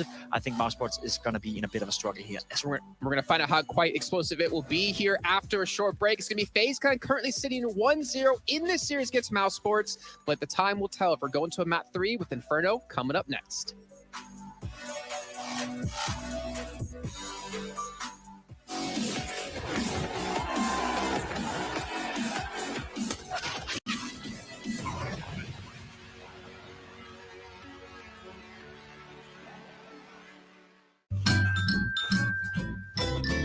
You ready? Huh? Hey, boy, huh? You ready? Huh?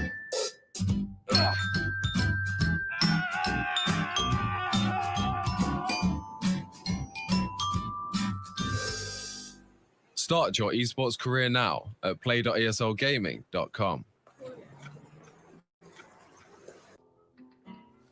If you want to know what you're good at and, well, also what you suck at, check out csgohub.com. Coming! Hi, my name is Suli. My handle is Snix. I think it's important for these initiatives to happen. Empathy really, really goes a long way, and it always, always means so much to us, and I think that's where initiatives like this really help. Good luck, have fun. Ain't no stopping us, we do the impossible.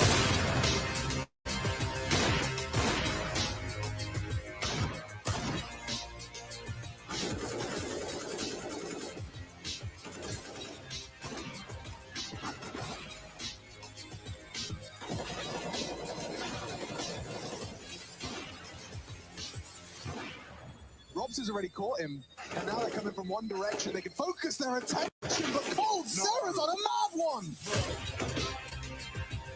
Yeah.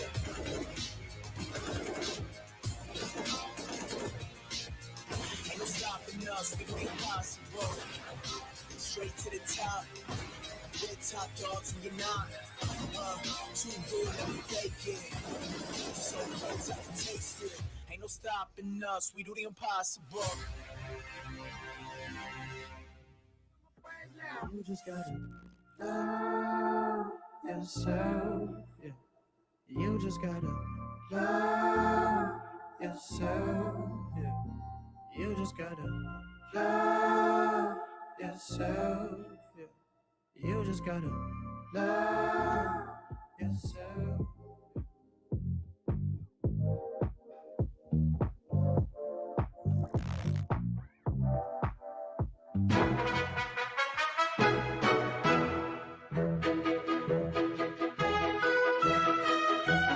Stay rush.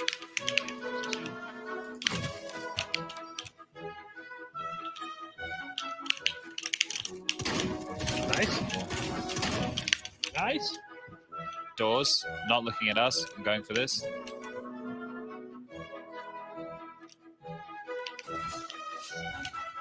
Nice. Inside. Yeah, I see it. Going. Oh, I can reach him in the hole.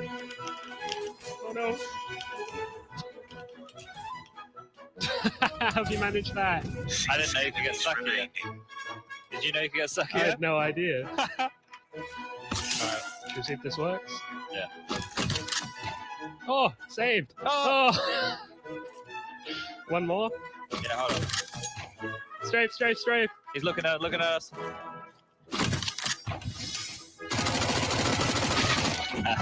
Okay.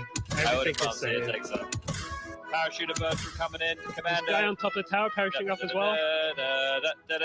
There's so many parachutes. You're gonna try and pluck him out of the sky. Oh, he's got a shotgun!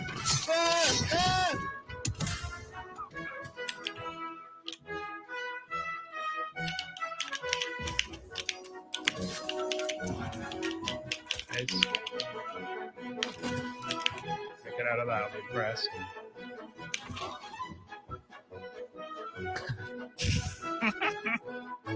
You're shooting at me, but I don't see him. Yeah, he's somewhere in the trees. Yeah, he's down, I'm good.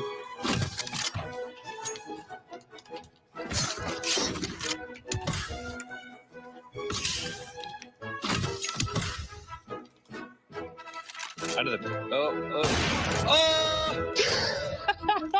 Perfect. How about that one?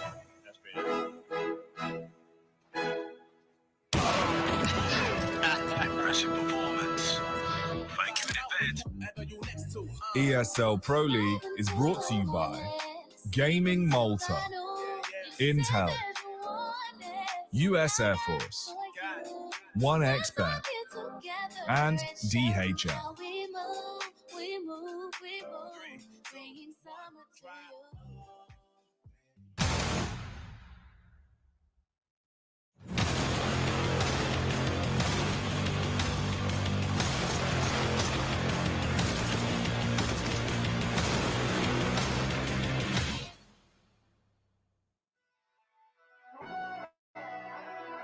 Yes, Malta 2021, 13 seasons of Pro League. The Counter-Strike continues now is our second map. FaZe Clan versus Mouse Sports. This all chopped and changed if you've been out of the loop. Well, you may be surprised to see Kerrigan putting heads, or rather bullets into heads of Robs, Frozen and co. Dexter joining the ranks. Domestic season successful, now trying to lead on European soil. The pistol kicks off with a double favoring the pistols of the CT side. I say that before I can even finish my sentence. Robs has equalized. Now Banana is open, and we are into this pistol thick and fast, Chad, already. Still fighting, of course. Gold once more. Don't want to allow Mouse Sports to set up for any form of an execute here. So now they've been thrown and thrust into this mid-round where together Robs, Frozen, and Acor need to make something.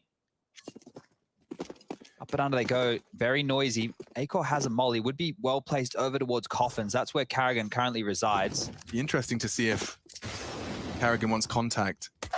Oh! There he goes. Count the tally again, shall we? Yeah. Oh, no. Twist and Cold, this is a difficult retake. Twist being on low HP does not help whatsoever. Cold was starting to warm up over there on Mirage, defending that B bomb site. Well, back towards B he goes now. Hard to mess this one up. They can just sit in their passive crossfire. Acor is the contingency plan if this two-man hold of the site doesn't work out, but Robs has already got another. And not going to make it clean. Cold's going to keep them on their toes. He's even pushed into Frozen and finished off him, but with no... He does have a kit. I mean, yeah, he's just going to have to hope Acor misses his shots. Not to be. Good aim from Acor. And saves the day for Mouse Sports. But a lot of the heavy lifting there done by Ropsicle.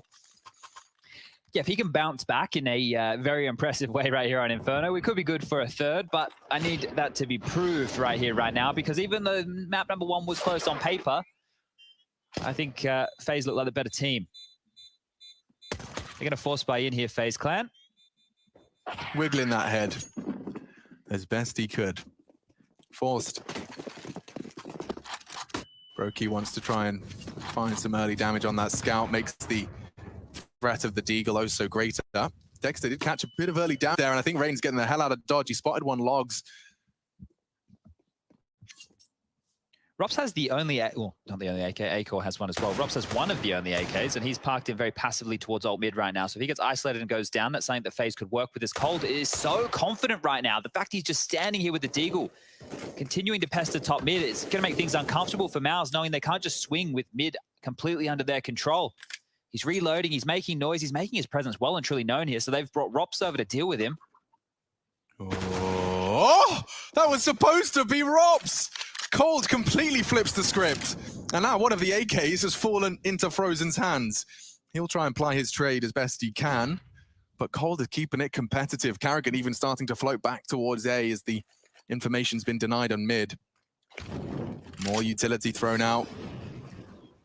Arch smoke. Sports, what's the play here? You're running out of util. Got 3 smokes, no flashes really, aside from Beamers. Library smoke as well, normally indicative of a wrap. So Kerrigan's out of the picture right now, but he's smoked towards, flash towards short. Yeah, confirms his presence. Cold to be baited in. They just smoked each other, Mouse. Good damage from Twist. He's just got to find one head. One would do it. Acor shuts down the Karrigan threat. Twist does well to finish off the job onto one, but he's got two more to overcome. And now they have the site. The rotate has been happening, though, and so they are in a position to deny this plan or make them work for it at least. Oh, no. Acor faffing around with the bomb. Frozen has to plant. He's low enough that this can be the big push. He gets him before he can pull the trigger. And Brokey, responsible for the final frag, does equalize. FaZe Clan posting one right out of the gate. This duel with Rops, he had no right to win. Crosshair in the wrong place. Rops pre-aiming. But coldzera does more than that. He actually manages to get 2.5 before falling down. Rain positioning close to the smoke, flanking early on the info, enabled all of that to transpire. Dexter has a Tech 9 and not a Deagle. So apparently he doesn't want to keep going with the uniform buys on Mousesports Forces. Yeah, I got told off in a Faceit game the other day, actually. I tried to join the UK League. Apparently they'll be nice to you. They won't be nice to you. Well, I said I dropped Deagles, but I dropped Tech 9s, and apparently... You even tried playing a Faceit on your own. You're a madman. I told you, Chad. I'm desperately trying to get...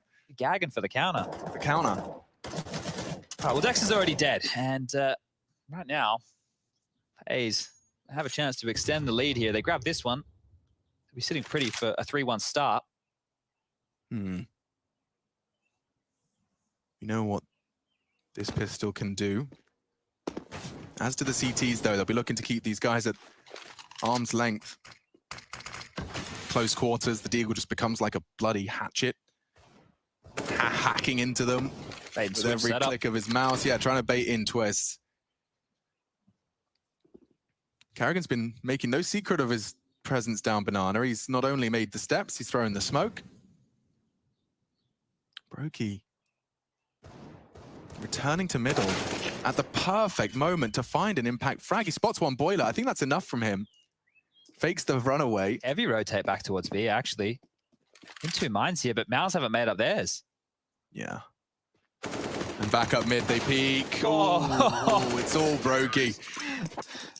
Clean as you like, recovered AK from the previous round, and he puts it to good use here in the third. So, FaZe Clan 2. Feel a little bit bad for Twist there for a second, right? He was hiding in trash the entire time. As soon as he steps out, gets boshed. That's a technical term, I believe. He did get boshed. It's probably in the dictionary these days. Everything is. CSGO Pin Series 2. You like chicken heads? I've seen the chicken and the heads. They come separately. You put them together. Yeah, interchangeable. I guess like a Mr. Potato head. Okay. Yeah, Rops has definitely woken up on the other side of the server for map number 2. It's off to a furious start here. Karrigan has banana control again, and you can see always clearing out. Never going to get caught off guard by these corners. Now silently mounting on up. Frozen receives the boost into the window room. They want to see if they can get back Cold's gun. Both teams, really. True. That's like a little mini game established now. There is a coldzera corpse currently defended by Brokey and Twists, but if they get their grubby mitts on it, could shape up differently. They've only truly bought about $1,000 worth of equipment into this one, so Mousesports definitely not pipped to pick up the win here. They're all bottlenecked in top mid now. And the crossfire is established. One by one. Going forward rather than backwards, Brokey brings the fight to them.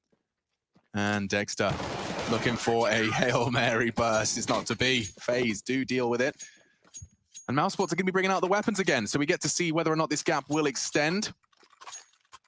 Bit of a bonus round of sorts for Karrigan and Twists. Brokey's into the AWP here. His impact will be very, very interesting to see. Someone who's still growing into that role, I would say, now that he actually has a full-time in-game leader there to use him as he'd like. Might even see him start to grow in a little bit more aggressively on the big green. Definitely got the capability for it. Now, notice Mousesports only have one Molotov here. That's going to make them going for crowd control and Banana very difficult. So will have to be a passive round from Mouse, and Twist is taking full advantage of that, walking straight down mid. Karrigan trading 1 for 1. Whoa! The trades keep coming. Just like that. Right at the start of this round, we have what I was trying to call a 3v3. That's been denied as Rain unloads his mag into the smoke, catches Dexter sleeping. Now Acor trying to take early space. Look at this round. Why does it feel like there's 20 seconds left on the clock? They're already up short.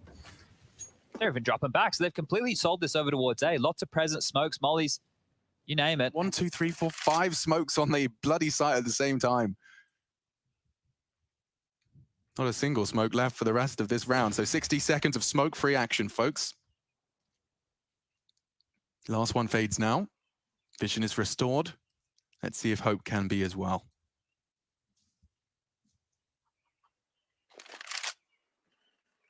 Contact. No info initially. Steps. That will get them alert. Molly's going to force Brokey out, though. He has to deal with this. coldzera bails him out of trouble, but on the swing, he goes down. Frozen has a chance, elevated just a little bit. A plan? Well, that would force coldzera forwards. He's opted to remain passive, and so Frozen now has created himself a favorable fight. Oh, it was onto Rain. Quick on the trigger again. 3 frags from the Norwegian, 2 on Banana, and 1 just to close things out. Neat and tidy, the 4th is put on the board.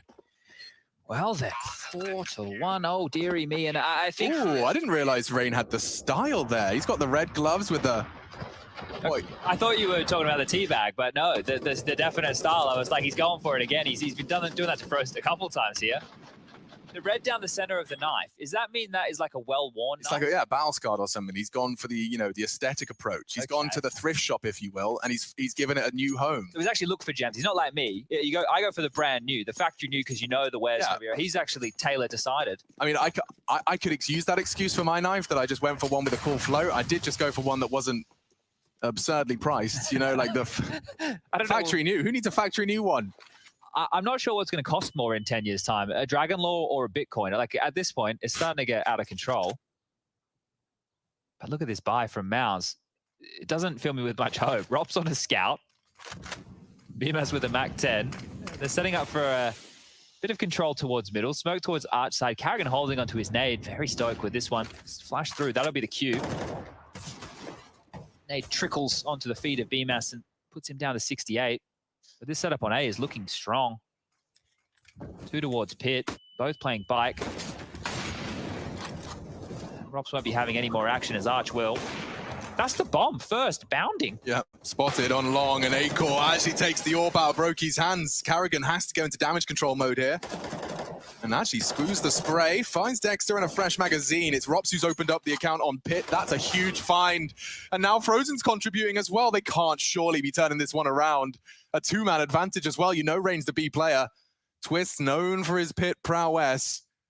Oh, he's actually leaving Pit. He's choosing to leave it. Choosing to leave it. And he's just sitting duck for Rops' scout. They can't believe their luck. AK's to be scavenged, and Rain to accept the pain. It does look like they've converted this one. Can we recap how that went down? Yeah, it was just that Arch presence, right? The undoing right there. So Brokey dying meant that Karrigan has to now worry about 2 positions. They can either push their own smoke, which is deep towards Arch, or he has to worry about the mid to B. And just that right there, the nuisance that caused for so many players drawn into that position. Rops' kill with the Scout, I still can't believe I'm saying this, Rops' kill with the Scout is what softened up the A bomb site. And then Rain, well, he's stuck over towards B. He has to worry about mid to B. He has to worry about Banana. You don't actually know where all the T's are. And it just leaves the A bomb site with Twist, who he takes a risk, but they knew he was Pit, so he was trying to reposition to give him the element of surprise. Yeah, you can understand his thought process. As soon as I say, Twist, last one left, it's not rocket science to start looking for him. Too, yeah, and he's thinking the same thing. So this was the death. Acore finding a huge Deagle frag. Opens up, puts the AWP in their hands, and they continue to build upon it. And it was Frozen, who not only finds this shot, also managed to count on the rotate from Rain. This is his second scout opening. Yeah, I watch Karrigan in that position, right? And you know that he's going to get collapsed on at some point, either through the smoke push late or they're just going to pin him down. But it's one of those things where, because you're an in-game leader, you have the extra bit in the back of your mind, like, oh no, I know what the rotation looks like. Normally I'm the guy filling these gaps. If I die right now, there is a huge gap. Oh, that's a miss flush. Not the end of the world, still gets the pot shot off, so threatening as both teams have AWPs. Burning cold, very hot toes. Oof. Part of me wants to see Cold take the AWP of this round. Regardless. At the moment, Banana is completely given to Mouse Sports. They're flying their flag there, planting it with pride in exchange of util. Rain wants to make sure they know that there is going to be a threat. You can't walk willy-nilly up. There's been a period of Inferno CT sides where that boost has been really underutilized just because there was a whole period of Counter-Strike where it was so commonly pre-fired, it just lost all power. Well, they've set him up now. Let's see. Will there be preemptive shots, or is there just the whole new meta established that once again, Carrigan converts off the boost. Rain swings out a wild spray. He doesn't choose to transfer. Oh! Frozen predicted. Brokey does seize the advantage. The bomb going down now. Robs to bodyguard. But they do have that man advantage now, Chad, and they're starting to tighten the noose. Twist CT. Brokey construction, and yeah, Banana will be pushed. It is the low HP of Cold. And it's an easy frag for Robs. Now he focuses attention elsewhere. I'll smoke him off. That's something. They'll start to force the issue here. Have a smoke Time, though. as well. Time is getting sensitive. The smoke on the bomb. That's looking good, but over the smoke makes the lineup all too easy. Brokey does not have the time for this. He's hoping to catch Robs over the smoke, and he does. Can't quite transfer. Maybe take Bemis with him as he flies through the skies for an additional pad of the stats. Mount Sports take 3. It's very, very costly right there, but FaZe come out on the worst end of this one. Mount Sports will be able to buy, they'll be able to drop guns, they'll be able to make this work. FaZe have a question to ask themselves. Do we want to force to wrestle back this economy, or do we want to take a save? As soon as Rops deals with Cold Zero here, all pressure relieved from the flank, and they can focus in on CT and Coffins, and yeah, sure, Brokey gets the kill, makes it look stylish as well. But Mount Sports are back in this, 4-3, and it will be the force buy. So Scout for Brokey, M4 for Rain, couple of Deagles, and they keep this costly. We know the utility usage from Mouse and Banana is good. We saw that yesterday against Ents. I want to make a bit of a comparison. Maybe we'll wait for a lull in gameplay because we're about to have a Biff and Banana flashes ready. Yeah, and it looks like with their powers combined, Rain gets away with murder. He was close, fully flashed. They swing upon him, but now with nades and flashes alike, they've not only saved their teammate, they've nearly taken down Bemis as well. Weapons will be swapped over. Rain has contributed through his survival alone, and now mid for Mouse.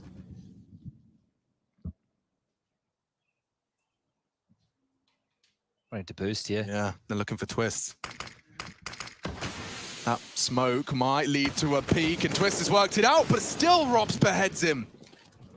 Damage. Brokey converts off of Carrigan's earlier. Bemis falls. They look to swing, try and take some space. Smoke blooms on Library side, but they have control of everything. Even Carrigan taking some real chances here. Is he going to tuck in, or does he really want to push the issue? Yeah, he's got the read. He'll tuck in for now, wait for the confirmation that they're committing. Brokey does not have the best weapon for this. He can mantle over, and he does land the tag. Now Acor and Rops both ringing. Cold so flash, he didn't want to reveal. Rops close quarters. And there you have it. Mouse Sports, it wasn't pretty. It was close all and every step of the way, but there they have it as the equalizing fourth is posted on the board. I know this is very early days with Mouse, and they did win the round, but the comparison I want to make here is that Mouse Sports don't feel very threatening at the start of the round when they're going for their default. It feels like they're just going through the paces. So let's use Spirit with Mia as a difference, right? Mia is a player who will run up Banana if you do not threaten him and if you do not force him to stay back behind that half wall. Actually, even if you give him the tiniest of gap, he will pip it and he will apply pressure, which means at the top of Banana, you need to keep dropping your smokes, your nades. You can't stand there watching the line. The AWP isn't comfortable. It forces you to play passive, right?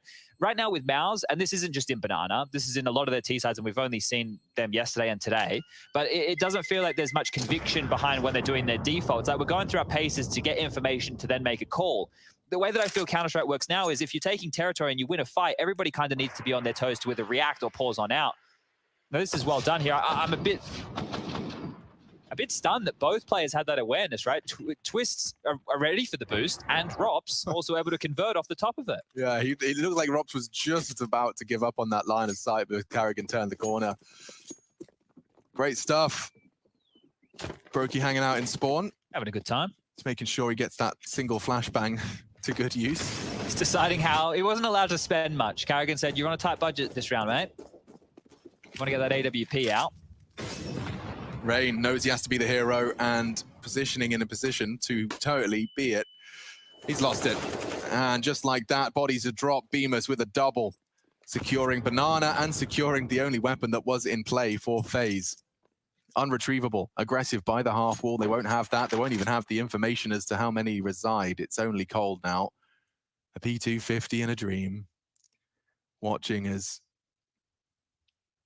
the entire map cut into two by this Mouse Sports pack. This is very Carrigan-esque, even though he's not here anymore. Group up, Don't make any mistakes now. It's anti-eco. If they're in a ratty corner, the worst case scenario is we trade. Yeah, long is always the best avenue, at least in my mind. I think that just the range of these fights here, as long as you're able to round this corner, you don't get caught in the crossfire of Arch or Library. How to flush them out. Aiko with the molly in towards Bike. That'll be called clear. Ah, this is such a lovely, calm change of pace for the Mousesports squad. And they find out Cold Zera as well. So absolutely no issues for them. Good round from BMS. The two of them recovering an AK-47 each. One of those off of Rain, one off of the lost Dexter. I'm kind of hoping that BMAS, with the more experience he has and when he becomes more and more comfortable, right? Because BMAS, in my mind, will be a rookie for some time. He was picked up in FaZe, for those who weren't too familiar, as a stand-in. He played for a little bit of time. Actually, Nico, I think it was a year ago, actually said he was his player to watch in 2020. And then he got the chance to play on FaZe. He was in roles of Olaf Meister, which is not really roles that seem to suit him. He's quite good on the entries. So with the comparison I just made a little bit earlier, I hope that BMAS becomes that player who can take autonomy of the decisions he wants to make when going for entries, and Dexter can use him in that way. Because right now, Dexter seems to be the one making space, and then they're trading off of him. Do you think it's uniformly good for rookies when they join rosters and are given like less than ideal roles, like roles that they weren't playing in the tier 2? Do you think that is always going to have a positive effect? I think it depends on the constitution of the person, and I mean that in the sense that if you can't handle having bad performances or ones where you will be criticized for not fitting into something and it weighs down on you, that could be a big problem for a young player. Like, I was just, you know, I've got a couple of comparisons in my head. I'll come back to it. Lots of mollies out early here, just to delay. They're going to pounce up middle on this. They are. Twist is going to eat that flash if he's not careful. Turns it just in time. Dexter eats up theirs, though. Brokey sets up Twist. Flashed off the line. They're fighting for this. A resmoke mid, that will enable control to be taken, but Boiler is under the T rule. And Rob's holding the tightest of lines. Will Twist toe and dice with death. Doesn't need to commit to any more fights. He's got that man advantage. You can see how much he hungers for info at the moment. Yeah, Rock in a hard place. Doesn't have info bulk. That's his responsibility as well. BMAS just heard a nice piece of info, right? The smoke top of Banana that was thrown out by Rain means that there's unlikely to be anybody behind Sandbag or the Half-Wall. He still have to clear it, but the smoke has allowed them to come back with the bomb.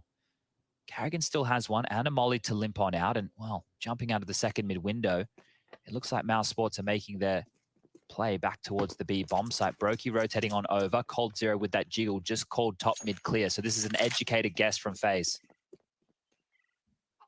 It's the right call. And that smoke at 30 seconds will sour the mood. They're going to have to pop through it. Rain, Carrigan, ready for war. Any second this pop comes through. Oh, the molly as well. Incendiary, even better. More time bought. 20 seconds, they've got them booked. Can Mousesports overcome it with just raw firepower? Looking to throw a punch. Rain denies, as does Carrigan. Bomb loose. Hopes shattered. Acor holding on to what he can, as is Rops. They're scavenging away. Dropping the smoke, locking themselves down, and just hoping. Hoping and praying the CTs don't want any more. And it seems they will. They respect their wishes. Plenty of cash in the Mousesports bank regardless. So that educated guess, it meant that they could double down with dropping that utility continuously on top Banana there. Because Cold, he just jiggled top mid again from that trash position. That was a power position in this late round, right? You thought you had done a lot there, Mouse. Oh, we took mid control, we forced them back. Well, no, you didn't. Had the players right where they needed to be. And the scoreline 5-5. 2-2 AWPs. Yeah, why not? Okay, Acor and Rops both bringing out the Zoom banger for the T-side Inferno. This is going to be an interesting one. Dexter's already caught a lot of damage. And then Molly Incendiary on his nose. There's flames behind him in front. No options, no safe haven, and a very, very unfavorable death for Dexter. He's given up about, I don't know, 3 or 4 opening deaths so far. Dexter, or at least, has gone down within the opening fray. So he's having a rough time of it here. Really rough time of it. 1 for 11. And he's not even making space for his team, which is problematic in itself. Rops, this is insane. Yeah, he's clearing apps with it. Why do I feel like he's about to knock Twist for 6 off this bulk? Big backflip style, slow-mo, quick zoom. Denied. Not today. Twist is going to move away as well. So aware that that gap was open, Twist drops the smoke, and now he moves into side, even more nade damage, and back towards Banana they go again. Look who's in trash again. Thank you, Rush. There's no worries over towards A at all. Watch this. Jiggle, clear, nothing here. Nothing mid, get ready B. Brokey's on the rotate. Carrigan fends off the first. And above the flames, Rain can spray. It's Carrigan who knocks them down. One more. Acor back to the smoke as he crosses in. It should be a first, and it's a guaranteed first. Over the smoke, Brokey slipped the net. Acor aggressively AWPing, trying to find the impact. He pushes the smoke, but Brokey misses his shot. It's down to the no-scopes. He does hit it, and down goes Drops for the final frag. FaZe deny the plant, successfully pick up the round. They need to, like, we can see where the gap is, right? We can see what the problem is. They're not getting this mid control, and it's making these calls for FaZe really easy. The fact that they're being able to stay either in a 2-3 setup on either side, really big dramas. And I guess the lack of opening kills or the surplus of opening deaths is a real problem. But check this out, the no-scope battle. Hello. Bam. That is so awkward. That angle makes it look so awkward. It's perfect. I got info as well. Someone tweeting me, Toke. Thank you very much for reaching out. He says Rain's knife is actually the highest float stat track M9 Crimson Web. Oh, okay. So wow. That fancy style points I was giving him, I guess justified by the float value. All right. Does look pretty special. Giving us the inspect as well, just to fully appreciate it. Flexing on us here. That's a pretty thing. Well, guns are out for Mouse again. Score 6-5. It doesn't feel like Mouse have 5 rounds in this game, if I'm going to be honest with you. Yeah, they did come by virtue of getting into that site, forcing the saves. The B players, of course, just sitting there unable to contribute. That is really so dangerous. We saw it in the first game as well. Like, against good teams, that deep banana smoke, it's got thorns on it. You just don't want to go near it. It gives you so many avenues to harass. Nades down towards the T stairs. Lots of bullets through it. Right now, back towards mid-control. Mouse Sports go. This time, Cold's not in trash yet. Still a chance for him to pivot into this position. So there's the arch smoke. He's denied vision. The nade out. He's going to throw this once they flash up and make footsteps. There the flashes come. That's good, actually. Oh, I didn't get the bounce. That could have done so much more damage. I had to line it up in the face of the smoke. Drops his incendiary as well. And Cold has rotated to short. He's in support of Brokey. Fires off a shot. And off the flash. Oh, there's 2. And he takes them both. Cold with the impact. Finally silenced. Frozen paying a heavy price as well. But here they come. Carrigan fast on the heels. Brokey trying to delay as best he can. Just survival. Looking for no-scopes. He's pulled it off. Wins the duel again. 2 no-scopes in a row. Up against Acor. And that extends FaZe Clan's lead. This is where things are going to get really interesting. Mouse Sports determining their own fate here. Alex, how would you feel if I told you Brokey has 17 kills? Oh. Yeah. A quiet 17. Yeah, because this is the thing, right?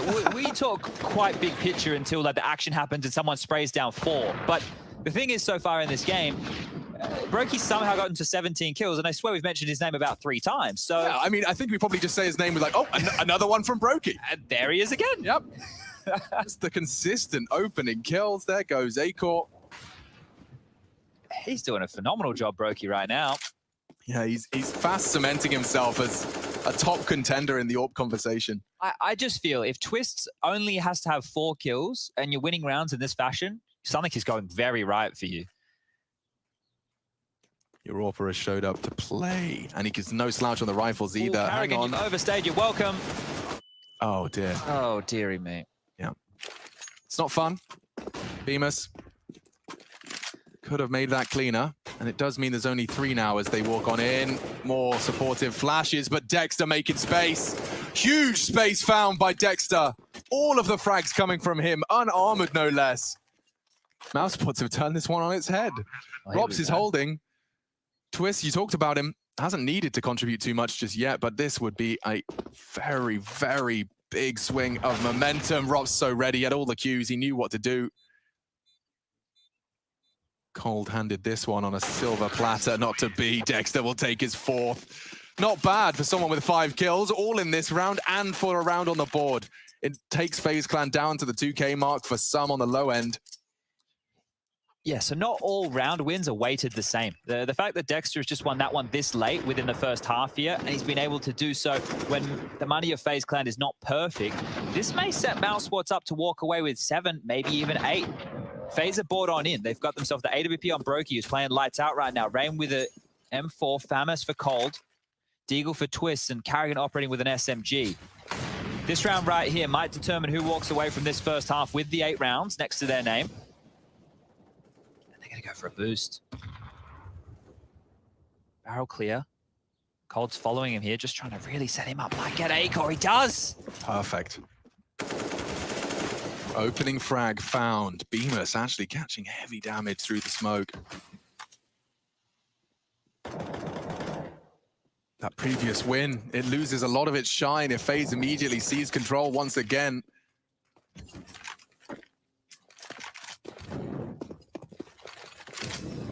Seems a bit flustered here. They want to take mid, and have done so successfully. Arrogance pushing. Yeah, and he's about to confirm that there's no one home. He actually takes down the AWPer. Have to go A now, there's no choice. He's sending them in, channeling them in. Cold with a Famas baited in. Rain's caught another one. Oh, Cold, he's been spotted out. What do? He takes the fight! The one thing you wouldn't expect, and it's perfect! The one time taking that fight, they spot him back, assume he's never going to repeat. FaZe Clan take the 8th, final round of this half now, spelling trouble. Let's see this from Carrigan. Long range, back of the head, and just at the right time. Look, there's still a minute on the clock. He's taking a lot of liberties to be taking that shot then, Chad. Yeah, a lot of these teams, and you've highlighted this a few times, are doing those pushes where they're allowing one player to go forward with wide spacing for info, and then one to swing through when you think that that pressure point's been dealt with. There again, it pays off for FaZe, and the buy will look good for the final round here in the first half for both teams. Nade skyrocketing down. Dexter on the receiving end of a bit of that again. Frozen chunk down, and they're pushing. They know he is there. The smokes are there. The bullets for Carrigan and connect. I thought he was a dead man walking.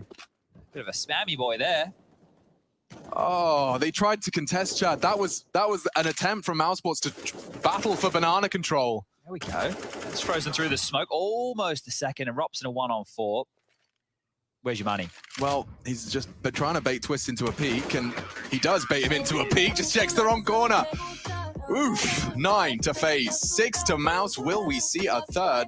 Find out in 2 minutes.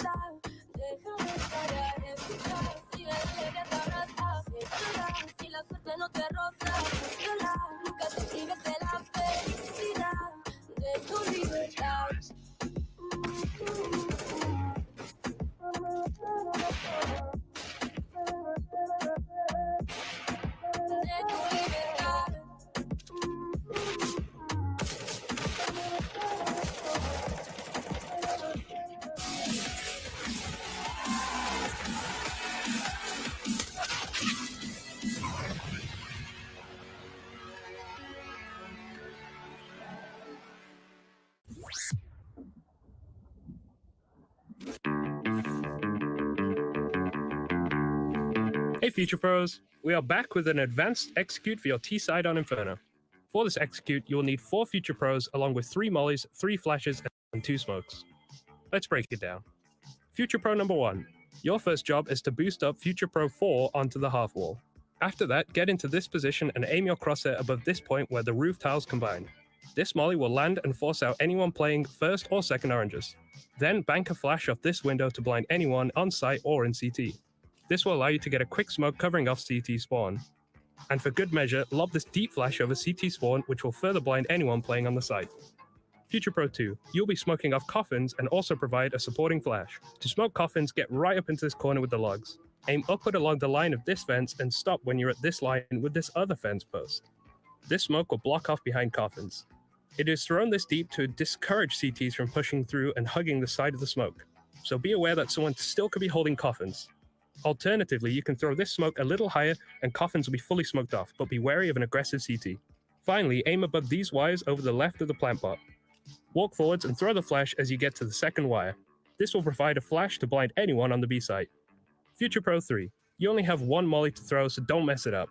Your molly will be to push out anyone who's playing new box. To do this molly, get up into this part of the wooden barrels, formerly known as car. Then aim at this part of the tile and jump throw. Now no one can play from New Box. Great. Future Pro 4. You also have an easy job. Once Future Pro 1 has boosted you onto the half wall, position yourself over this corner of the wall. Then aim at this gap in the trees and throw your molly. This will force anyone out of dark. If this execute is done correctly with the right timings, there should be literally nowhere for the CTs to stand apart from out into the open. But make sure you practice those timings. It really is all about timings.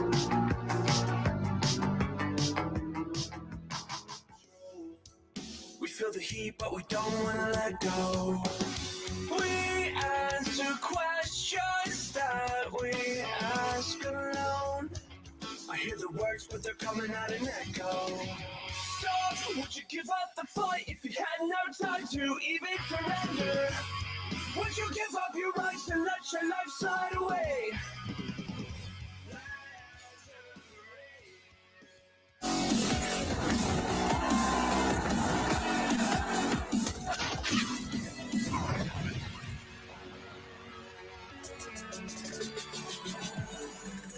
9 to FaZe, and I'm not talking German. 6 to Mouse Sports. They're not speaking German either. It's an incredibly international rosters across the board.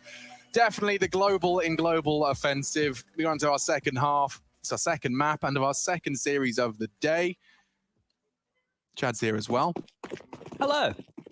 That was very chirpy. I'm proud of you. Yeah, I'm chirpy. It's Sunday. We're having a good time. Chad, the days mean nothing for our weird little world. Oh, we got Counter-Strike right in front of us. That means a lot. Okay, that's a perfect flash for the job. Carrigan sets Rain up for success. Cold, no. That's all their util down the drain.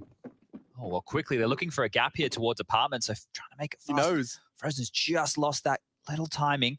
BMS pivoting back now. They might hear these footsteps as Dexter and Aiko have also pushed through. So they're bottlenecked. Yeah, he's trying and get himself into pit, and it is enough of a gap to take some serious map control. They kind of just have to wait in pit, though.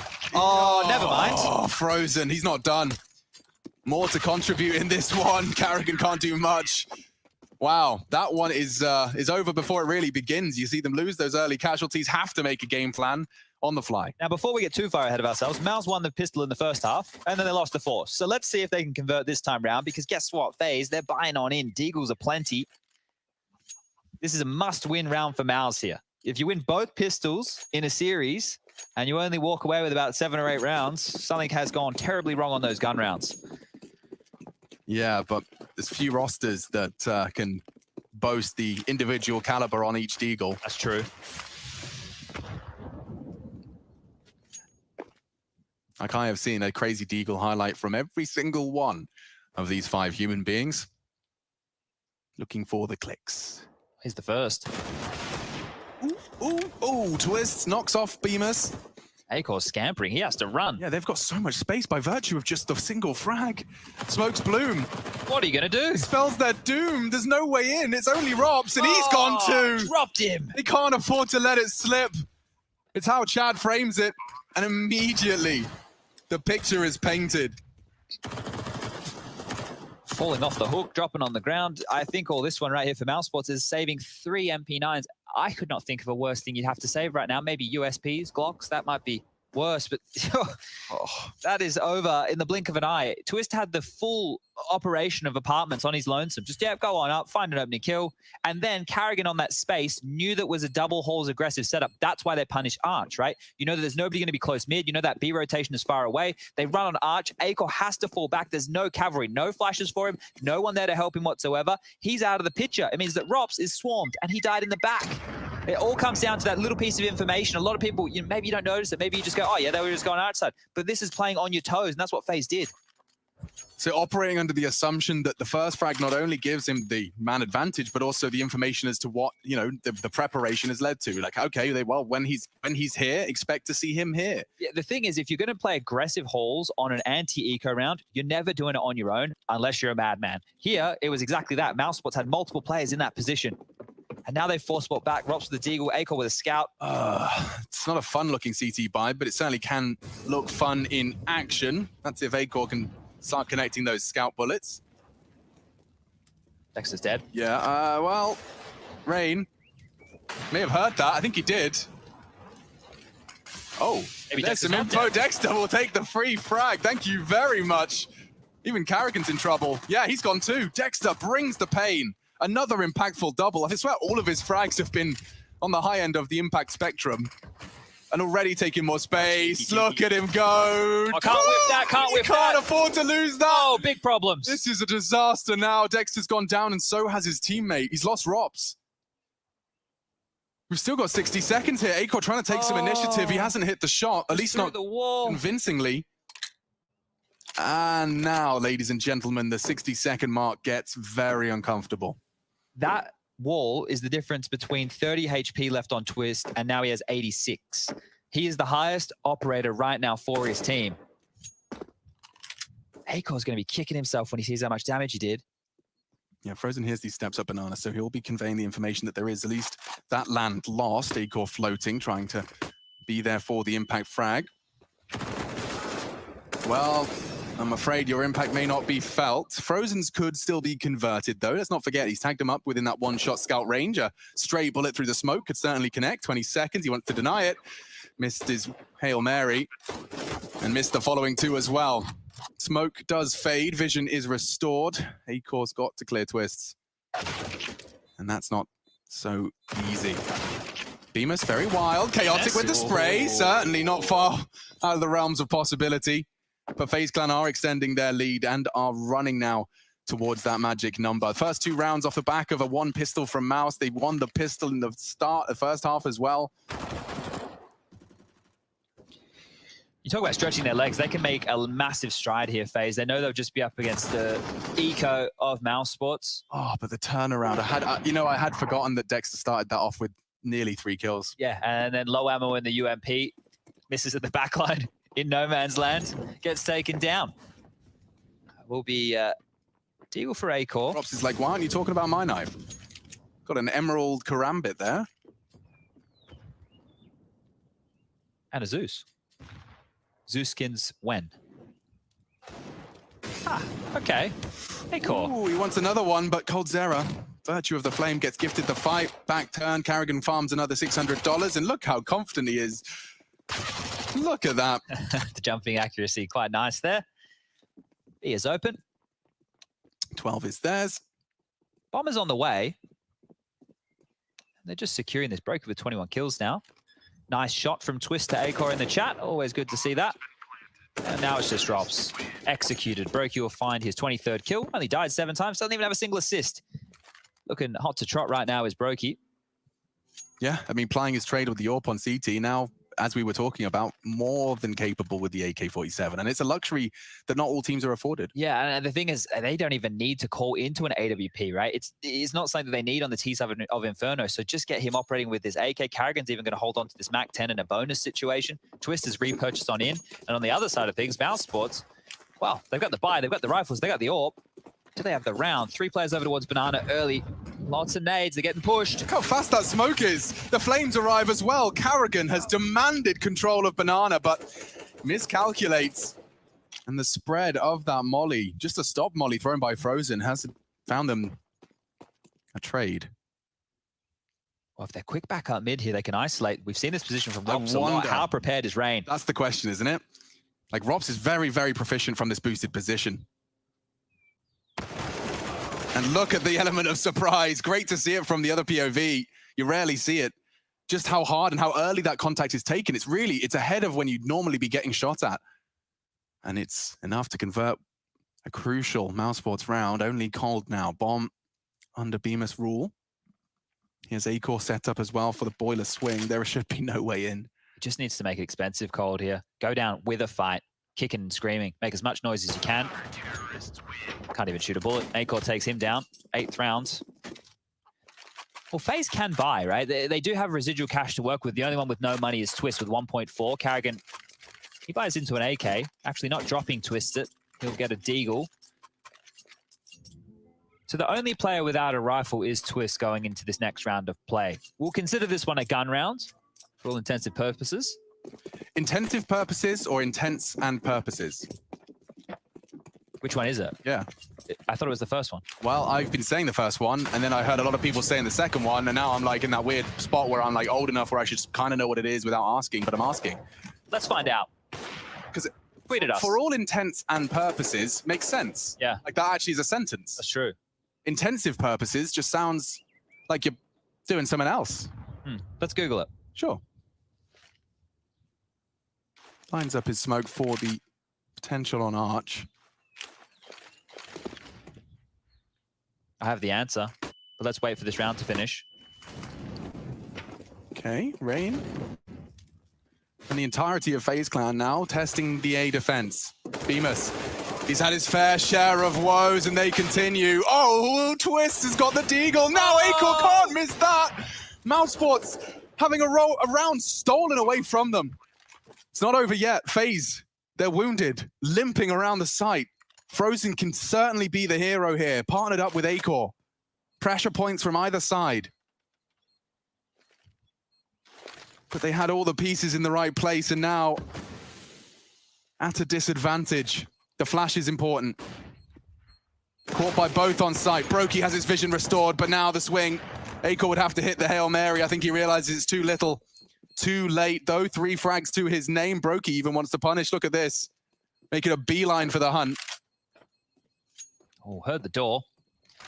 Let's move on. He wants to deny this. Yeah, Acor's going to get away with that. And he did find a lot of frags in that round, but still not good enough. Carrigan went down through the wall, right? That was a freebie to kick off the round. This is it. And that's how the round started. Now, shadow of how the round finished. Twists gets his 10th kill right there. Big one onto Rops with that deagle.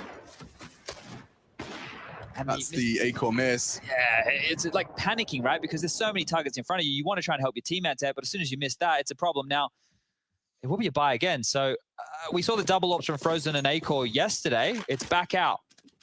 Didn't have all the success in the world against Ents. A lot of this happened. Yeah, double nade and then a Molotov on your face. You're not going to hold much. You can't be faulted for saying they have banana at the start of the round. They worked for it.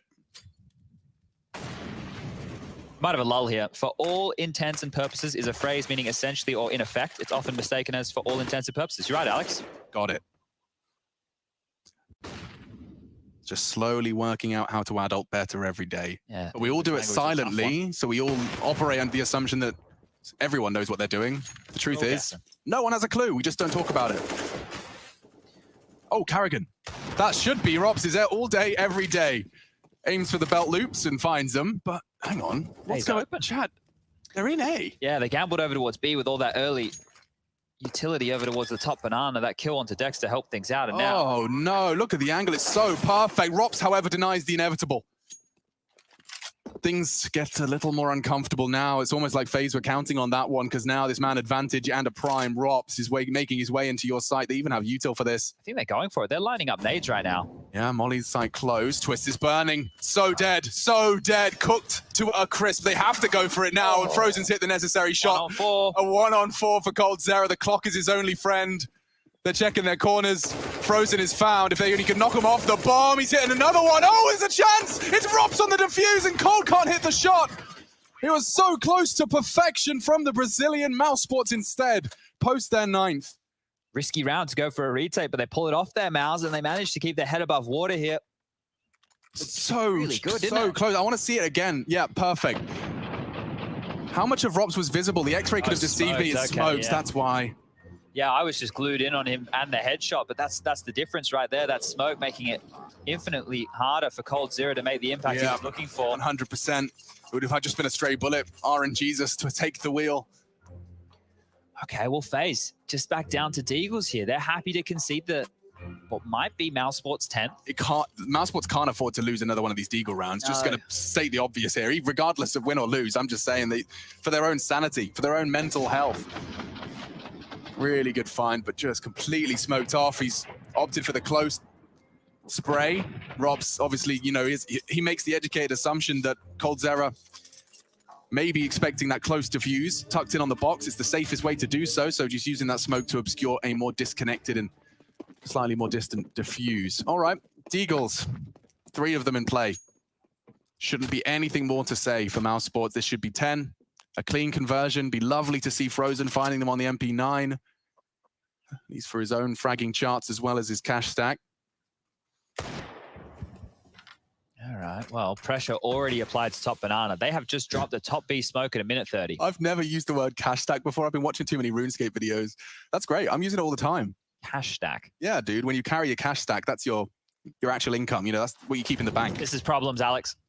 It's not too many problems. Oh, Frozen. No. He's got $600. He's got $1,200. He's doing quick maths for us, and looks like they'll be investing that into a third. Acor Frozen for another. Very low HP on him, but he'll get away with an AK recovered as well. Couldn't be any better for him. And Brokey, the silent assassin, 25 kills, but now with a Glock no armor. Deagle, hello, a conversation starter. It's a Blaze as well. He's got plus 10. Intellect. Meant to be accuracy, but didn't land there, so maybe one was bugged. 13-10 now. The game is on. It's close again, just like Mirage was. However, it does have this vibe of a matter of time until FaZe get across the line about it. It certainly, I mean, it's felt like it's had that marinade for this entire second half. After I witnessed Mousesports win the pistol and lose the second round, that's when the marinade was out of the fridge. Okay, maybe a bit too salty. Yeah, Chad, don't you dare talk about your salty marinade.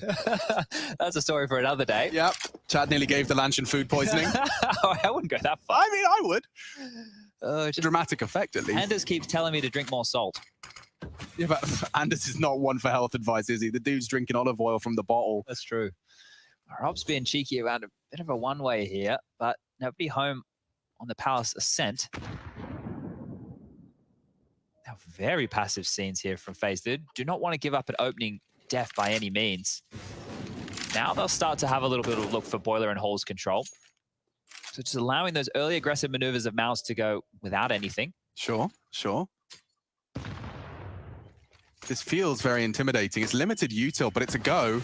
And with the flash and smoke combination, Bemis has no info. Arch is open. Wide open, and they've slipped the net, 2 of them. Dexter responsible to house this unknown entity, but Carrigan's calling a great game here. So he's got so many options. Did Rain see him? I think he did. And Dexter's already focusing back on B. Oh, no. Carrigan and Brokey can draw attention, draw Frozen and Dexter in. Oh, no. And no one is looking at this cross. Frozen executes Rain.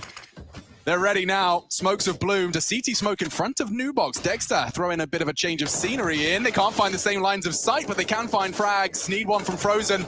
Great spray. Bomb loose. Still has to be the hero. Still more required of him, but Cold Zera wins the war of attrition. Smokes bloom. Bomb down. Mousesports staring down their barrel of a 14th for FaZe. And Twist can secure it right here. The hell was one headshot. Only one more to completely guarantee it. It's Acor coming in from CT. This could be the difference, but no. Double peaked. Rob's with everything to do and no time to do it. He's going to have to accept his fate and get the hell out of Dodge. We have a 14th for FaZe.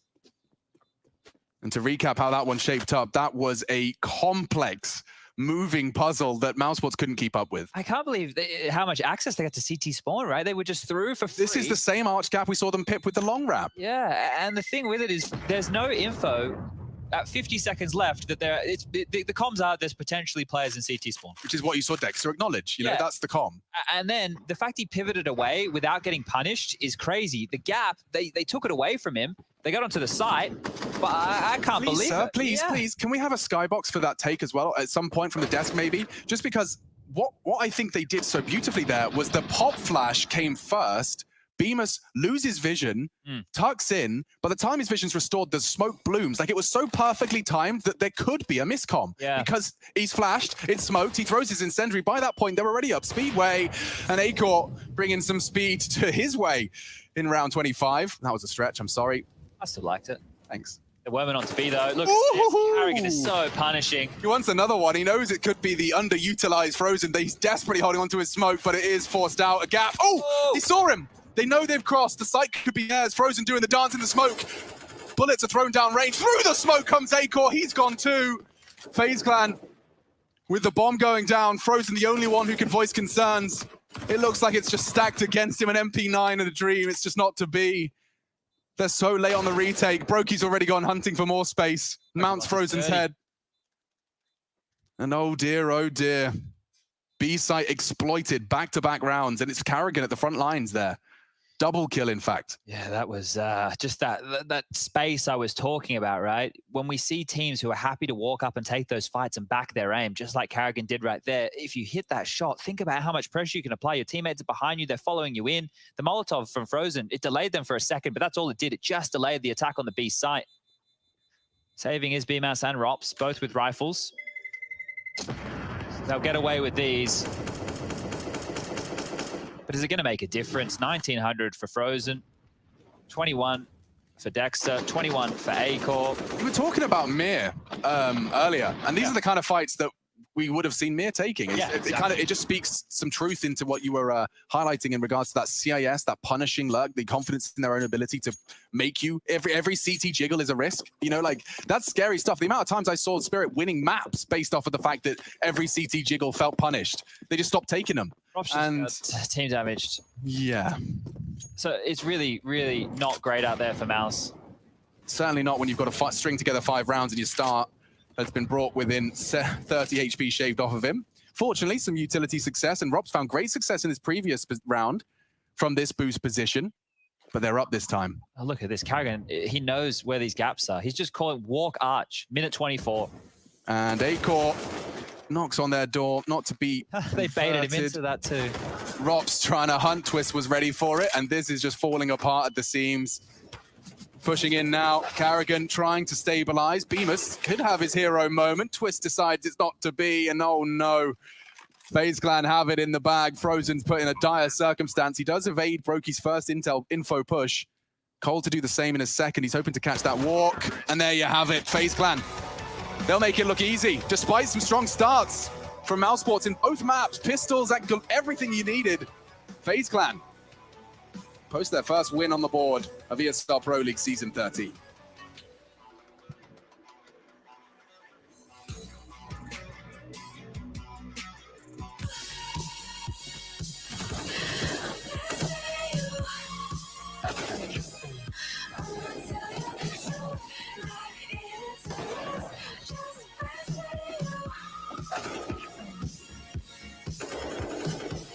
I tell you the truth.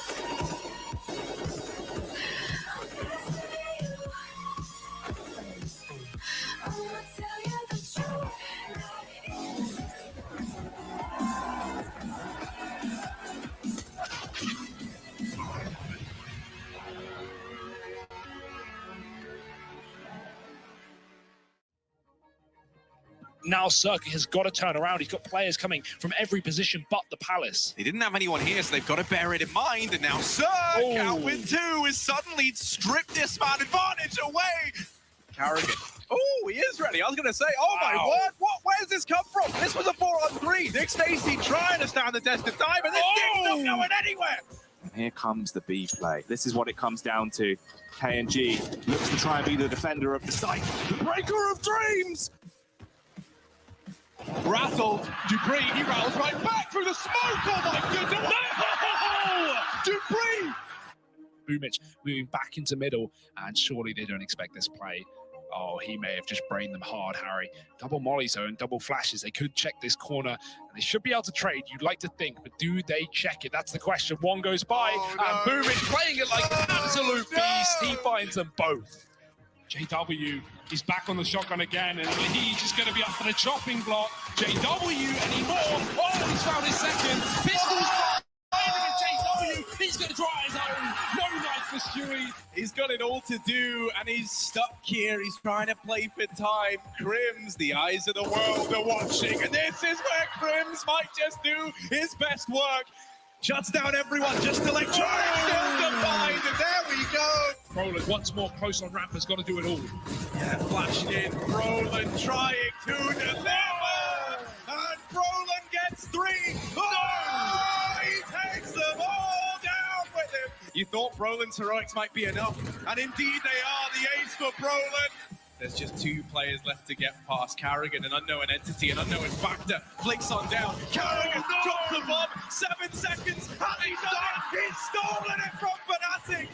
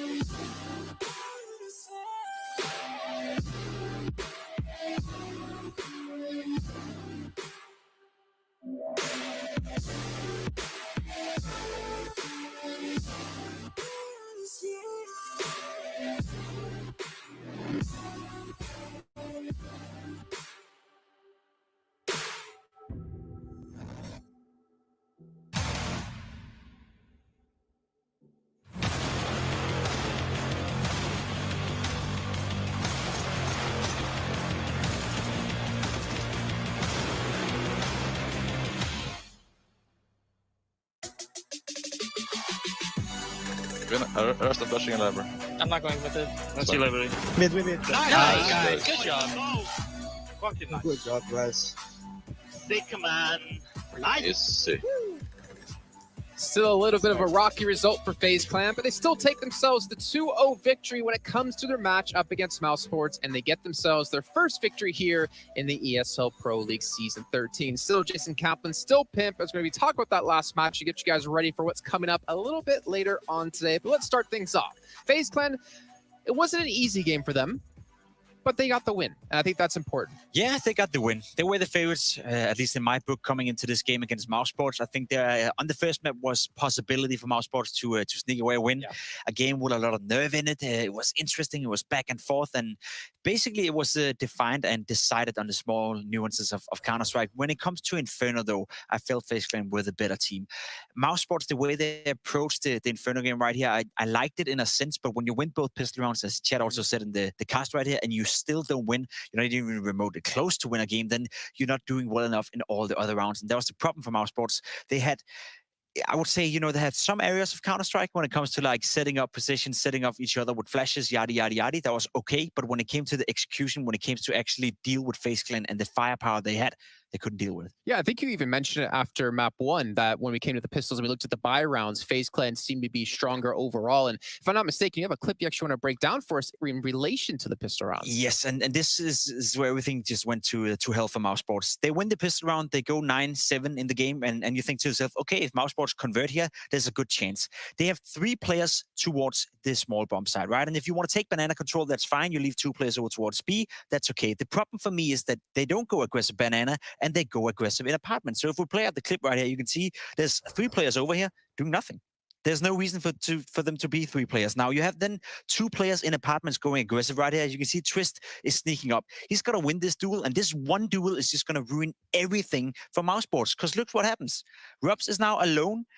Acor, he was on the smaller bomb side, just got over here. He's being pressured by Kerrigan, and the entirety of the A bomb side is open. So Mouse Sports, they're just going to run up. Acor, he's going to run away, tail between his nail, and going out of there, right? What can he do? And then Rubs is left all by himself in apartment. Cold Zero comes in with a late lurk and gets the kill. But if we just stop the clip right here, you're in a route where you have all the advantages. You have the guns, you're up against an anti-eco, and yet you're giving FaZe Clan this much space to work with. They're simply too good for this, and I don't get the whole point of having 3 players towards the A bomb side, or sorry, the B bomb side to begin with, if you don't want to take banana control. And if you do so, the Counter-Strike ABC is then the 2 players on this bomb side, they have to play defensive. They have to do everything they can to stall an attack coming up. Mouse Sports, that was just a poorly played anti-eco, and that could have cost you the game. Or probably caught you again. Yeah, and I think we even saw when it came to like Mirage, just how effective these deagles can be, how quickly they can turn around in favor of the team using them properly. 1, 2, 3 kills come in, and you lose the entire site. You lose the second round, and then you kind of wonder, well, now what the hell do we do from here on?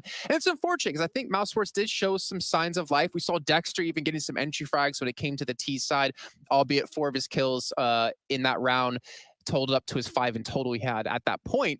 But we saw some rising up for Rops who really slacked when it came to that first map Mirage. The unfortunate part was it wasn't enough at the end. It wasn't enough at the end, unfortunately. We have the player stats coming up on your screen here, and there was a couple of players who stood out, of course. Frozen overall had a great series. Frozen, he stepped it up a little bit, but I do want to highlight Brokey right here. He was doing a fantastic job. We had the AWP duel between him and Acor, and no doubt about it, top fracking for FaZe Clan against the bottom fragger for Mouse Sports. I don't think Acor had a bad game. Again, I don't think Acor right now feels very comfortable within Mouse Sports. You see him constantly move around. You see him constantly being the guy that has to fill out gaps. Whereas if you're the AWP player and if you're the star of your team, you're the one taking charge of the game. He's the one deciding where he want to go to peak. He's the one deciding where the rest of the players will have to fill out gaps for him and not the other way around. So I think Acor right now is suffering from the fact that Mouse Sports are still relatively new to So do you think maybe that's due to the fact then, because the emphasis is always seeming to be put onto Frozen, always seem to be put on Rops, that he doesn't get that like kind of freedom to be the star, that X factor for the team. He doesn't have the ability to play those positions. Well, you'd have to be within the team speak and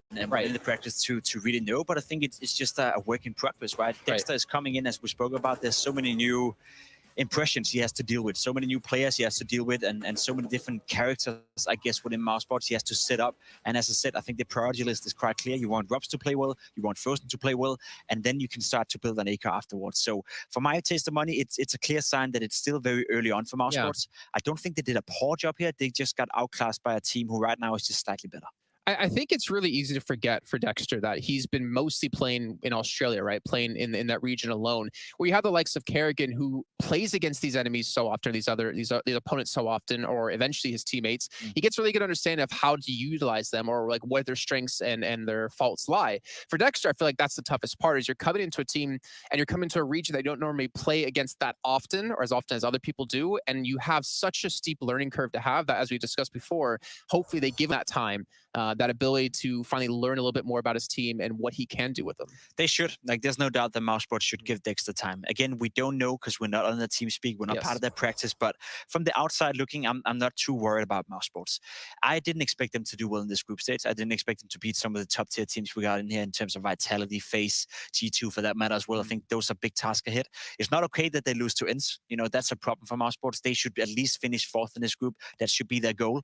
And that is where it is right now. You know, people expecting Mousesports P2 to be up there with the very best. That's way too early. So give them some time, let them figure out some solutions. And again, look at the talent they have. Rups is still a world-class player. Frozen doing a good job. There's plenty of material to work with for Dexter. And I remember we talked about when the series began, saying that Mousesports, this is a must-win for them. And then later on, we had actually Chad talk about how it's also a must-win for the likes of FaZe Clan, because the likes of the teams you're playing, the caliber of teams you have in the group, thinking about this thing as a whole. Mousesports, a win they pretty much needed if they wanted to have a chance to make top 3. But FaZe Clan as well. We saw them have such more one-sided games, if you think back to Mirage against Vitality yesterday, and then they struggle here today, just barely winning by with the matches we just had. So I do wonder, where would you rank FaZe Clan right now against the likes of your G2 and your Vitality, even though let's just ignore the fact we saw FaZe and Vitality play yesterday? I think they're good. I think FaZe Clan is doing a fine job. You have to remember yesterday, Saivu came back alive. You know, he was putting up a 1.52 rating. He was clutching it out left, right, and center. Let's say he just had a normal day at the office. Normal for him is a 1.30 rating or whatever, right? I could see FaZe Clan win that game. So I think they're doing a good job. I think they were looking solid today. They win on their opponent's map pick. I know Mirage was a little bit scrappy. They would probably agree that it would have been nicer to win that a little bit cleaner, but they were struggling in some pistol rounds as well, and they were far behind in both the beginning of the half. So overall, when I look at FaZe Clan, I think they should be fairly satisfied, and I'm not worried that they won't qualify at all. Yeah, speaking of FaZe Clan, we actually do have an interview coming up right here, right now with Kerrigan. We'll get him here on the screen in just a few seconds and get to talk to him about the team. Kerrigan, first of all, can you hear me, man? How you doing? Yeah, can you hear me, guys? Of course, you sound wonderful like always. So first of all, congratulations on that victory, but I want to hear it from you. Are you guys satisfied with how you won that match in the form that you did?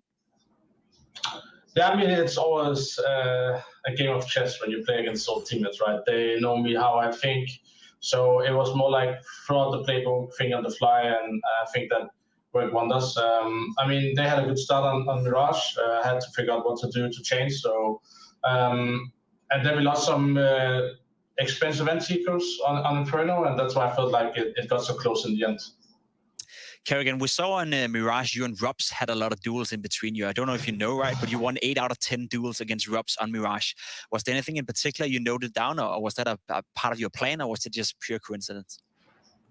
I mean, I've been working on trying to figure out to outplay the connector player with different moves in connector, right? So it doesn't matter if it was Rups or whatever. I feel like I had a good timing on Rups today, but it's not always you're going to do that. So he's an incredible good player, right? So it's hard to time him, and there was like one game up for him. You would definitely feel he wasn't there in the game beginning of CT side Mirage. Sure.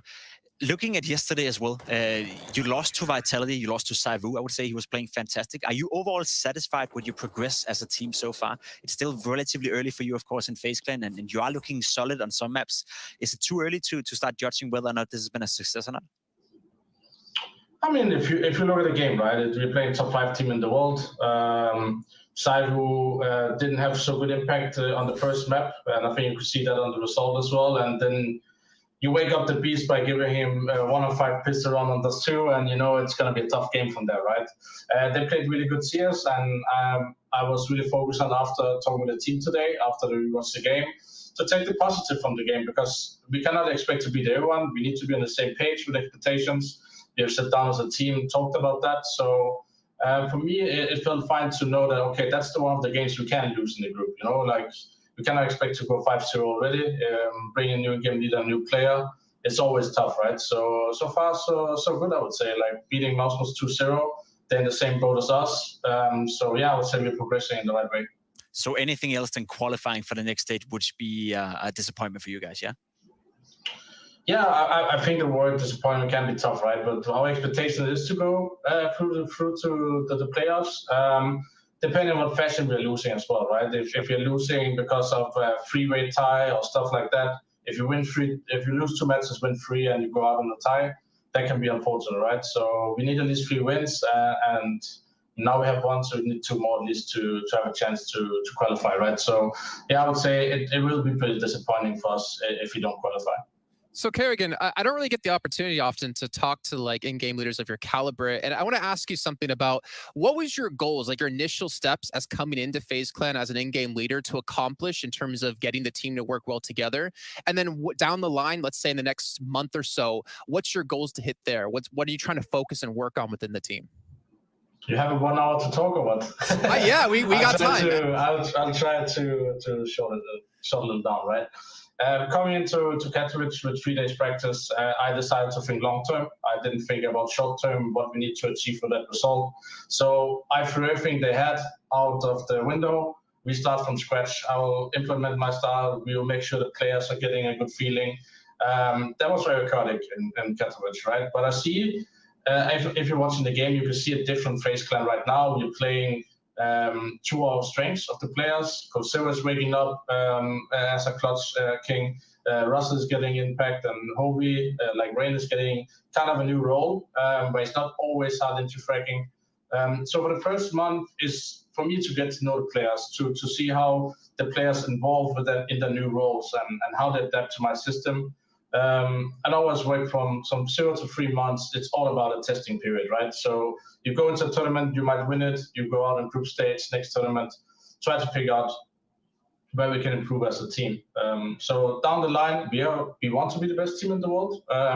When it's going to happen, it can take time, right? But I have put into my head, and probably also the team, that the major coming in November is the goal where we need to start feeling like a top 5 team, right? And being semi-finals and finals.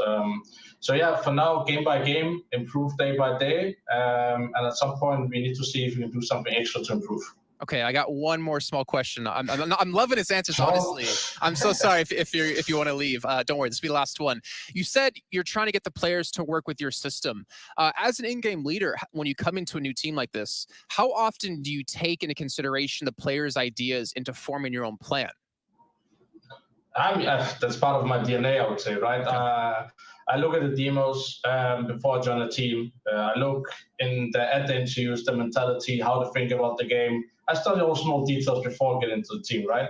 Then I'm also going to challenge the players, playing outside their comfort zone to see how they evolve as players, because I feel like playing the same role for 5 years, that's not much you're going to improve on, right? Ray has played hard entry for 5 years. Like, he knows what he has to do in the entry, right? But if you put him outside his comfort zone, he might improve as a player if I want to use him a hard entry later. So yeah, play the ideas of the players, how they feel about the game, the positions they like, and tell them, okay, you're not going to play that position you like to begin with. You're going to play another one, and I'm going to put you later in if it doesn't work. And I think having that, they know that I'll do what is their best interest. I believe they bring more to the table then, and obviously, them believing in me is also a key factor for me to implement my style fully, right? And I feel like the support I have so far from all the players with so much experience, it's just lovely to be here. Okay, I mean, I have a million more questions I could ask you. I'm just going to hold on to those until we get you back on the show. But thank you very much, Kerrigan. We really appreciate it. Congratulations on the victory today. Thank you, and have a good night. You too. I loved how he talked about how he's challenging the players. It's such a cool aspect of it. Like, yes, you have these players who have these preconceived notions of, okay, what I'm doing is right. This is how I want to play. And then he comes in, he's like, okay, well, what about this? And I think that really helps players like adapt and grow. But at the same time, as he mentioned, the players have to have that level of respect for him to listen to him and to like be willing to adapt and change their styles to what he can see that they can't. Yeah, I guess the players have to respect themselves as well. You cannot play one certain way of Counter-Strike for 5 years and expect to be as successful as you were in year one, at year 5.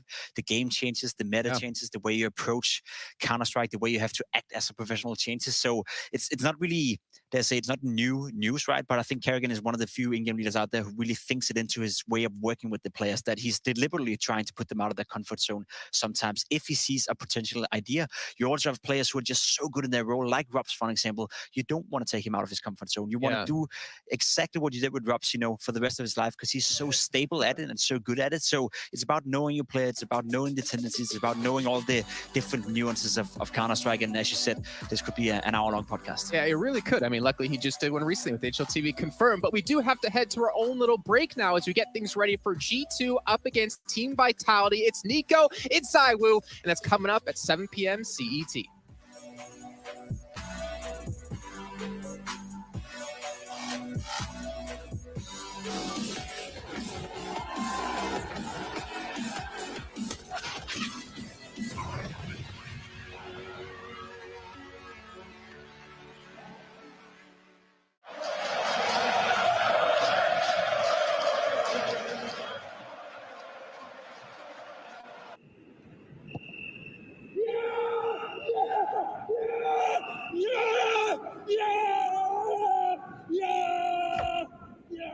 Start your esports career now at play.eslgaming.com.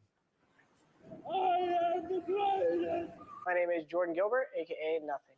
Hi, my name is Sue Lee. My handle is Snix. I think it's important for these initiatives to happen. Empathy really, really goes a long way, and it always, always means so much to us. And I think that's where initiatives like this really help. I encourage everyone in the community, anytime they see bullying, anytime they see someone getting called names, or I encourage you to step up and say something. Good luck, have fun. Good luck, have fun.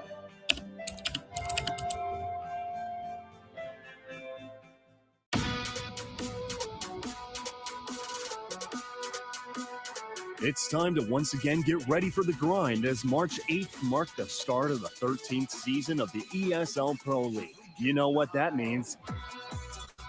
So let's take a look at what happened during Week 1. 24 participants from around the globe entered the stage, and 6 of them already met their fate in Group A, which gave us heaps of surprises. Renegades and Big took a seat in the front row, as both teams ended their run with a 1-4 match balance. It seems that the Aussie master plan didn't quite work out as it should, and Big seemed to have lost their focus.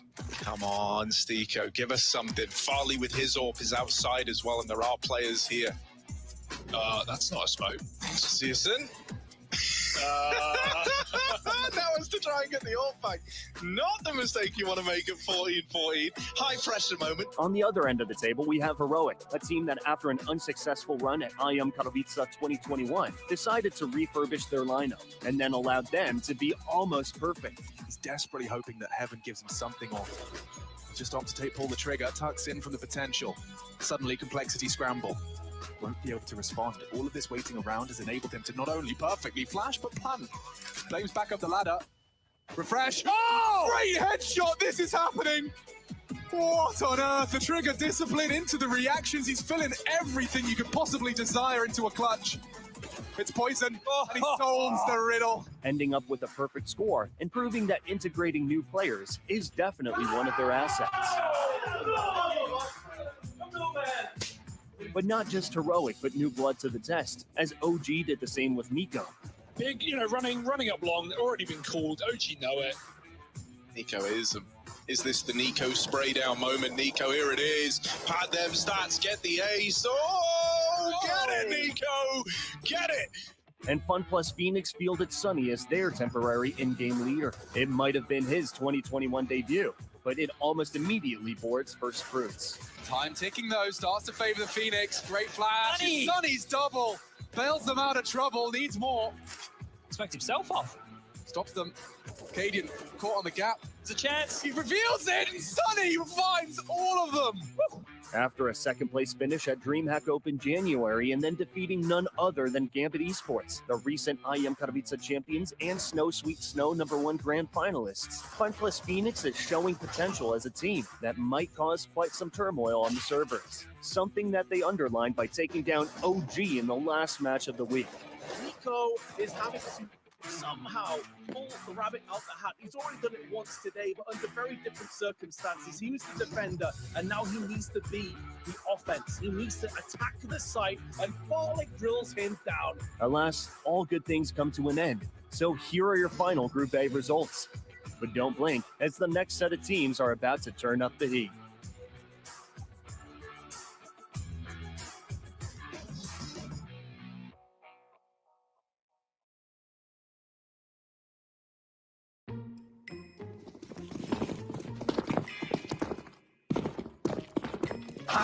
No, I got wrecked. I got wrecked. Guys, what the fuck is this shit? What are you supposed to do? You're supposed to, like, travel through this maze and get an AK and kill Sursum, the bad guy. Every lap there is one guy dying. Yeah. Yeah, look, there we go. So there's no electricity now. Now There is. okay, no. Now you can. I will sacrifice for the brain. Oh, we cannot run boost actually. This one is active already. Pablo, if you win this, you get free pizza. How can I win this? What the fuck is going on? Go, Pablo! No, you piece of shit. No! What are you doing? Wait. No. Oh, this is the last one?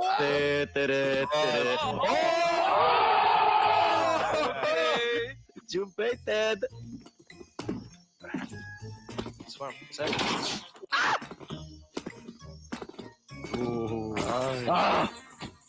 Fast! Oh shit! Oh, you made it! Oh. Go!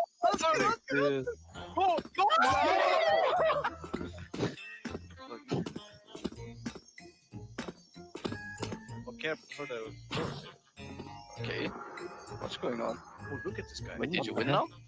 Did I win? No! What? Can you go through the left here?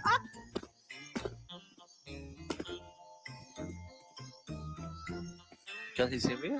Yeah. Yeah, he sees you through the top right. Oh! Okay! Crazy.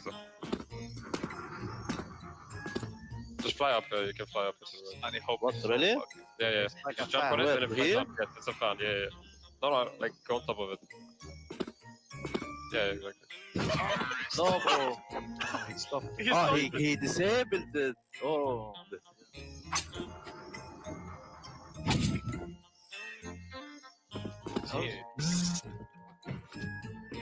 I don't know what's gonna happen here. Oh my god. I think it's over. Wait, is it over? No. Yeah, it is.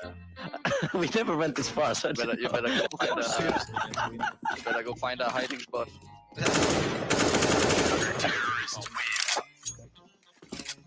No hesitation. I'm just gonna close my eyes, count down, and go. One, Wait, what is this? What? Oh, closing my eyes. How did you have AK?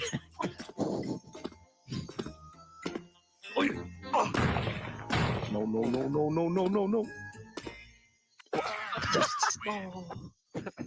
Yeah, I think he will never win this map. It's too You hard. played it? Yeah. Oh! I won. Oh my god! Oh no! Oh, you found me. Fuck.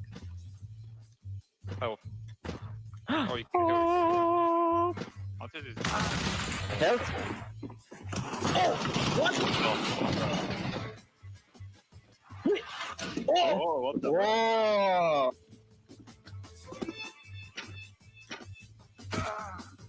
Wait, what? Oh my god. Crazy people.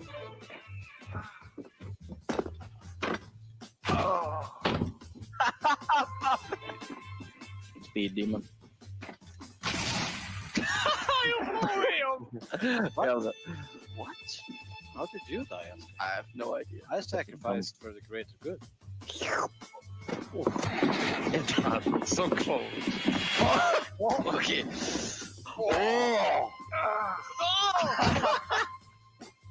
Okay, this one is the. I will take it. Yes. No. Look, you need to just bait Sursum. Just give a little bit shoulder. Oh my I was just. Nice bait. You can never bait this out. You can never beat. After this stage. Dude, you're so dead. Maybe he can see. He can't see you!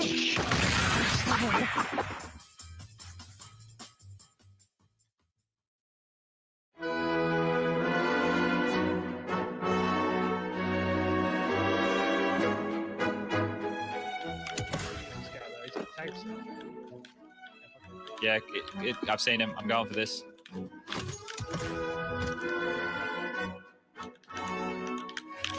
There it is. There it is.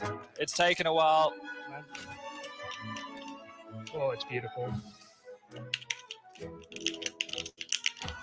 Oh, straight into a Goomba as well. Oh, my lord.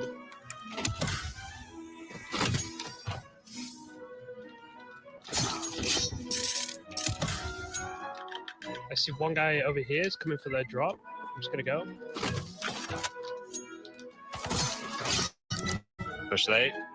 One more behind. Towards the tree. Go ahead. Sorry if I bumped you. Go and screw it.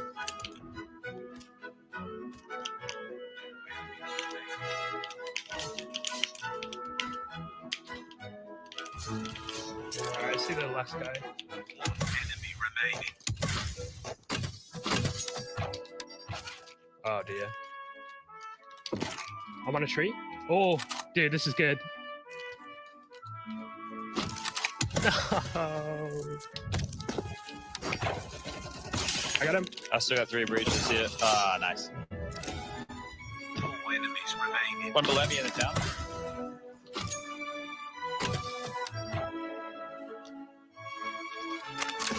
I got about to bump down. Oh. Oh. Yeah, one in the road here, Freshy. I might go for this.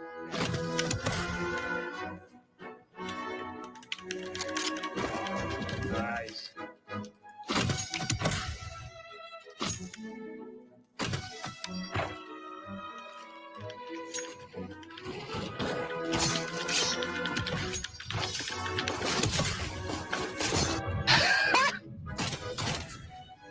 Oh, the poor guy, man.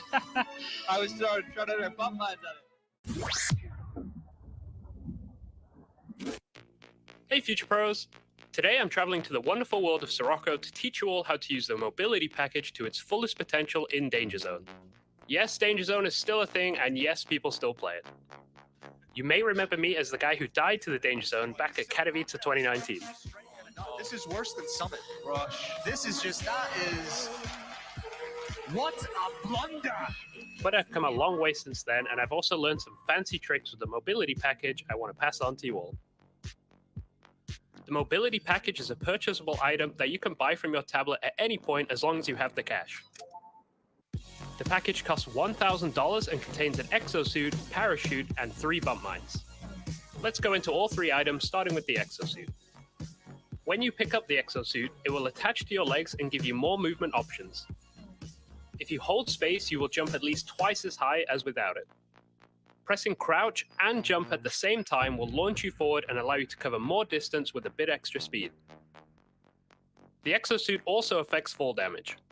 You take around 40% less damage with the exo equipped than you would do otherwise. If you find yourself falling from a high area and land on an enemy player, you will transfer some of the fall damage to the player and also mitigate some damage from yourself. The height you fall from correlates to the damage you can do. Right here.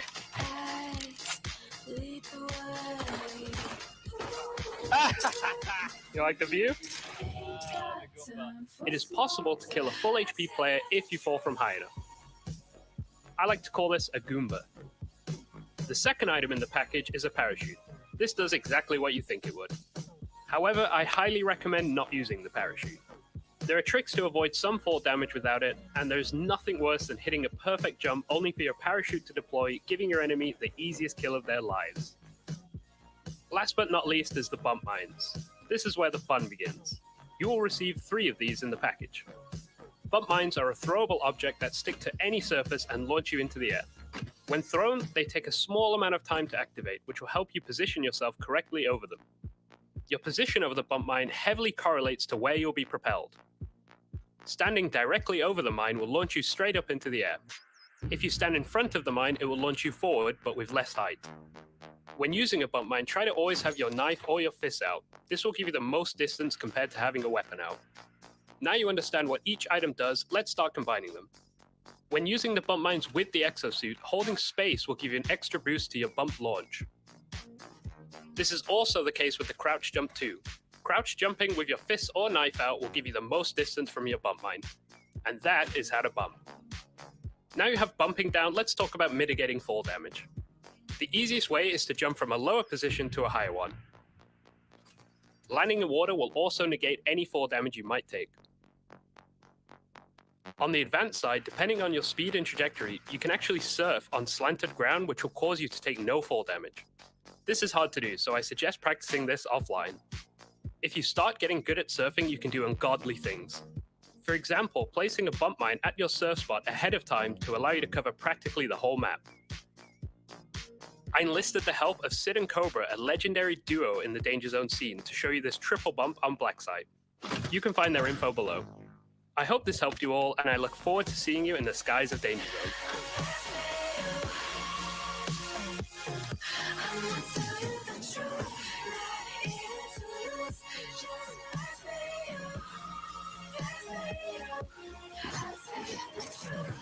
Nice. Not so nice. It was kind of nice. Someone clipped that maybe?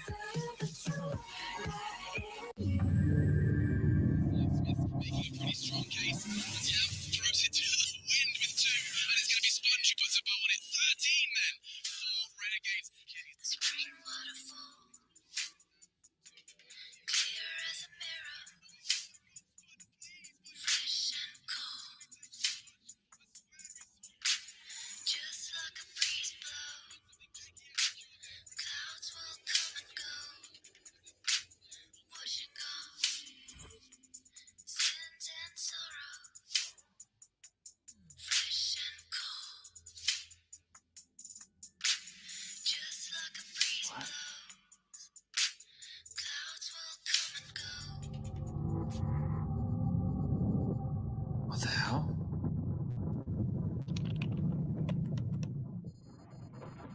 Follow the brown bear?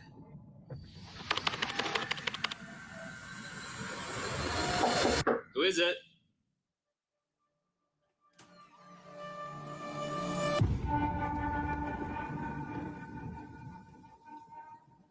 I know you fear this prison.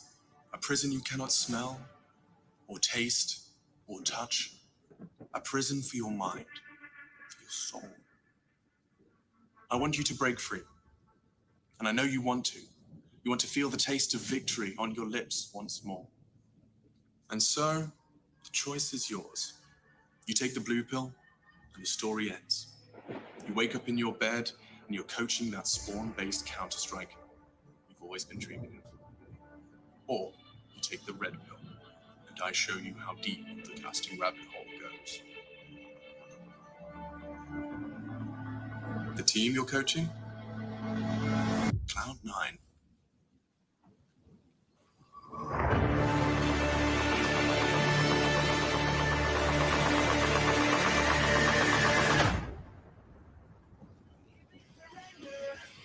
Would you give up your rights and let your life slide away? There's a race, so you win, race to race. There's a race, so you win, race to race.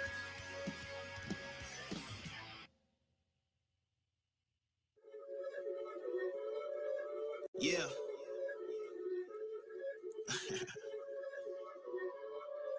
Let's talk. Look, ayo, we rose from the dust to the sun. They claiming that we the one, never one-on-one. Teamwork till we done. Sent on a mission, we got ambition. Never scared, we won't run. Never one and done. Some sit back and some like the hunt. I pick my teammates up when they fall. And if I ball, we all ball. Crashing balls, crossovers and all. Just call us the boss. Don't fear nothing, call us galore. Serving them all. We outside, we barely indoors because we gave it everything when we had nothing. Gave it everything when we had none. Holding on by a thread, couldn't grab none. Since we moved on to a better place, shine, shine away from the shade. Another way, ain't no going back.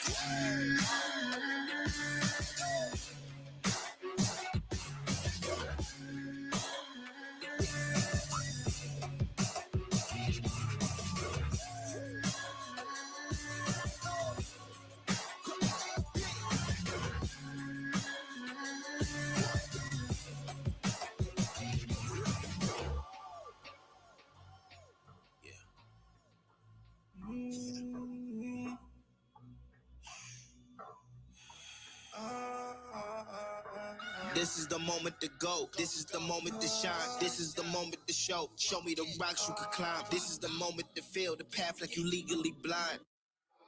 I can promise this is ours cause we built for this, pushing buttons, do it quick, push it off and do assist. Oh, y'all think we new to this? Pound for pound, break it down, watch what we gon' do with this. Teamwork got us fluid with, make y'all look like switches. Gave it everything when we had nothing. Gave it everything when we had nothing. Holding on by a thread, couldn't grab nothing. Since we moved on to a better place, shine, shine away from the shade. Another way, ain't no going back.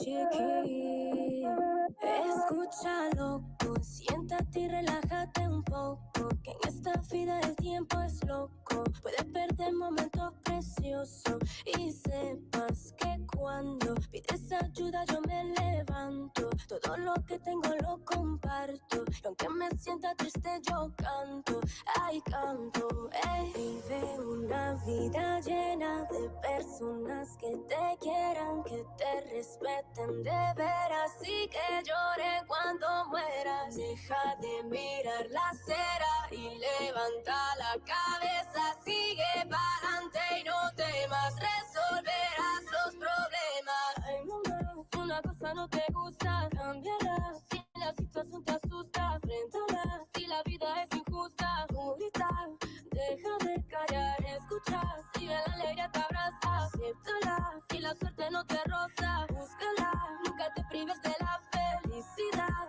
de tu libertad.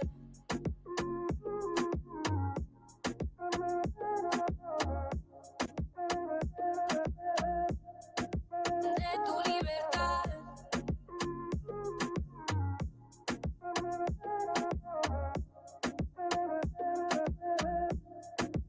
De tu libertad, tengo la fuerza, vivir no me espanta. Si me conoces, sabe bien que no soy santa. No me privo de lo que me encanta. Si no hay razones para que lo haga, no me gustan los problemas. Sabe que yo ando como quiera, no digo que no. Yo soy a mi manera, no me arrepiento. Escucha mi consejo, mi amigo. Vive una vida llena de personas que te quieran, que te respeten de veras y que lloren cuando mueras. Deja de mirar la acera y levanta la cabeza, sigue pa'lante y no temas, resolverás los problemas. Ay mamá, si una cosa no te gusta, cámbiala, si la situación te asusta, enfréntala, si la vida es injusta, tú grita, deja de callar, escucha, si la alegría te abraza, acéptala, si la suerte no te roza, búscala, nunca te prives de la felicidad, de tu libertad.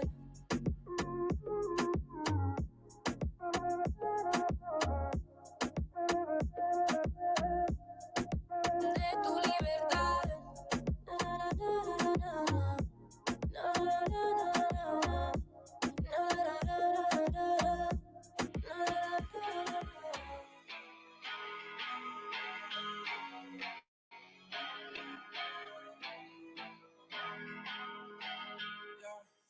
Talk to me, I just want a little bit of company.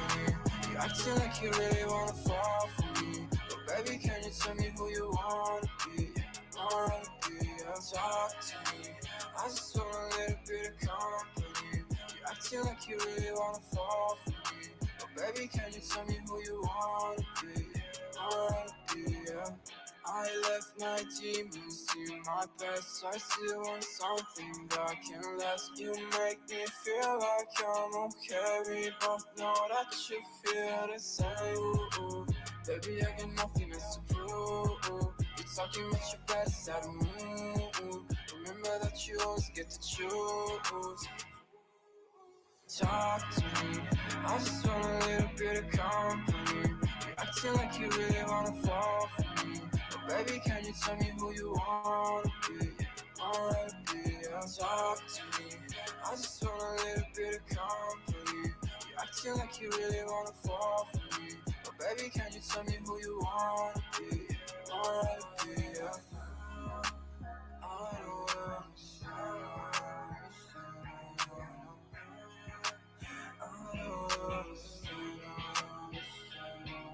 I don't wanna be friends, yeah, I guess you got my intention. Got no place I'd rather be, feel like another dimension. I don't wanna talk, baby, you should let it go. I don't wanna go, let me stay a little more. Talk to me, I just want a little bit of company. You acting like you really wanna fall for me, but baby, can you tell me who you wanna be? Wanna be, yeah. Talk to me, I just want a little bit of company. You acting like you really wanna fall for me, but baby, can you tell me who you wanna be? Wanna be, yeah.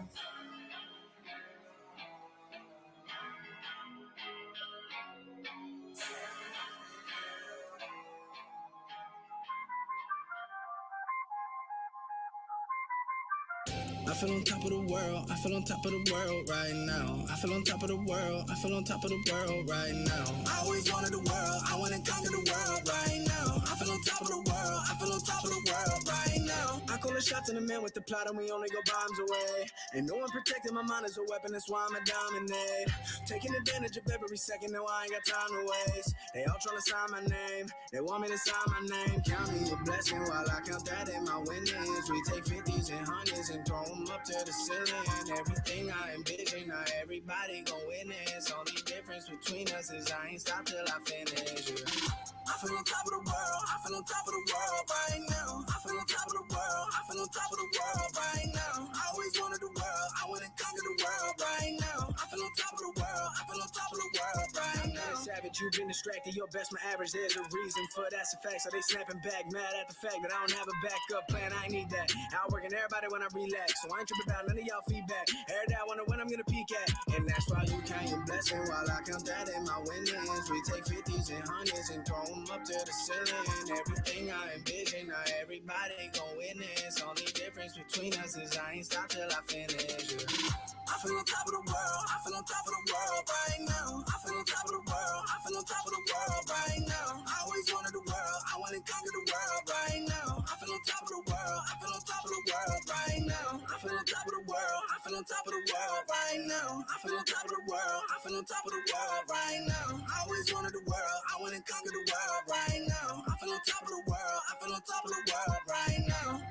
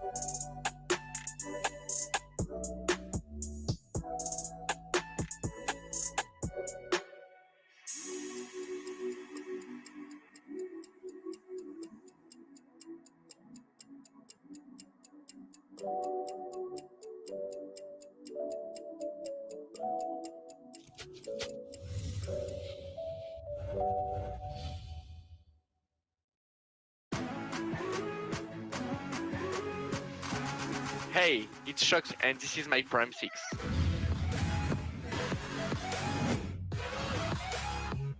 Okay, so for my Prime 6, I will pick Jax as an entry because you always need someone to go first, and he's the type of guy who loves it, who likes it, and who does it really well.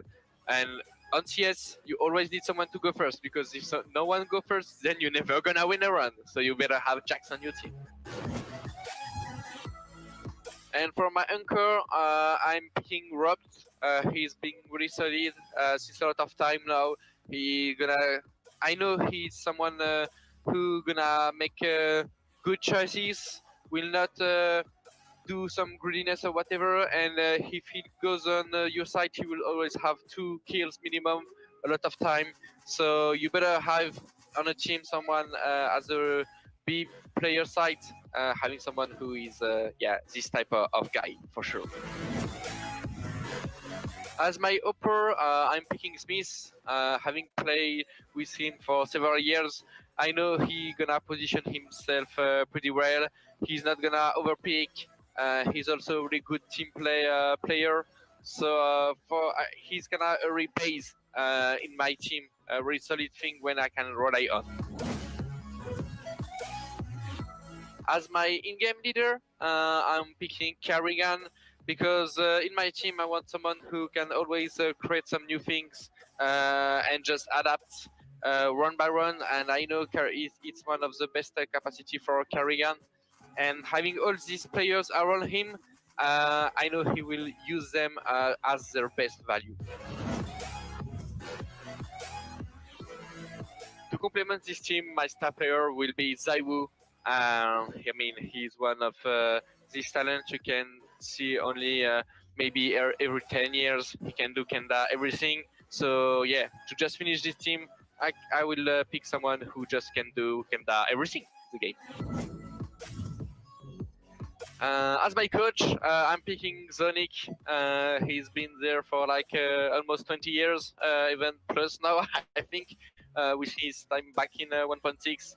And if I want my team to really communicate well and having the basics of CS, I'm gonna pick someone who has a lot of knowledge, who is really calm and can educate the whole team.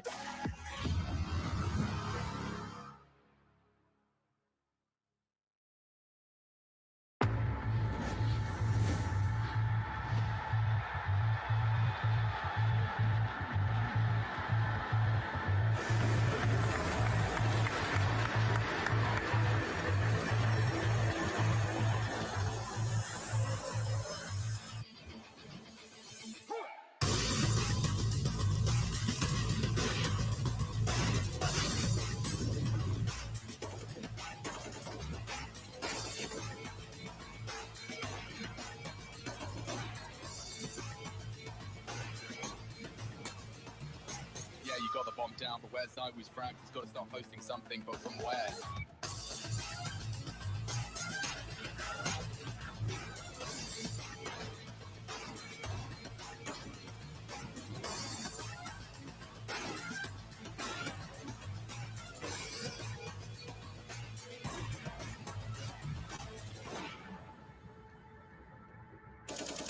Zaiwu, he's just got a slight gap under the smoke, and it's enough to catch Boombich in transition.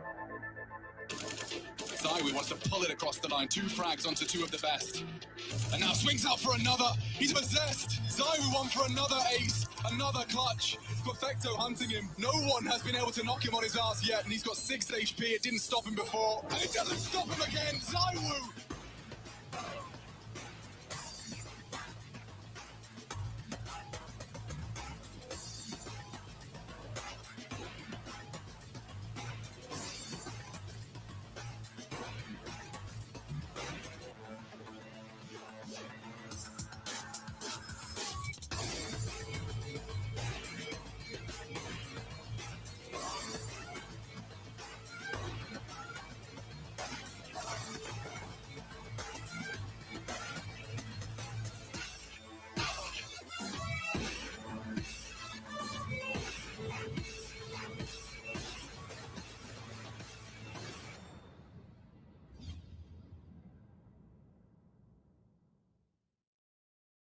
With regards to my new role, I don't think that anyone will be affected on the team. However, I think that Hunter will be doing a much better job than what he did when I was kind of playing his role. So he's definitely going to have more room to do the plays that he used to do when I was not on the team, and him having Jax as well, which he had for almost 1 year, and I think they have really good synergy together once they're entering the sides. I think that's going to help him a lot as well when it comes to his performance. And I think we're going to be really strong once we are executing. I think we have 2 really good support entry players, which are Amanek and Jax right now. And then we have Hunter, Nexa, and me to close out the rounds. And I think that's going to be like one of our biggest strengths. Just having those 2 guys going in first, which show that they're really good of entering the sites, and thus being able to just close out the rounds is going to help us a lot.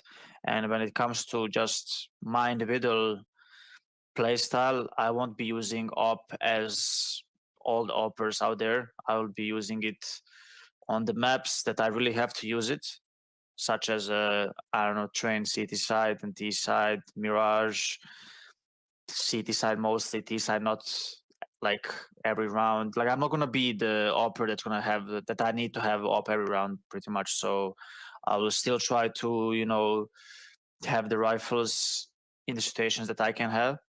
And yeah, I mean, I think that I have a good game sense of being this kind of guy that's behind the team and sending the team in with right support, with right flashes and smokes, and just dictating the tempo sometimes, because the opper is most of the time support, right? He's throwing the smoke flashes. So I think that I'll be really good when it comes to communication when I have to send the team into the side. So I think that's gonna help them as well. Yeah, I mean, once I have op, I think it's all gonna come down to hitting the shots. But when it comes to understanding to the op, I think that I have it. So I just have to make sure that I practice a lot and make sure that I don't miss an easy shots, basically. And yeah, I think it's gonna, like, once when I take a step back in this role, it's gonna give more room for people to do more plays, such as Hunter, Jax, and Namanek as well, because now they are gonna be like these guys in front, so they have more room to work around, and I will just be supporting them and then closing the round out in the end. So I think it should work really good, but we don't know until we try it, right? So I mean, in practice it has been good, but you just have to replicate it on official games. ESL Pro League is brought to you by Gaming Malta, Intel, US Air Force, 1xBet, and DHL.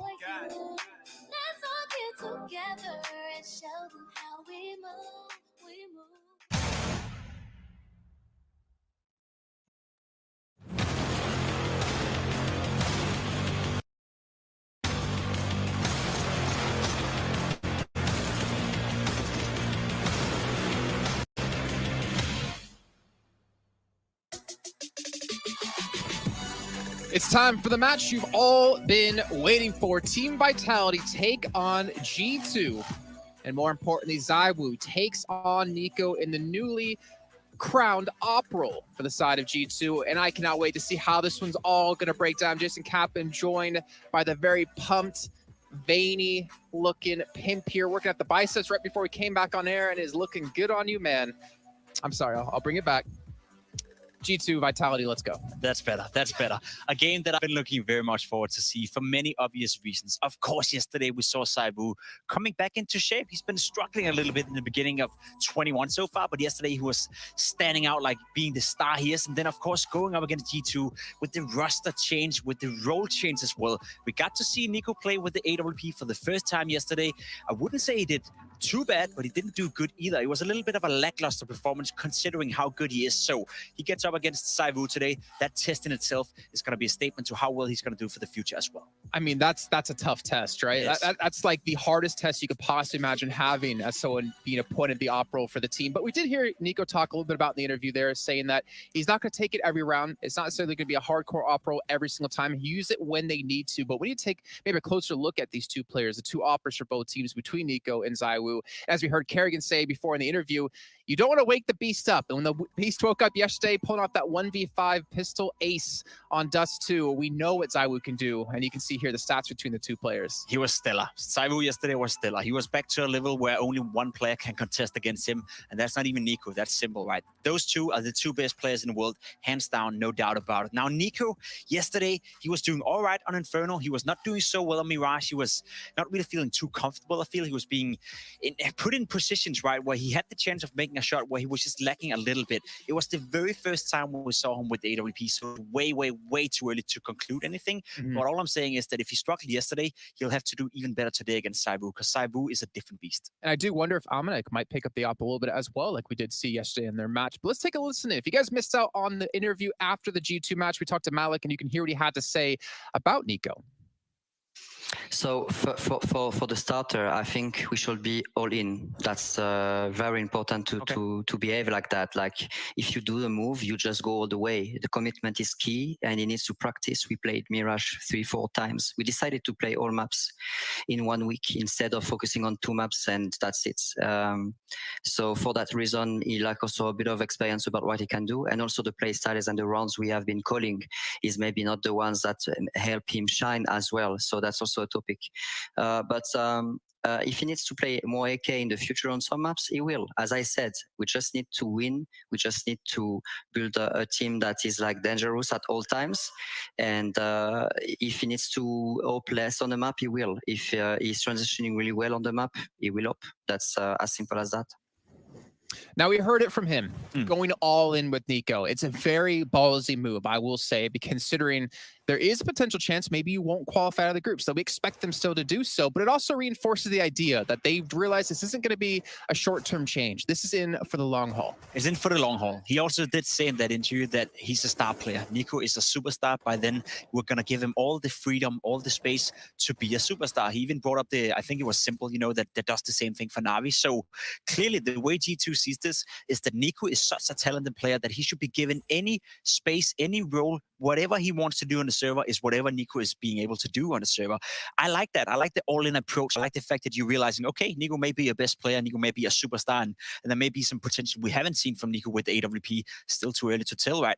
But it also puts on pressure towards Nico. Yes. Because what if you don't deliver, right? You're investing so much into one guy, and we've seen it before when he was in Mousesports. He can handle it. We've seen it in FaZe as well. He can handle it.